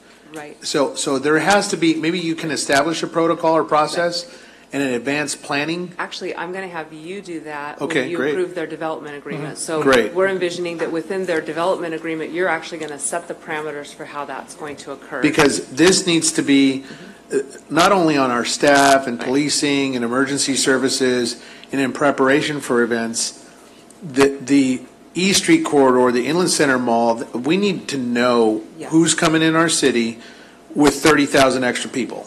I mean, Well, seriously, we really need to know that. Absolutely. And that needs to be clear. And I think the responsibility to communicate and articulate that also is shouldered by the Orange Show. Yes. And they have, frankly, I respect the organization, but I disagree with how they go about the business. Right. And when they infringe upon our relationship, I can't be good uncle anymore. I have to say, here are the parameters, here's kind of what the residents are saying, and here's what community's saying. Right. We want to be aware, we want to have contingency plans, we want to have our plans, let's have everything out in the open. So. And We've the council. already begun that process. I was going to say we have, because remember, the council a couple of months ago said, we're very concerned with some of the other elements of the activities at the National Orange Show and the effect on neighboring communities and our businesses and our residents. So we've started that discussion now, and one of those things that we've included,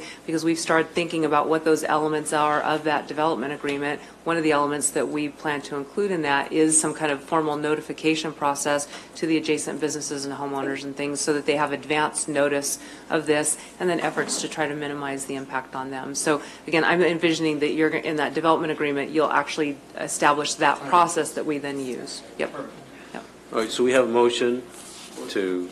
We'll just not accept. Nothing related to the National Orange Show. We have a second? We're just ignoring, we're not ignoring. Did you have a second? Huh? We're not considering it. They're not going to consider it. All right. They're not making changes. Yep. So does it need No. Okay.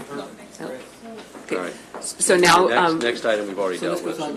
So there's two, do you? I was going to say, just for Go. my own clarification. Go ahead. can we Go through and restate all the amendments. Go ahead. No, I'll watch the, I promise I'll watch the tape again. Yeah. And so then the only other thing, whether it's going to go on the ballot, we need a discussion about that, direction, and in addition, huh? Well, no, we're going to get to that one, but ballot, and also, do you want to see this as an ordinance that you're adopting during the ballot process? So those two things we need direction on. All right, so let's take up the ordinance change first.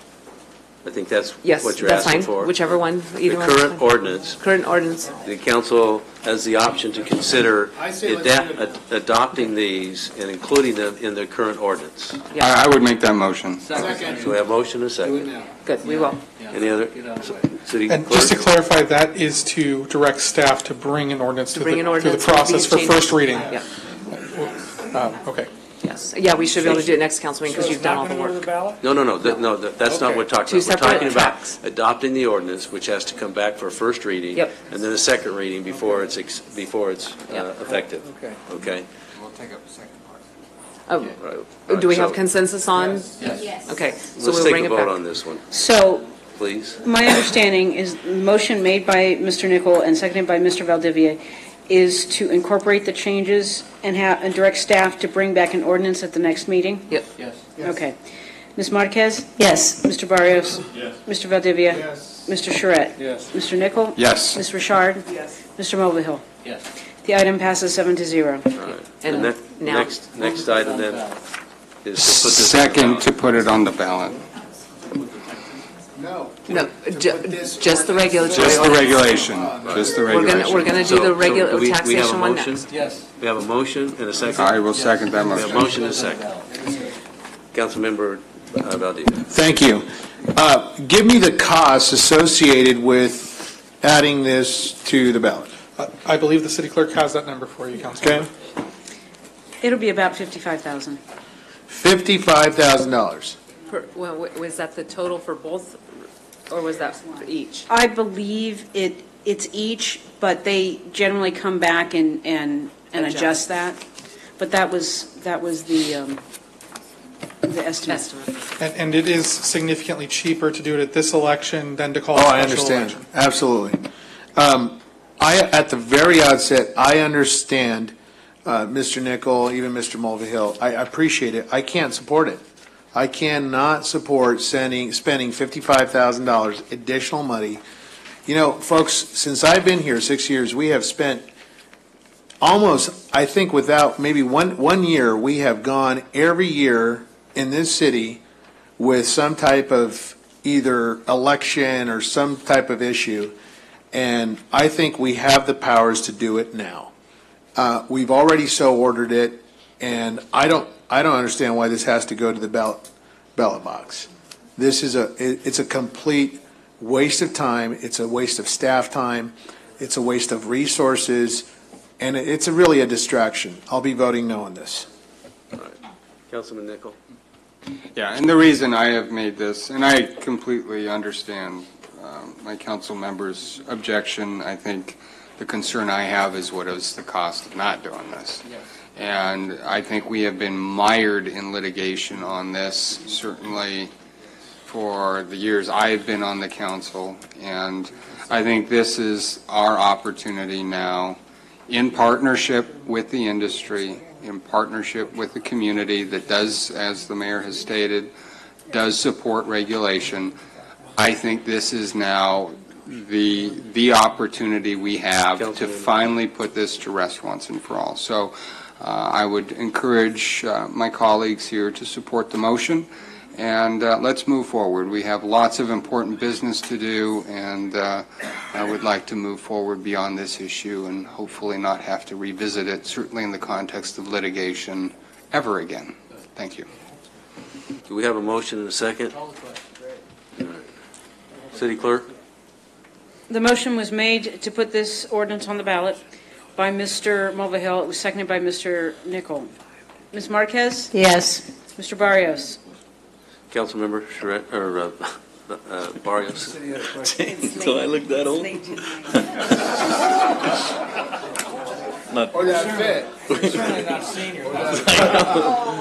To clarify the motion, Madam Clerk, I have it down as to adopt Resolution 2018-227 as amended. As amended. That's what the ordinance as amended.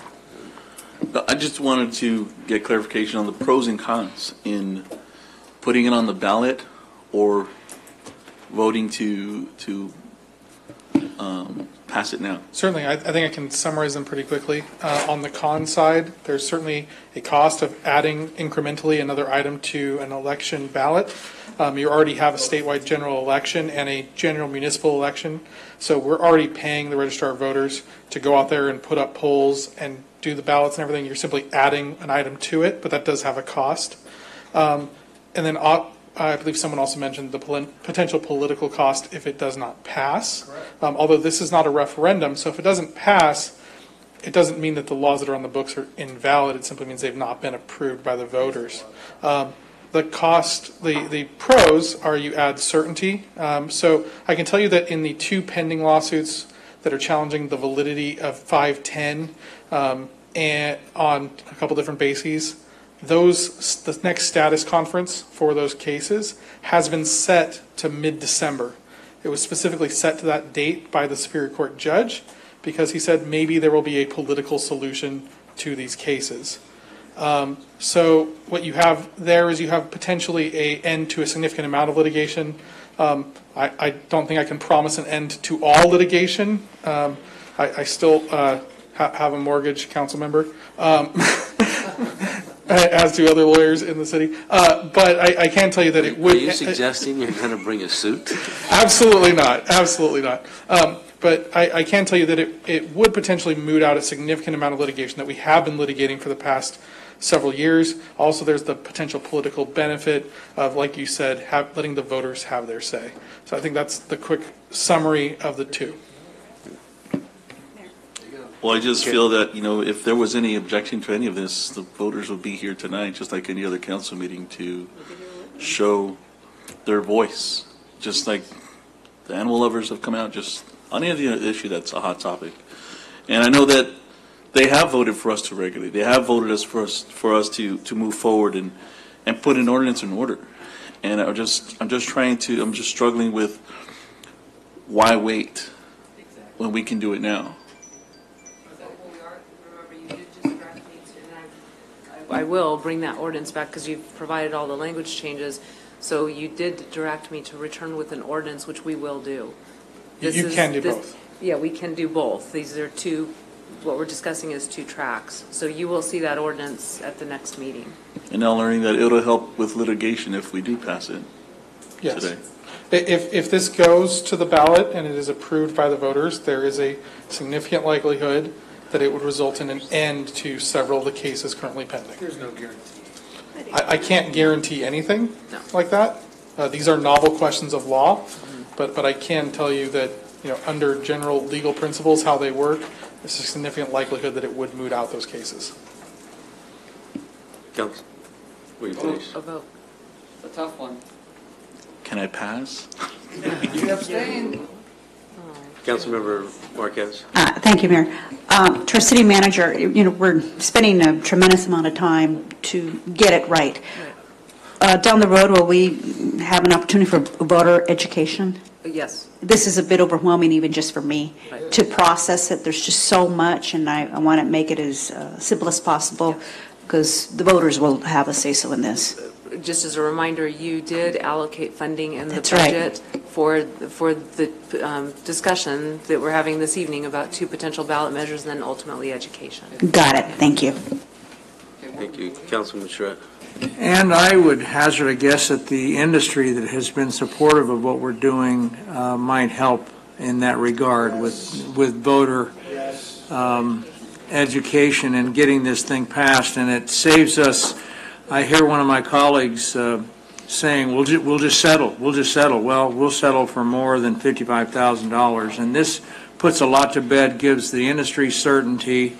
And it includes, I find it somewhat interesting that so many times we clamor and talk about how we need to be transparent and involve the community and we need to hear from the community. But now it's time to put something pretty significantly on the ballot. And some of my colleagues are suggesting that, oh, no, we don't need to put this on. We don't need to be transparent here. We don't need their input here. I agree, though, that we are elected to make decisions and tough decisions, and we can't go to the ballot box every time. But I certainly think this is one of those times that really deserves the public's attention and it deserves the public's input. So I will support putting this on the ballot. We have a motion and a second. We're in the middle of a vote, actually. So I already have Ms. Marquez. Well, Mr. Barrios. Talking. I had to get my 2 cents in. Abstain if you can't decide. Yeah. Yes. Mr. Valdivia. Mr. Charette. Yes. Mr. Nichol. Yes. Mr. Richard. Yes. Mr. Mulvihill. Yes. The item passes 6-1 with Mr. Valdivia voting no. All right, thank you. Next, to the tax. Ballot measure establishing the cannabis tax. And Stephen will walk through some of the suggestions. I'm going to quickly go through it, and then I'm going to turn it over to David from HDL. So now that we've gotten through with the first favorite thing of government regulation, we're going to go on to the second thing, which is taxes. This is a little bit more straightforward because the City Council on June 20th already had a significant amount of time to discuss it. So we did just want to let you know that we've gone through, we've addressed the concerns, and he's going to walk you through each one. If there's any specific legal questions, let me know. I'll be sitting right here. Without further ado. Thank you, Stephen. Mayor, members of the City Council, David McPherson, HDL. So in the staff reports, we've outlined some of the things that you asked for clarity to or to make sure it was in there. And we went back and some of them were existing in there. It was just a matter of maybe not being able to find them. So we referenced them specifically here. The first one was the CPI. So you can see that a CPI goes into effect. In 2022, the goal was, as part of your discussion today, is, let the industry get up, get a little stabilized. We talked about it during the presentation for the tax measure. And then evaluate how the economy is doing and how the industry is doing as they stabilize. And then the CPI will kick in for the cultivation. And so that is in the ordinance. The second question that came up was clarifying the micro business as far as the cultivation component of this. So we added a last sentence in there to reference that it would revert to the rates of the cultivation that are in the ordinance to be consistent to the direction you had provided us. The third question that came into play was the adding in the outdoor nursery and mixed light, because it was removed from the initial draft. And so that is back in there, and that's a good decision, I think, also because if you have illegal activity, even though they're not permitted, it gives you an ability to go and assess them, even though you may try to remove them administratively. You now have a tax in there to go after them and attack them by having that tax component in there. And then the key provisions that are in there, this will be a general tax, so it will be used for general tax purposes and earmarked for, not specifically earmarked. And then the definition question, to clarify, this is the tax on cultivation is by canopy. We have the definition of a canopy in the ordinance, and the section for the tax specifically talks about canopy space, not the total space of the facility in there. And then again, emphasizing that all other activities will be done by retail, all other activities will be done by groceries other than cultivation, other than that exception in the microbusiness that we added the cultivation element in there. And with that said, one other comment that was, or one concern that was addressed during the presentation that we did to you some time ago was the Fairness Transparency Act. Since then, the ballot measure has been removed from consideration. They negotiated that with a bill that the governor signed last month, and it was focused on the soda tax. There was a compromise on there. So we're very concerned about the activities associated with that have gone away that we do not have to address at this time. This time I'm going to turn it back over to Andrea.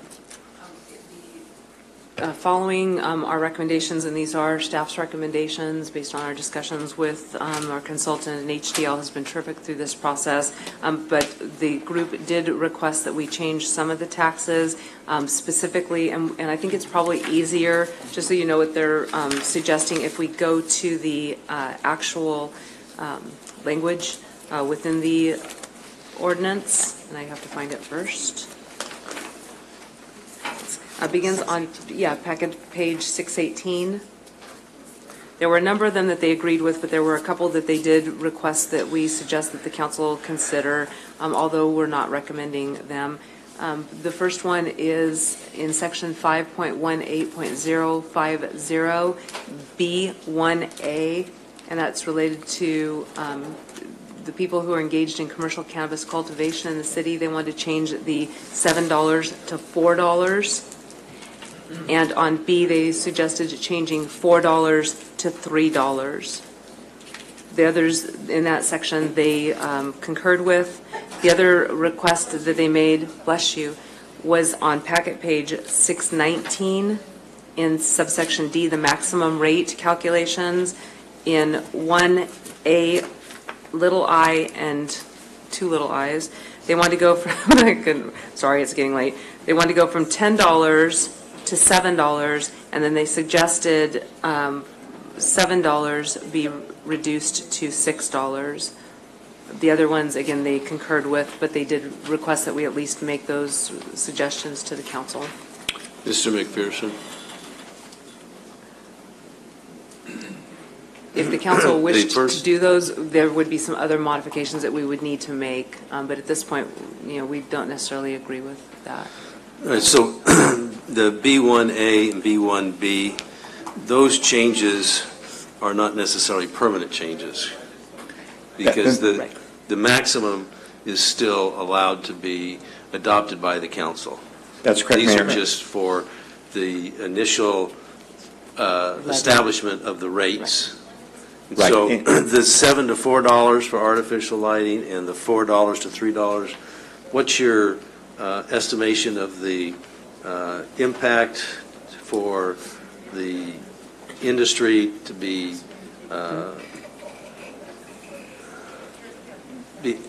gaining the ability to be successful versus what this may or may not provide for the city's ability to have revenue?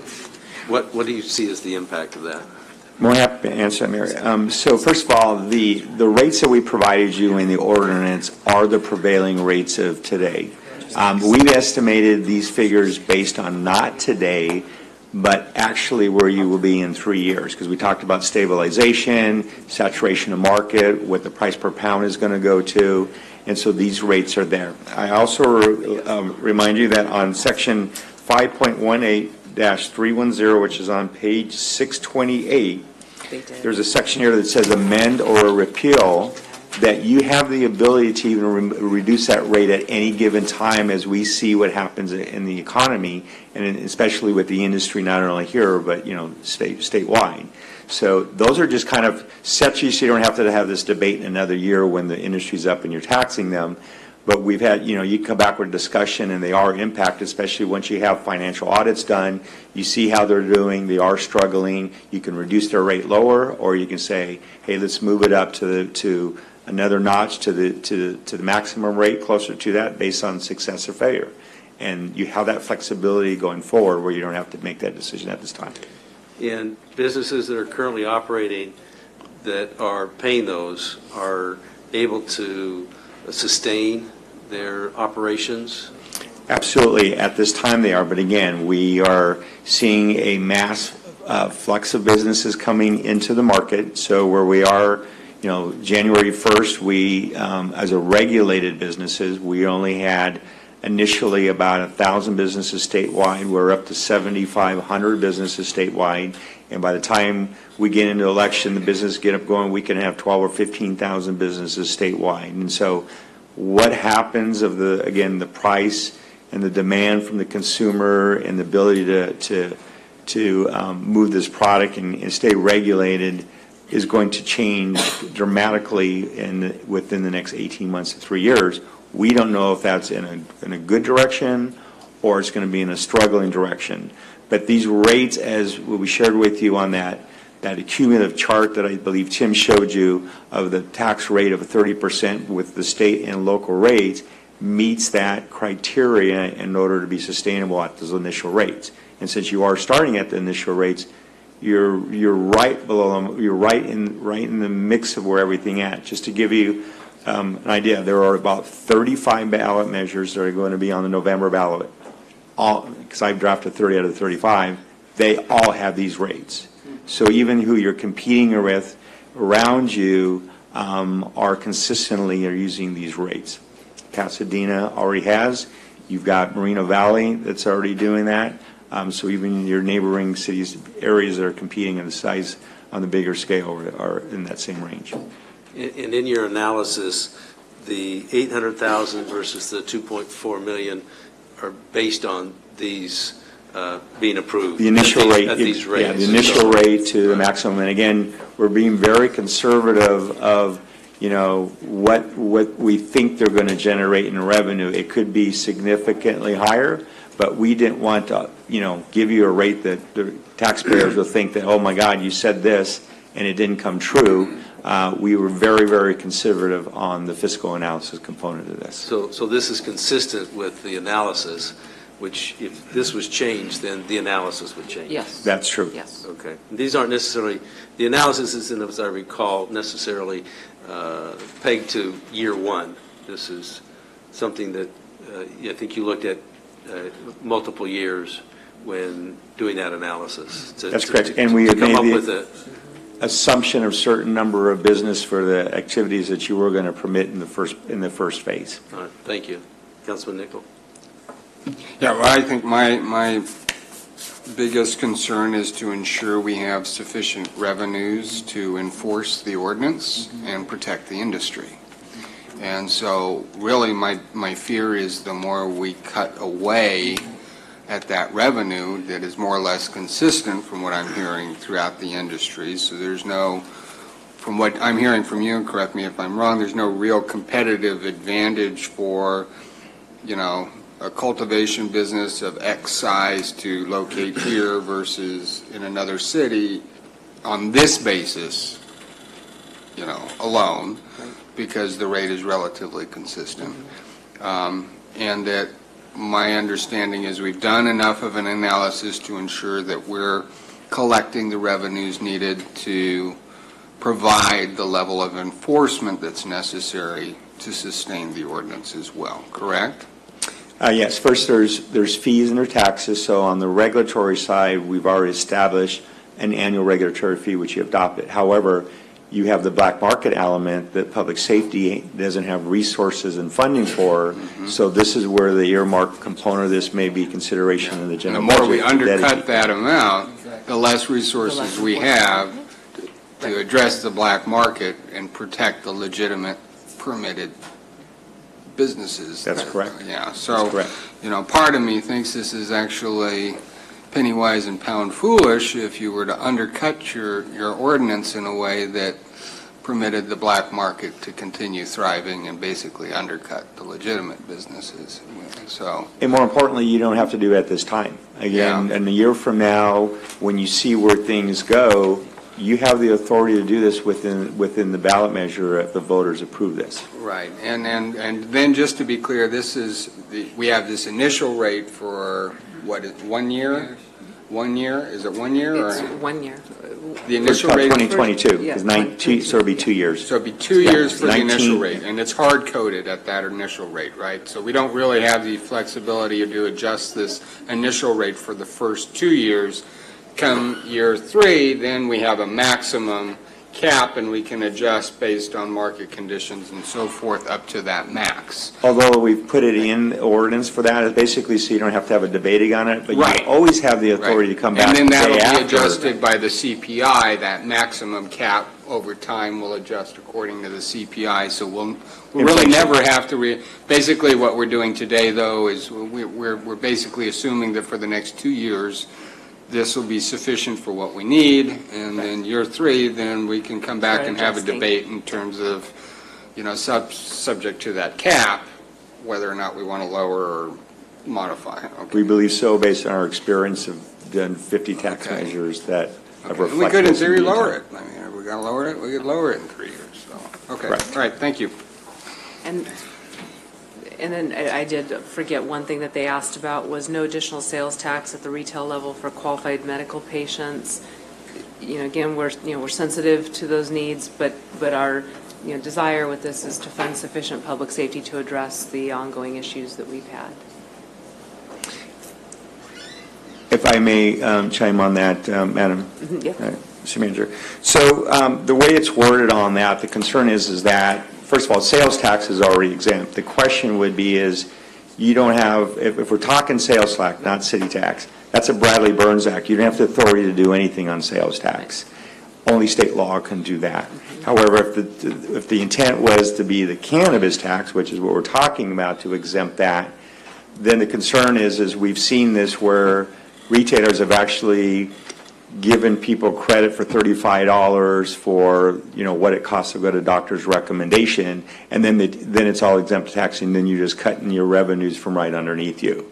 And we've seen this happen in other agencies. And so state law already exempts them if they have the H&S 11362.71 card from being exempt from sales tax at the state level, but you have full control if you wish to do it at the local level on your cannabis tax. But doing it for anyone that has a doctor's recommendation, it's a low entry point to go get a doctor's recommendation. It's a difficult entry point to get an exemption card for people that go through that process. And I'll defer it to Stephen on that. I want to say, although staff's recommendation, I believe, is to not include that, we did prepare language just in case.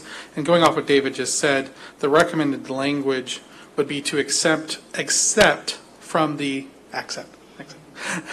definition of gross receipts, retail sales of medicinal cannabis concentrate, edible medicinal cannabis products, or topical cannabis, when they are issued, when they provide his or her card issued under Health and Safety Code Section 11362.71 and a valid government issued ID. I believe that is the requirement to get the sales tax exemption. Although, as David mentioned, it doesn't have staff's recommendation because of the fraud that occurs on that side of it. I did want to mention one other thing. I noticed in the backup. If you do approve it, please also give us authority to correct the definition of calendar year on packet page 616. Calendar year is defined as January 1 through December 31st of the following calendar year. We generally try not to use the term in its own definition, but we can get that corrected. So, Mr. McPherson, the industry is pretty volatile. Do you see the consolidation of medical and adult use down the road where one starts to be diminished in its volume of transactions and more moving towards adult use? Or is there any indicators or trends now? Typically, we are seeing, even the 5 states that came before us saw that transition, because everyone started as, a medical world, and as they kind of move away from that, then they don't get their doctor's recommendation anymore, which they were only getting because they had to. They're not getting their county ID card. But also, it's just simplifying it because it's lawful now. Part of the concern was they wouldn't do it because it wasn't lawful. They didn't want to be arrested for possession of it as an adult use site. We're at a 60-40 trend already happening towards the adult side, that it's occurring, that versus the medical side of that. However, also keep in mind, down the future, that could be 100% where it's a moot point of anything, because state regulations just changed 2 weeks ago that they don't even recognize an adult use or medical use for wholesale, only at the retail side. So there's no such thing as an adult use cultivation anymore in a medical cultivation. It's just cultivation. They don't care where it goes, only at the retail element. So you're probably going to see it move in that trend in the near future. So making the recommended, or taking the recommendation of staff makes sense, as opposed to making this change for the exception of medical and giving that tax break. Right. And again, the clarification is that if they are referring to sales tax is state law. You don't have the authority to amend sales tax from Bradley Burns from the exemption. Only the cannabis tax, which I think is what their intent was what we're talking about today. Thank you. Councilman Mulvihill? Yes, Mr. McPherson. In your discussion, when you talk about canopies, did you say open-air nurseries? So the direction, I think, maybe, I'll let city manager refer to that. You want me to respond to that? No. Okay. So I think the direction is in the definition that we add outdoor cultivation in mixed light or natural light in mixed light. Now, are we allowing outdoor cultivation? No. We're not allowing outdoor. You're not allowing it. But again, the goal to have it in a tax measure is that when there's illegal activity, you can go out and assess them and go after them for tax evasion when you're having challenge with them civilly or administratively. So you kind of tack them at various angles. Okay. And Okay, I think I understand. that was the intent of the council. Because when you said open air, I said, we don't allow that. Okay, I understand. Thank you. All right, Councilman Nickel, or Valdivia? Thank you. All right, so let's bring this all back home, folks, because this is now 10:30, and we got one more item. So the ballot measure, as Mr. Graham or Miss City Attorney, or Miss City Manager, I'm sorry, on packet page 502 and 503, you have, as written, some recommendations from staff. Is that what you're seeking approval to send this to the ballot? Yes. Now, I'm in favor of sending the taxation component to the ballot because it's a revenue enhancer. I'll fully support this as written. I would like to encourage us to ignore these SBCAA. Let's move this and let's get this going here. So I'm going to move items number 502 and 503, and let's get this on the ballot. And could I just, the motion should really be to adopt the resolution. Thank you. Okay. Do we have a second? Yes. So the motion is to adopt Resolution 2018-228. It was made by Mr. Valdivia. It was seconded by Mr. Mulvihill. Ms. Marquez? Yes. Mr. Barrios? Yes. Mr. Valdivia? Mr. Charette? Yes. Mr. Yes. Ms. Richard? Yes. Mr. Mulvihill? Yes. The item passes 7-0. And Councilmember And I Valdivia, have- you made the motion. That was as amended. As amended. As amended. The calendar year. The calendar year. issue. Yeah. Okay. And Thank you. And I would ask for one more indulgence. Just as we're looking at this right now, Stephen found the calendar year item. There are a couple of other things that we've noticed. I would request authority to make any technical, non-substantive changes, really typos and things of that nature to both measures. You want that by consensus? As long as I trust you, as long as there's no objection that, because we're noticing things as we're looking through it right now, going, oh, okay, yes. So approved. Next is item number 26.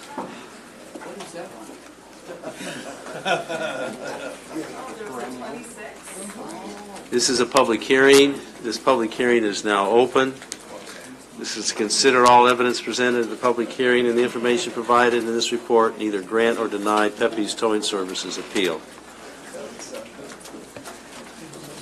Members in the We'll ask for staff Open. report at this time. And, yeah. Yes. I'm sorry, what? The hearing's open. The hearing's open. Because it's continued. Because it was continued. So I didn't have to open it. No. All right. Because it was never closed. It's been open all this time, because we've been sitting here waiting to continue this item. All right. So, At the last do we have any additional comments? Just a couple of from staff? items. Remember at the last hearing, there was a whole litany of evidence that was presented both by the city and by the appellant. We did request, or the council ultimately continued this because you asked us to go back and get some additional information. Captain Williams is here this evening to address some of the questions from council, and then Jelena Greider, special counsel to the city, is here to, almost called her the city attorney again, too many years, Jelena, but is here to address specifically the legal issues that were raised related to the grandfathering and the subsequent resolution that was identified. So again, Captain Williams will walk through the additional information. He's had a chance to do the inspections, and then Jelena will speak to the specific legal issues that were raised. I'm sorry, ma'am, you wanted me to speak about the inspections Your themselves? inspections, and just point them to where those things are so they understand. Yes. Yeah, that you went out there because there were a series of questions and pictures. And the PD drone was. That's correct. Yes, I did authorize the use of the police department's drone to take nighttime photos of the tow yards, which should be in your package. The only one we are not able to do was Wilson Tow because of the proximity to the airport. It would take us roughly 3 to 3.5 weeks to get a permit or approval from the FAA to fly a drone that close. Plus, there's also some issues where the drone could go off whack. And just for the purposes of Paul's presentation, it is on packet page 743 through 747. Appropriate because it was close to the airport. So I was asked to include some photos of our first inspection that we did, and then also updated on the lighting inspections, which are in there. As you can tell from the nighttime lighting inspections, the lighting looks good across the board. Up to including the one from Wilson Tow, which you can see we took pictures from the ground level, and there are lights there. As far as the issues with the surface at some of the places, as well as a fence, most of that has been corrected since these first photos, and we will be updating the updated inspections will be coming out here pretty quick.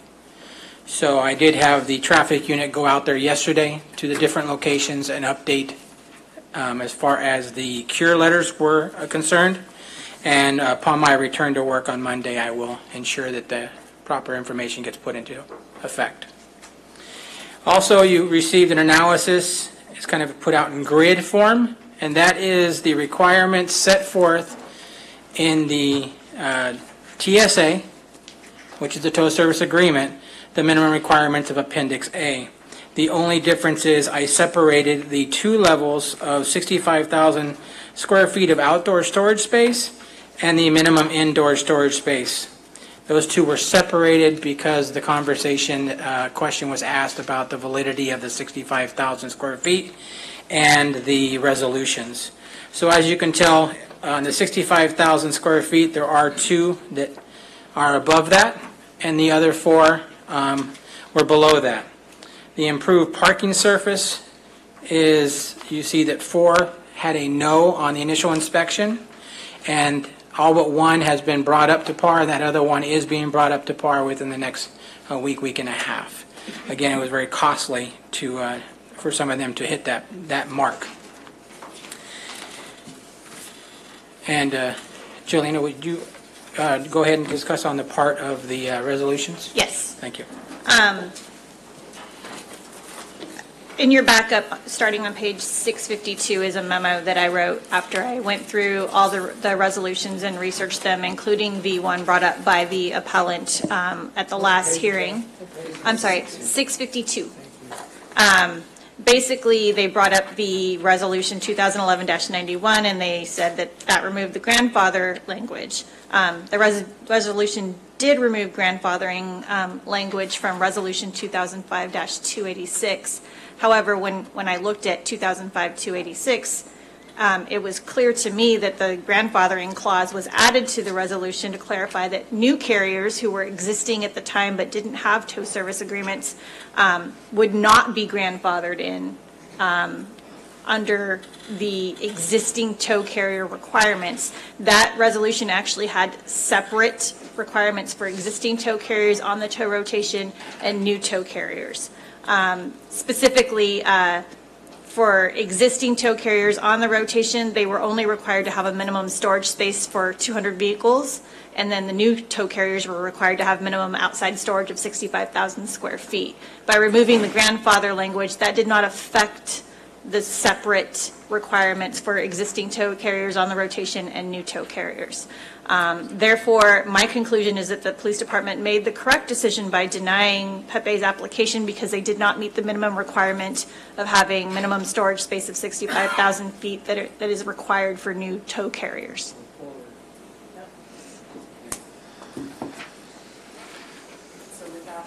We have some public speakers. You have some public speakers, and again, we've Any attempted. questions from the council for the staff? All right. If you're here to speak on this issue, please stand and be sworn in. Do you promise to tell the truth, the whole truth, and nothing but the truth in the matter before this body? If so, please say I do. I do. Thank you. Have a seat. Thank you. Robert Ring.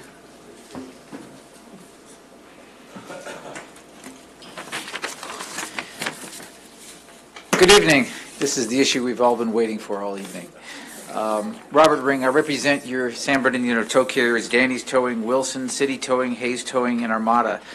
And we are here to oppose the application by Pepe's to be approved as a police tower on the compelling and simple and straightforward positions. First, your police department says they don't qualify, and they don't. Pepe's, when they signed the RFP, they said, oh, we accept these terms, we will apply. They applied. They couldn't qualify.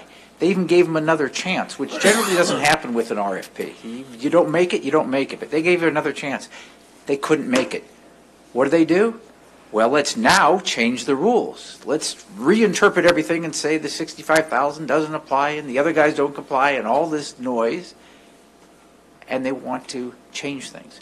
That's inappropriate. And this is not the time to do that, especially once an RFP goes out. And there's certainly no compelling reason. There's no reason at all. The police department hasn't asked for an additional tower. The public isn't clamoring for it. They're satisfied with their 6 rotational towers. There is no public interest in changing things because Pepe's spends a lot of money and is lobbying like heck to do so. The requirement that you have one tow company for 35,000 residents, it's a minimum, not a maximum. There's nothing compelling that you need another tow company. As a practical matter, of course you don't need another tow company. Really appropriate deference should be given to your police department and your internal administrative agencies. Up here, tow companies, one of the best ways they're regulated, the police department will probably tell you, is tow companies love dumping on each other. They dumped plenty last time with all the photographs of the lots. And then I've had some talks, and gee, not all the pictures were up and accurate. We did not raise issues about Pepe's having been kicked off of Riverside Towing. Those issues didn't come up. The issues, one of them was a secondary lot of City Towing. It's where the junk goes that's going to be auctioned off. You never store the Publix there. but they were saying, look at that, would you want your vehicle there? So forget what they said. Forget what I say. Go with what your police department says. They don't qualify. They're your rules. Don't have a committee of a whole try to interpret how do we enforce these contracts, et cetera. Basically, a deal is a deal. I negotiated these contracts with your city manager, city attorneys years ago.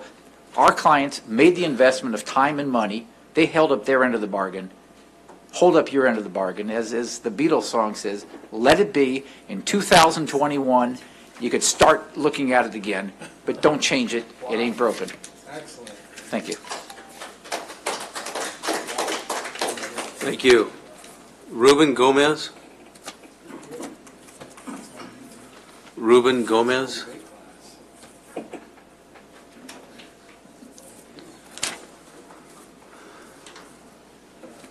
Khan Kulia? DeCulia? Hi. How are you? Well, good evening again. For item 26, and I don't know the legality of it. I don't know the bad blood between everybody here. The only thing, I'm a small business myself. I've been in business since I was 21. I'm 46, so it's been a while. And I know how hard it is to make it, okay? But the only concern that I have, I understand the roster, that how everybody has to have a chance to be called by the cops. But for me, I'm coming from the standpoint that the city manager and some of the members of the council have a pretty grim outlook on the city. If you're going to think that you're only going to have X amount of people in the city and that you only can tow 4,000 or so a year, that means that you don't have a positive future in mind. Just imagine in Las Vegas, they would think the same thing every time a new casino wants to come into town. Oh, no, we have too many casinos already. No, we don't need another one. Why? We don't have enough people. Exactly. Let's bring the people here. Let's bring more business. So I'm for all the people that makes money, all the toll operators to be doing good. But to do good, we need to bring traffic. We need to get people in here.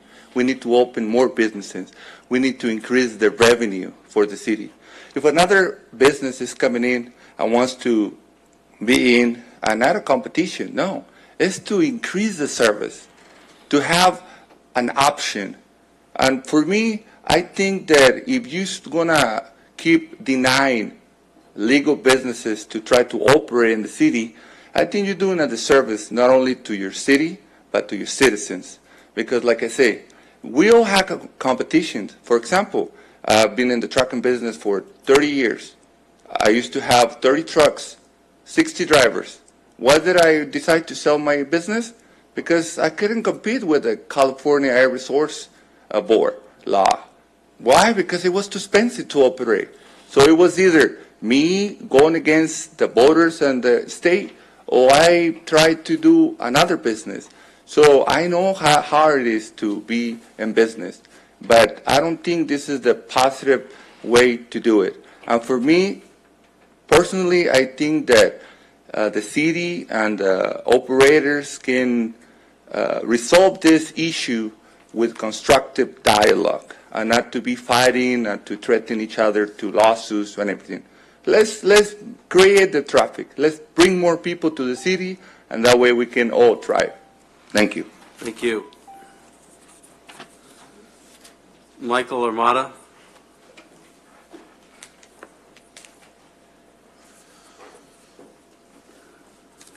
Good evening. My name is Mike Armada. I'm the owner of Armada Tow.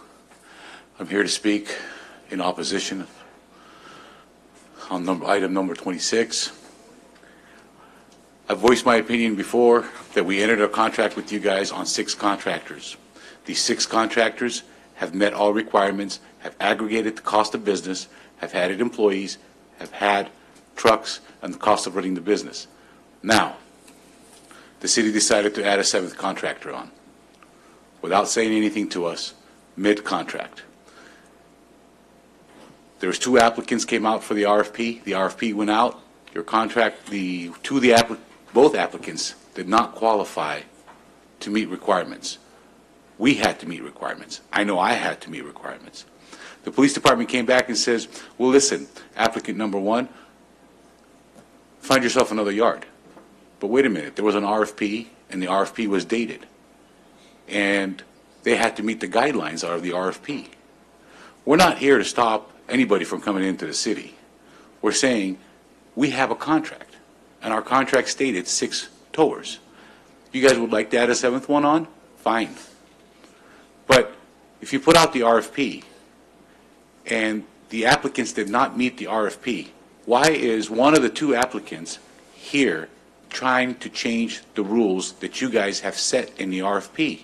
And he has been given an ample opportunity to meet the requirements, even though the RFP says on this date you have to be in compliance. He wasn't. He said he was going to get a yard. He didn't get a yard. And now he's lobbying to change the rules. He hired the ex-city attorney. He hired another attorney. We're a small business. We only could afford 1 attorney. All 5 of us could only afford 1 attorney. Do we know how many attorneys does he have? Well, so far I've seen 2 attorneys. One of them happens to be the ex-city attorney, and 2 pastors, a retired police officer. All we have is 1 attorney that we could afford, and we're a small business. Now, if the city is for small business, you entered an agreement and a contract with us based on these numbers. We've met these numbers. Why are you guys wanting to change the rules mid-term? And that's all I have. Thank you. You guys have a good night. Thank you.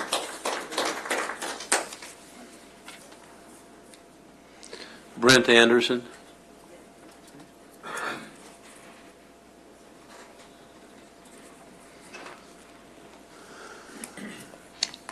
I'm Brent Anderson, speaking for City Towing.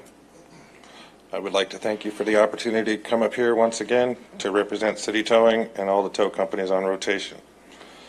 At the last meeting, big money and expensive lawyers attacked all the San Bernardino City tow yards. They took it upon themselves to fly over the tow yards and took aerial pictures to belittle us. We have all heard of Photoshop. I'm sure you'll see in your updated stuff from the police that those are a little bit off. As a tow provider, we represent the city. We try to treat the public with dignity, respect. I feel that we signed a contract that is binding through 2021, which has been drawn up by one of the lawyers that is now trying to breach that very contract. I think it would be a good thing to interview traffic officers that call for the tows and ask if they are satisfied with the service that they are receiving. I would hope that the City Council would approve of our business practices and notice a huge money company trying to run the little guy out. Is this the business model the city would want to represent it? I urge that you think this through and vote to uphold the contract. Thank you. Thank you. Michael Schaefer.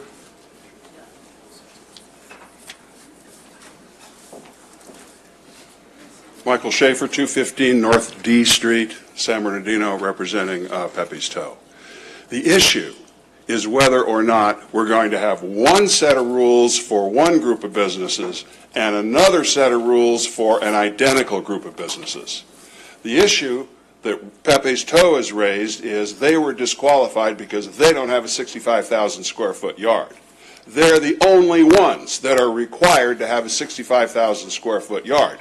4 of these towers, according to your police department, do not have a 65,000 square foot yard.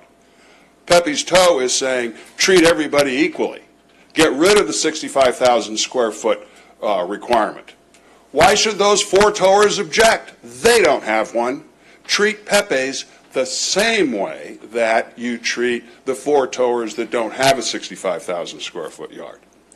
Also, I want to point out that since the last meeting, I've done research with tow agreements with other government agencies. No other government agency in this area requires a 65,000 square foot yard.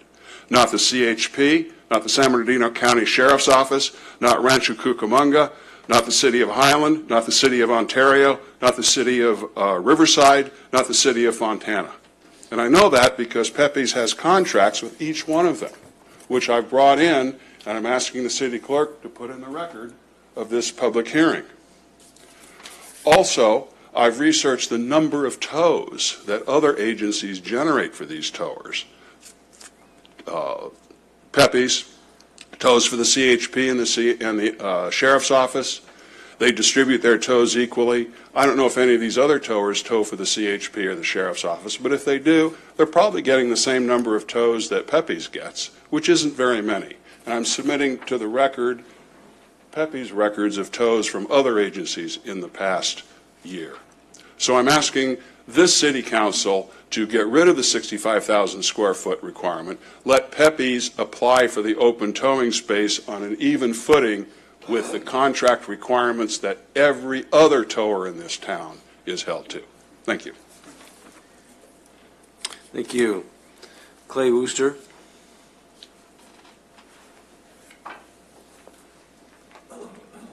Thank you. My name's Clay Wooster with Tri-City Towing. And Mike Armada basically said what I was going to say. I just want to reiterate that, we do meet all of your requirements at my company. We have a valid contract with you to 2021. If you want to change the 65,000 square foot requirement that I would assume that the council back in 2005 had staff do an analysis to come up with that square footage, that's great. Do it in 2021 for the new contract with whoever the RFP goes out to. I think part of the problem is that our industry is kind of a different kind of industry and you guys don't understand it. We've made some proposals to you that I earlier, months ago, and I don't think you guys really understood what we were trying to do for you. Moving forward, when you go to do something like that, I think you should have like a workshop or something and include some of the tow companies to get our opinion or our input to kind of give some light on what you should be requiring, whether it's to drop that 65,000 square foot, whether it's to include big rigs, stuff like that. You guys miss a lot of that in the contract that we have. So I would just say, I appreciate you guys hearing us, and I hope that, you guys do the right thing, and to us, that would be to deny the appeal. Thank you for your time. Thank you. Misty Lair.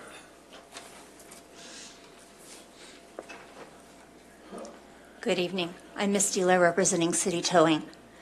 The issue is whether or not the contract was signed.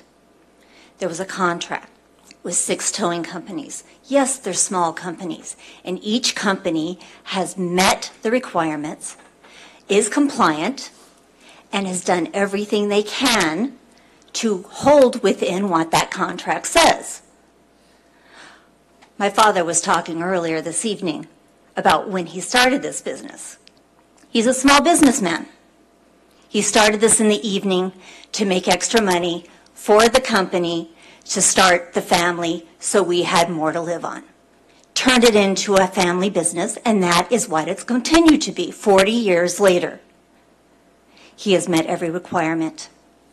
Everything thrown at us, we try to meet it, and we try to make certain we are always compliant. Please uphold the contract. Thank you.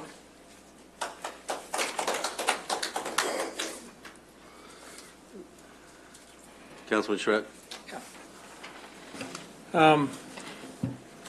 I believe we have a contract. It sounds as though we've had the proper legal analysis done on the grandfathering, yay or nay. I've said it before, I said it publicly, I really would like to review this idea of determining number of tow companies on population, because I think it makes no sense. And if we're at 210,000 and we go to 212,000, that automatically supposedly adds a seventh carrier. And I did vote to add a position for a seventh carrier, but I will not support adding a seventh carrier until at least 2021, or until I see, if I'm still around, and I see enough numbers to validate that, because we're talking about competition. Well, in a franchise agreement, it's not competition, it's a rotation, and everyone gets a call. My understanding is that Pepe's is doing pretty well, because they do happen to have some equipment that some of the other tow companies don't have, and they're picking up some of the business out of San Bernardino without having to pay the franchise agreement. So in a sense, they're better off by not being a part of the rotation and not having to pay the franchise fee, because they're getting called on some heavier equipment tows, as I understand it. Again, I think I'm not going to support adding a tow carrier until we get to a larger number in population, but I'd even like to review that and see where that all came from, because I think it ought to be based on the need, not some arbitrary number of 210,000 people or 260,000 people. So I'm going to support denying. In fact, I'm going to move that we deny the appeal of Pepe's Towing. Councilman Mulvihill? Yes, and I would second that if somebody else hasn't seconded already. Just to answer the question, everybody should be allowed to. We're franchising. This is a franchise contract because we can specify the exact services we want and what we're going to pay for those services. It's not open competition. That's why we franchise. And these 6 small businesses have agreed to that until April 2021. Looking at the evidence that Pepe's Towing has presented us, the pictures that looked as though they really didn't exactly portray the reality of how well these areas were lit. And also, I don't particularly care for being threatened. None of these 6 small carriers saw the need to threaten us, and yet Pepe's attorneys and the owner himself felt that he needed to threaten ourselves.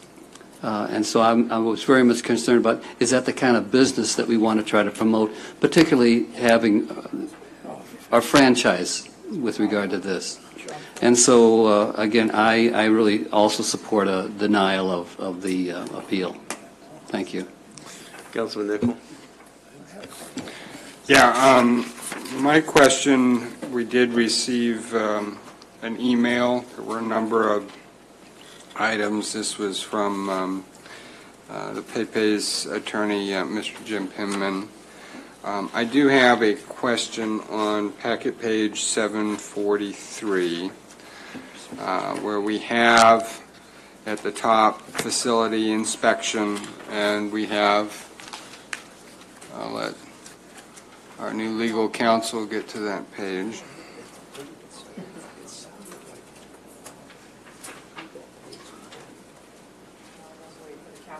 Okay. Okay. So as pertains to the improved parking surface, what is the effect of that requirement on the agreement?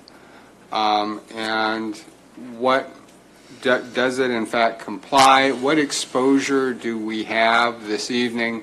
I have a sense this is probably going to go to litigation. I'll be honest. I think after this evening, the next step will be some type of litigation. So I am concerned, since it has been now documented in this item that the improved parking surface was in fact not provided at 4 of the 6 tow operators, and yet we have stated that they do comply.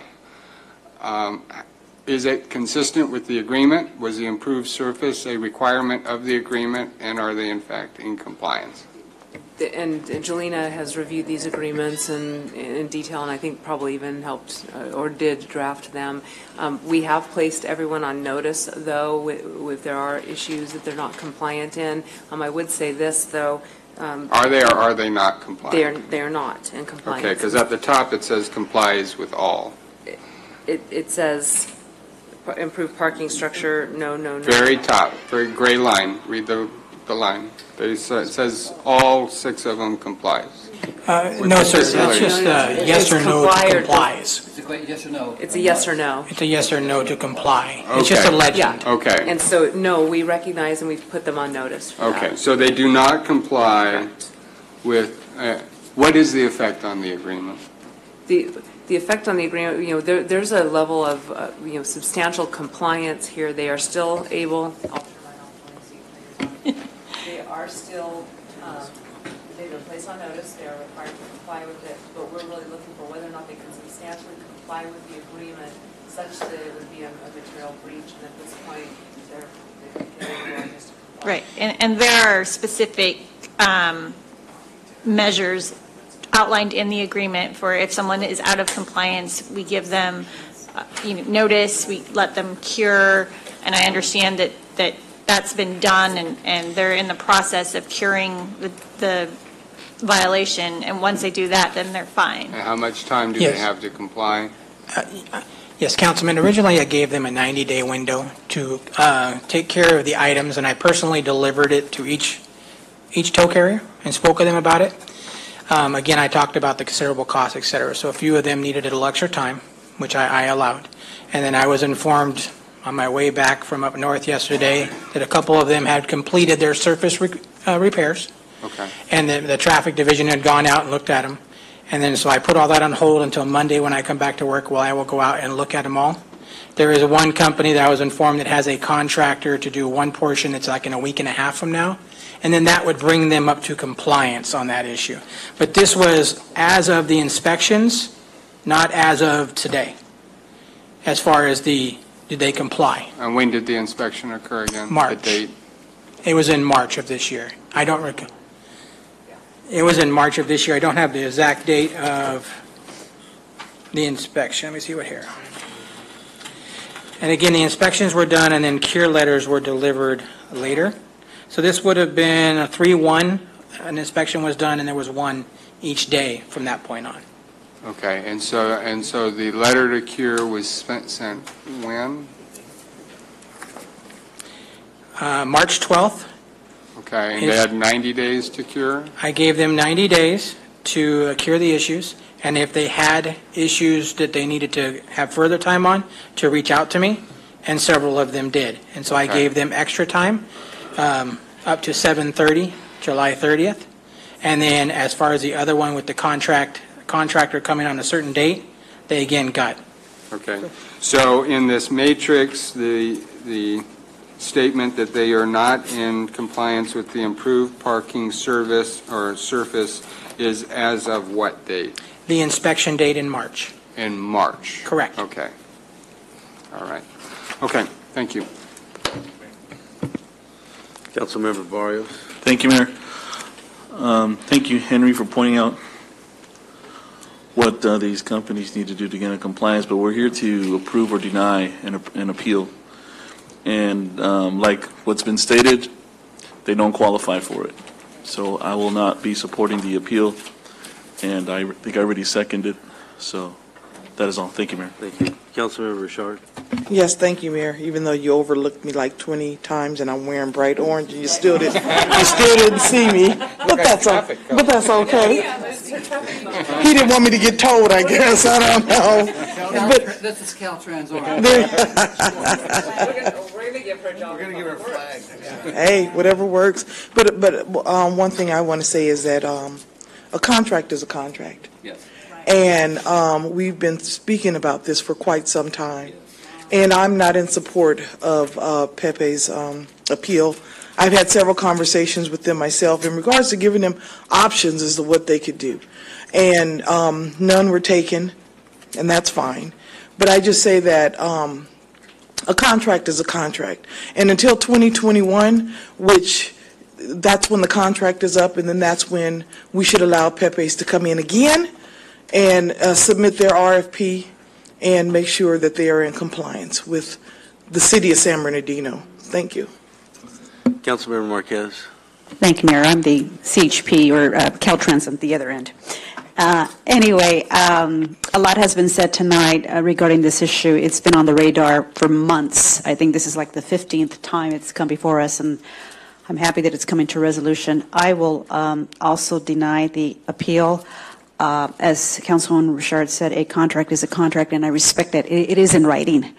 But I just want to share with the current tow operators, if you're in non-compliance, please be in compliance. I don't want to lose anybody. Thank you for what you do. I see all of you out there in the community working hard and, assisting people that need help. So we're here, and we're ready to make the decision. Was a motion made already? Yes. Okay. And it's been seconded multiple times.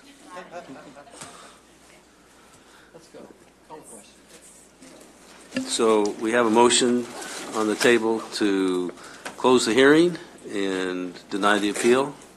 Yes, indeed. The motion was made by Mr. Charette. It was seconded by Mr. Barrios. Ms. Marquez. Yes to deny. Mr. Barrios. Yes. Mr. Valdivia. Yes. Mr. Charette. Yes. Mr. Nickel. For the sake of equity, no. Ms. Richard. Yes. And Mr. Mulvihill. Yes. The item passes 6-1. Thank you. Want to thank staff for their endurance and the audience also. And may I say one thing? Yes. Only because we are undergoing, and before you leave, just one kind of exciting thing. The council's aware that we're undergoing a rebranding effort. We've had some terrific focus group meetings. There will be a survey on our website where we're hoping people will give input. It closes, it'll be open all month. It closes on August 23rd. So if you go to the city's website, the news section talks about the rebranding effort, what we're attempting to do, and asking for their feedback. Thank you. This meeting is adjourned until Wednesday, August the 15th, 2018.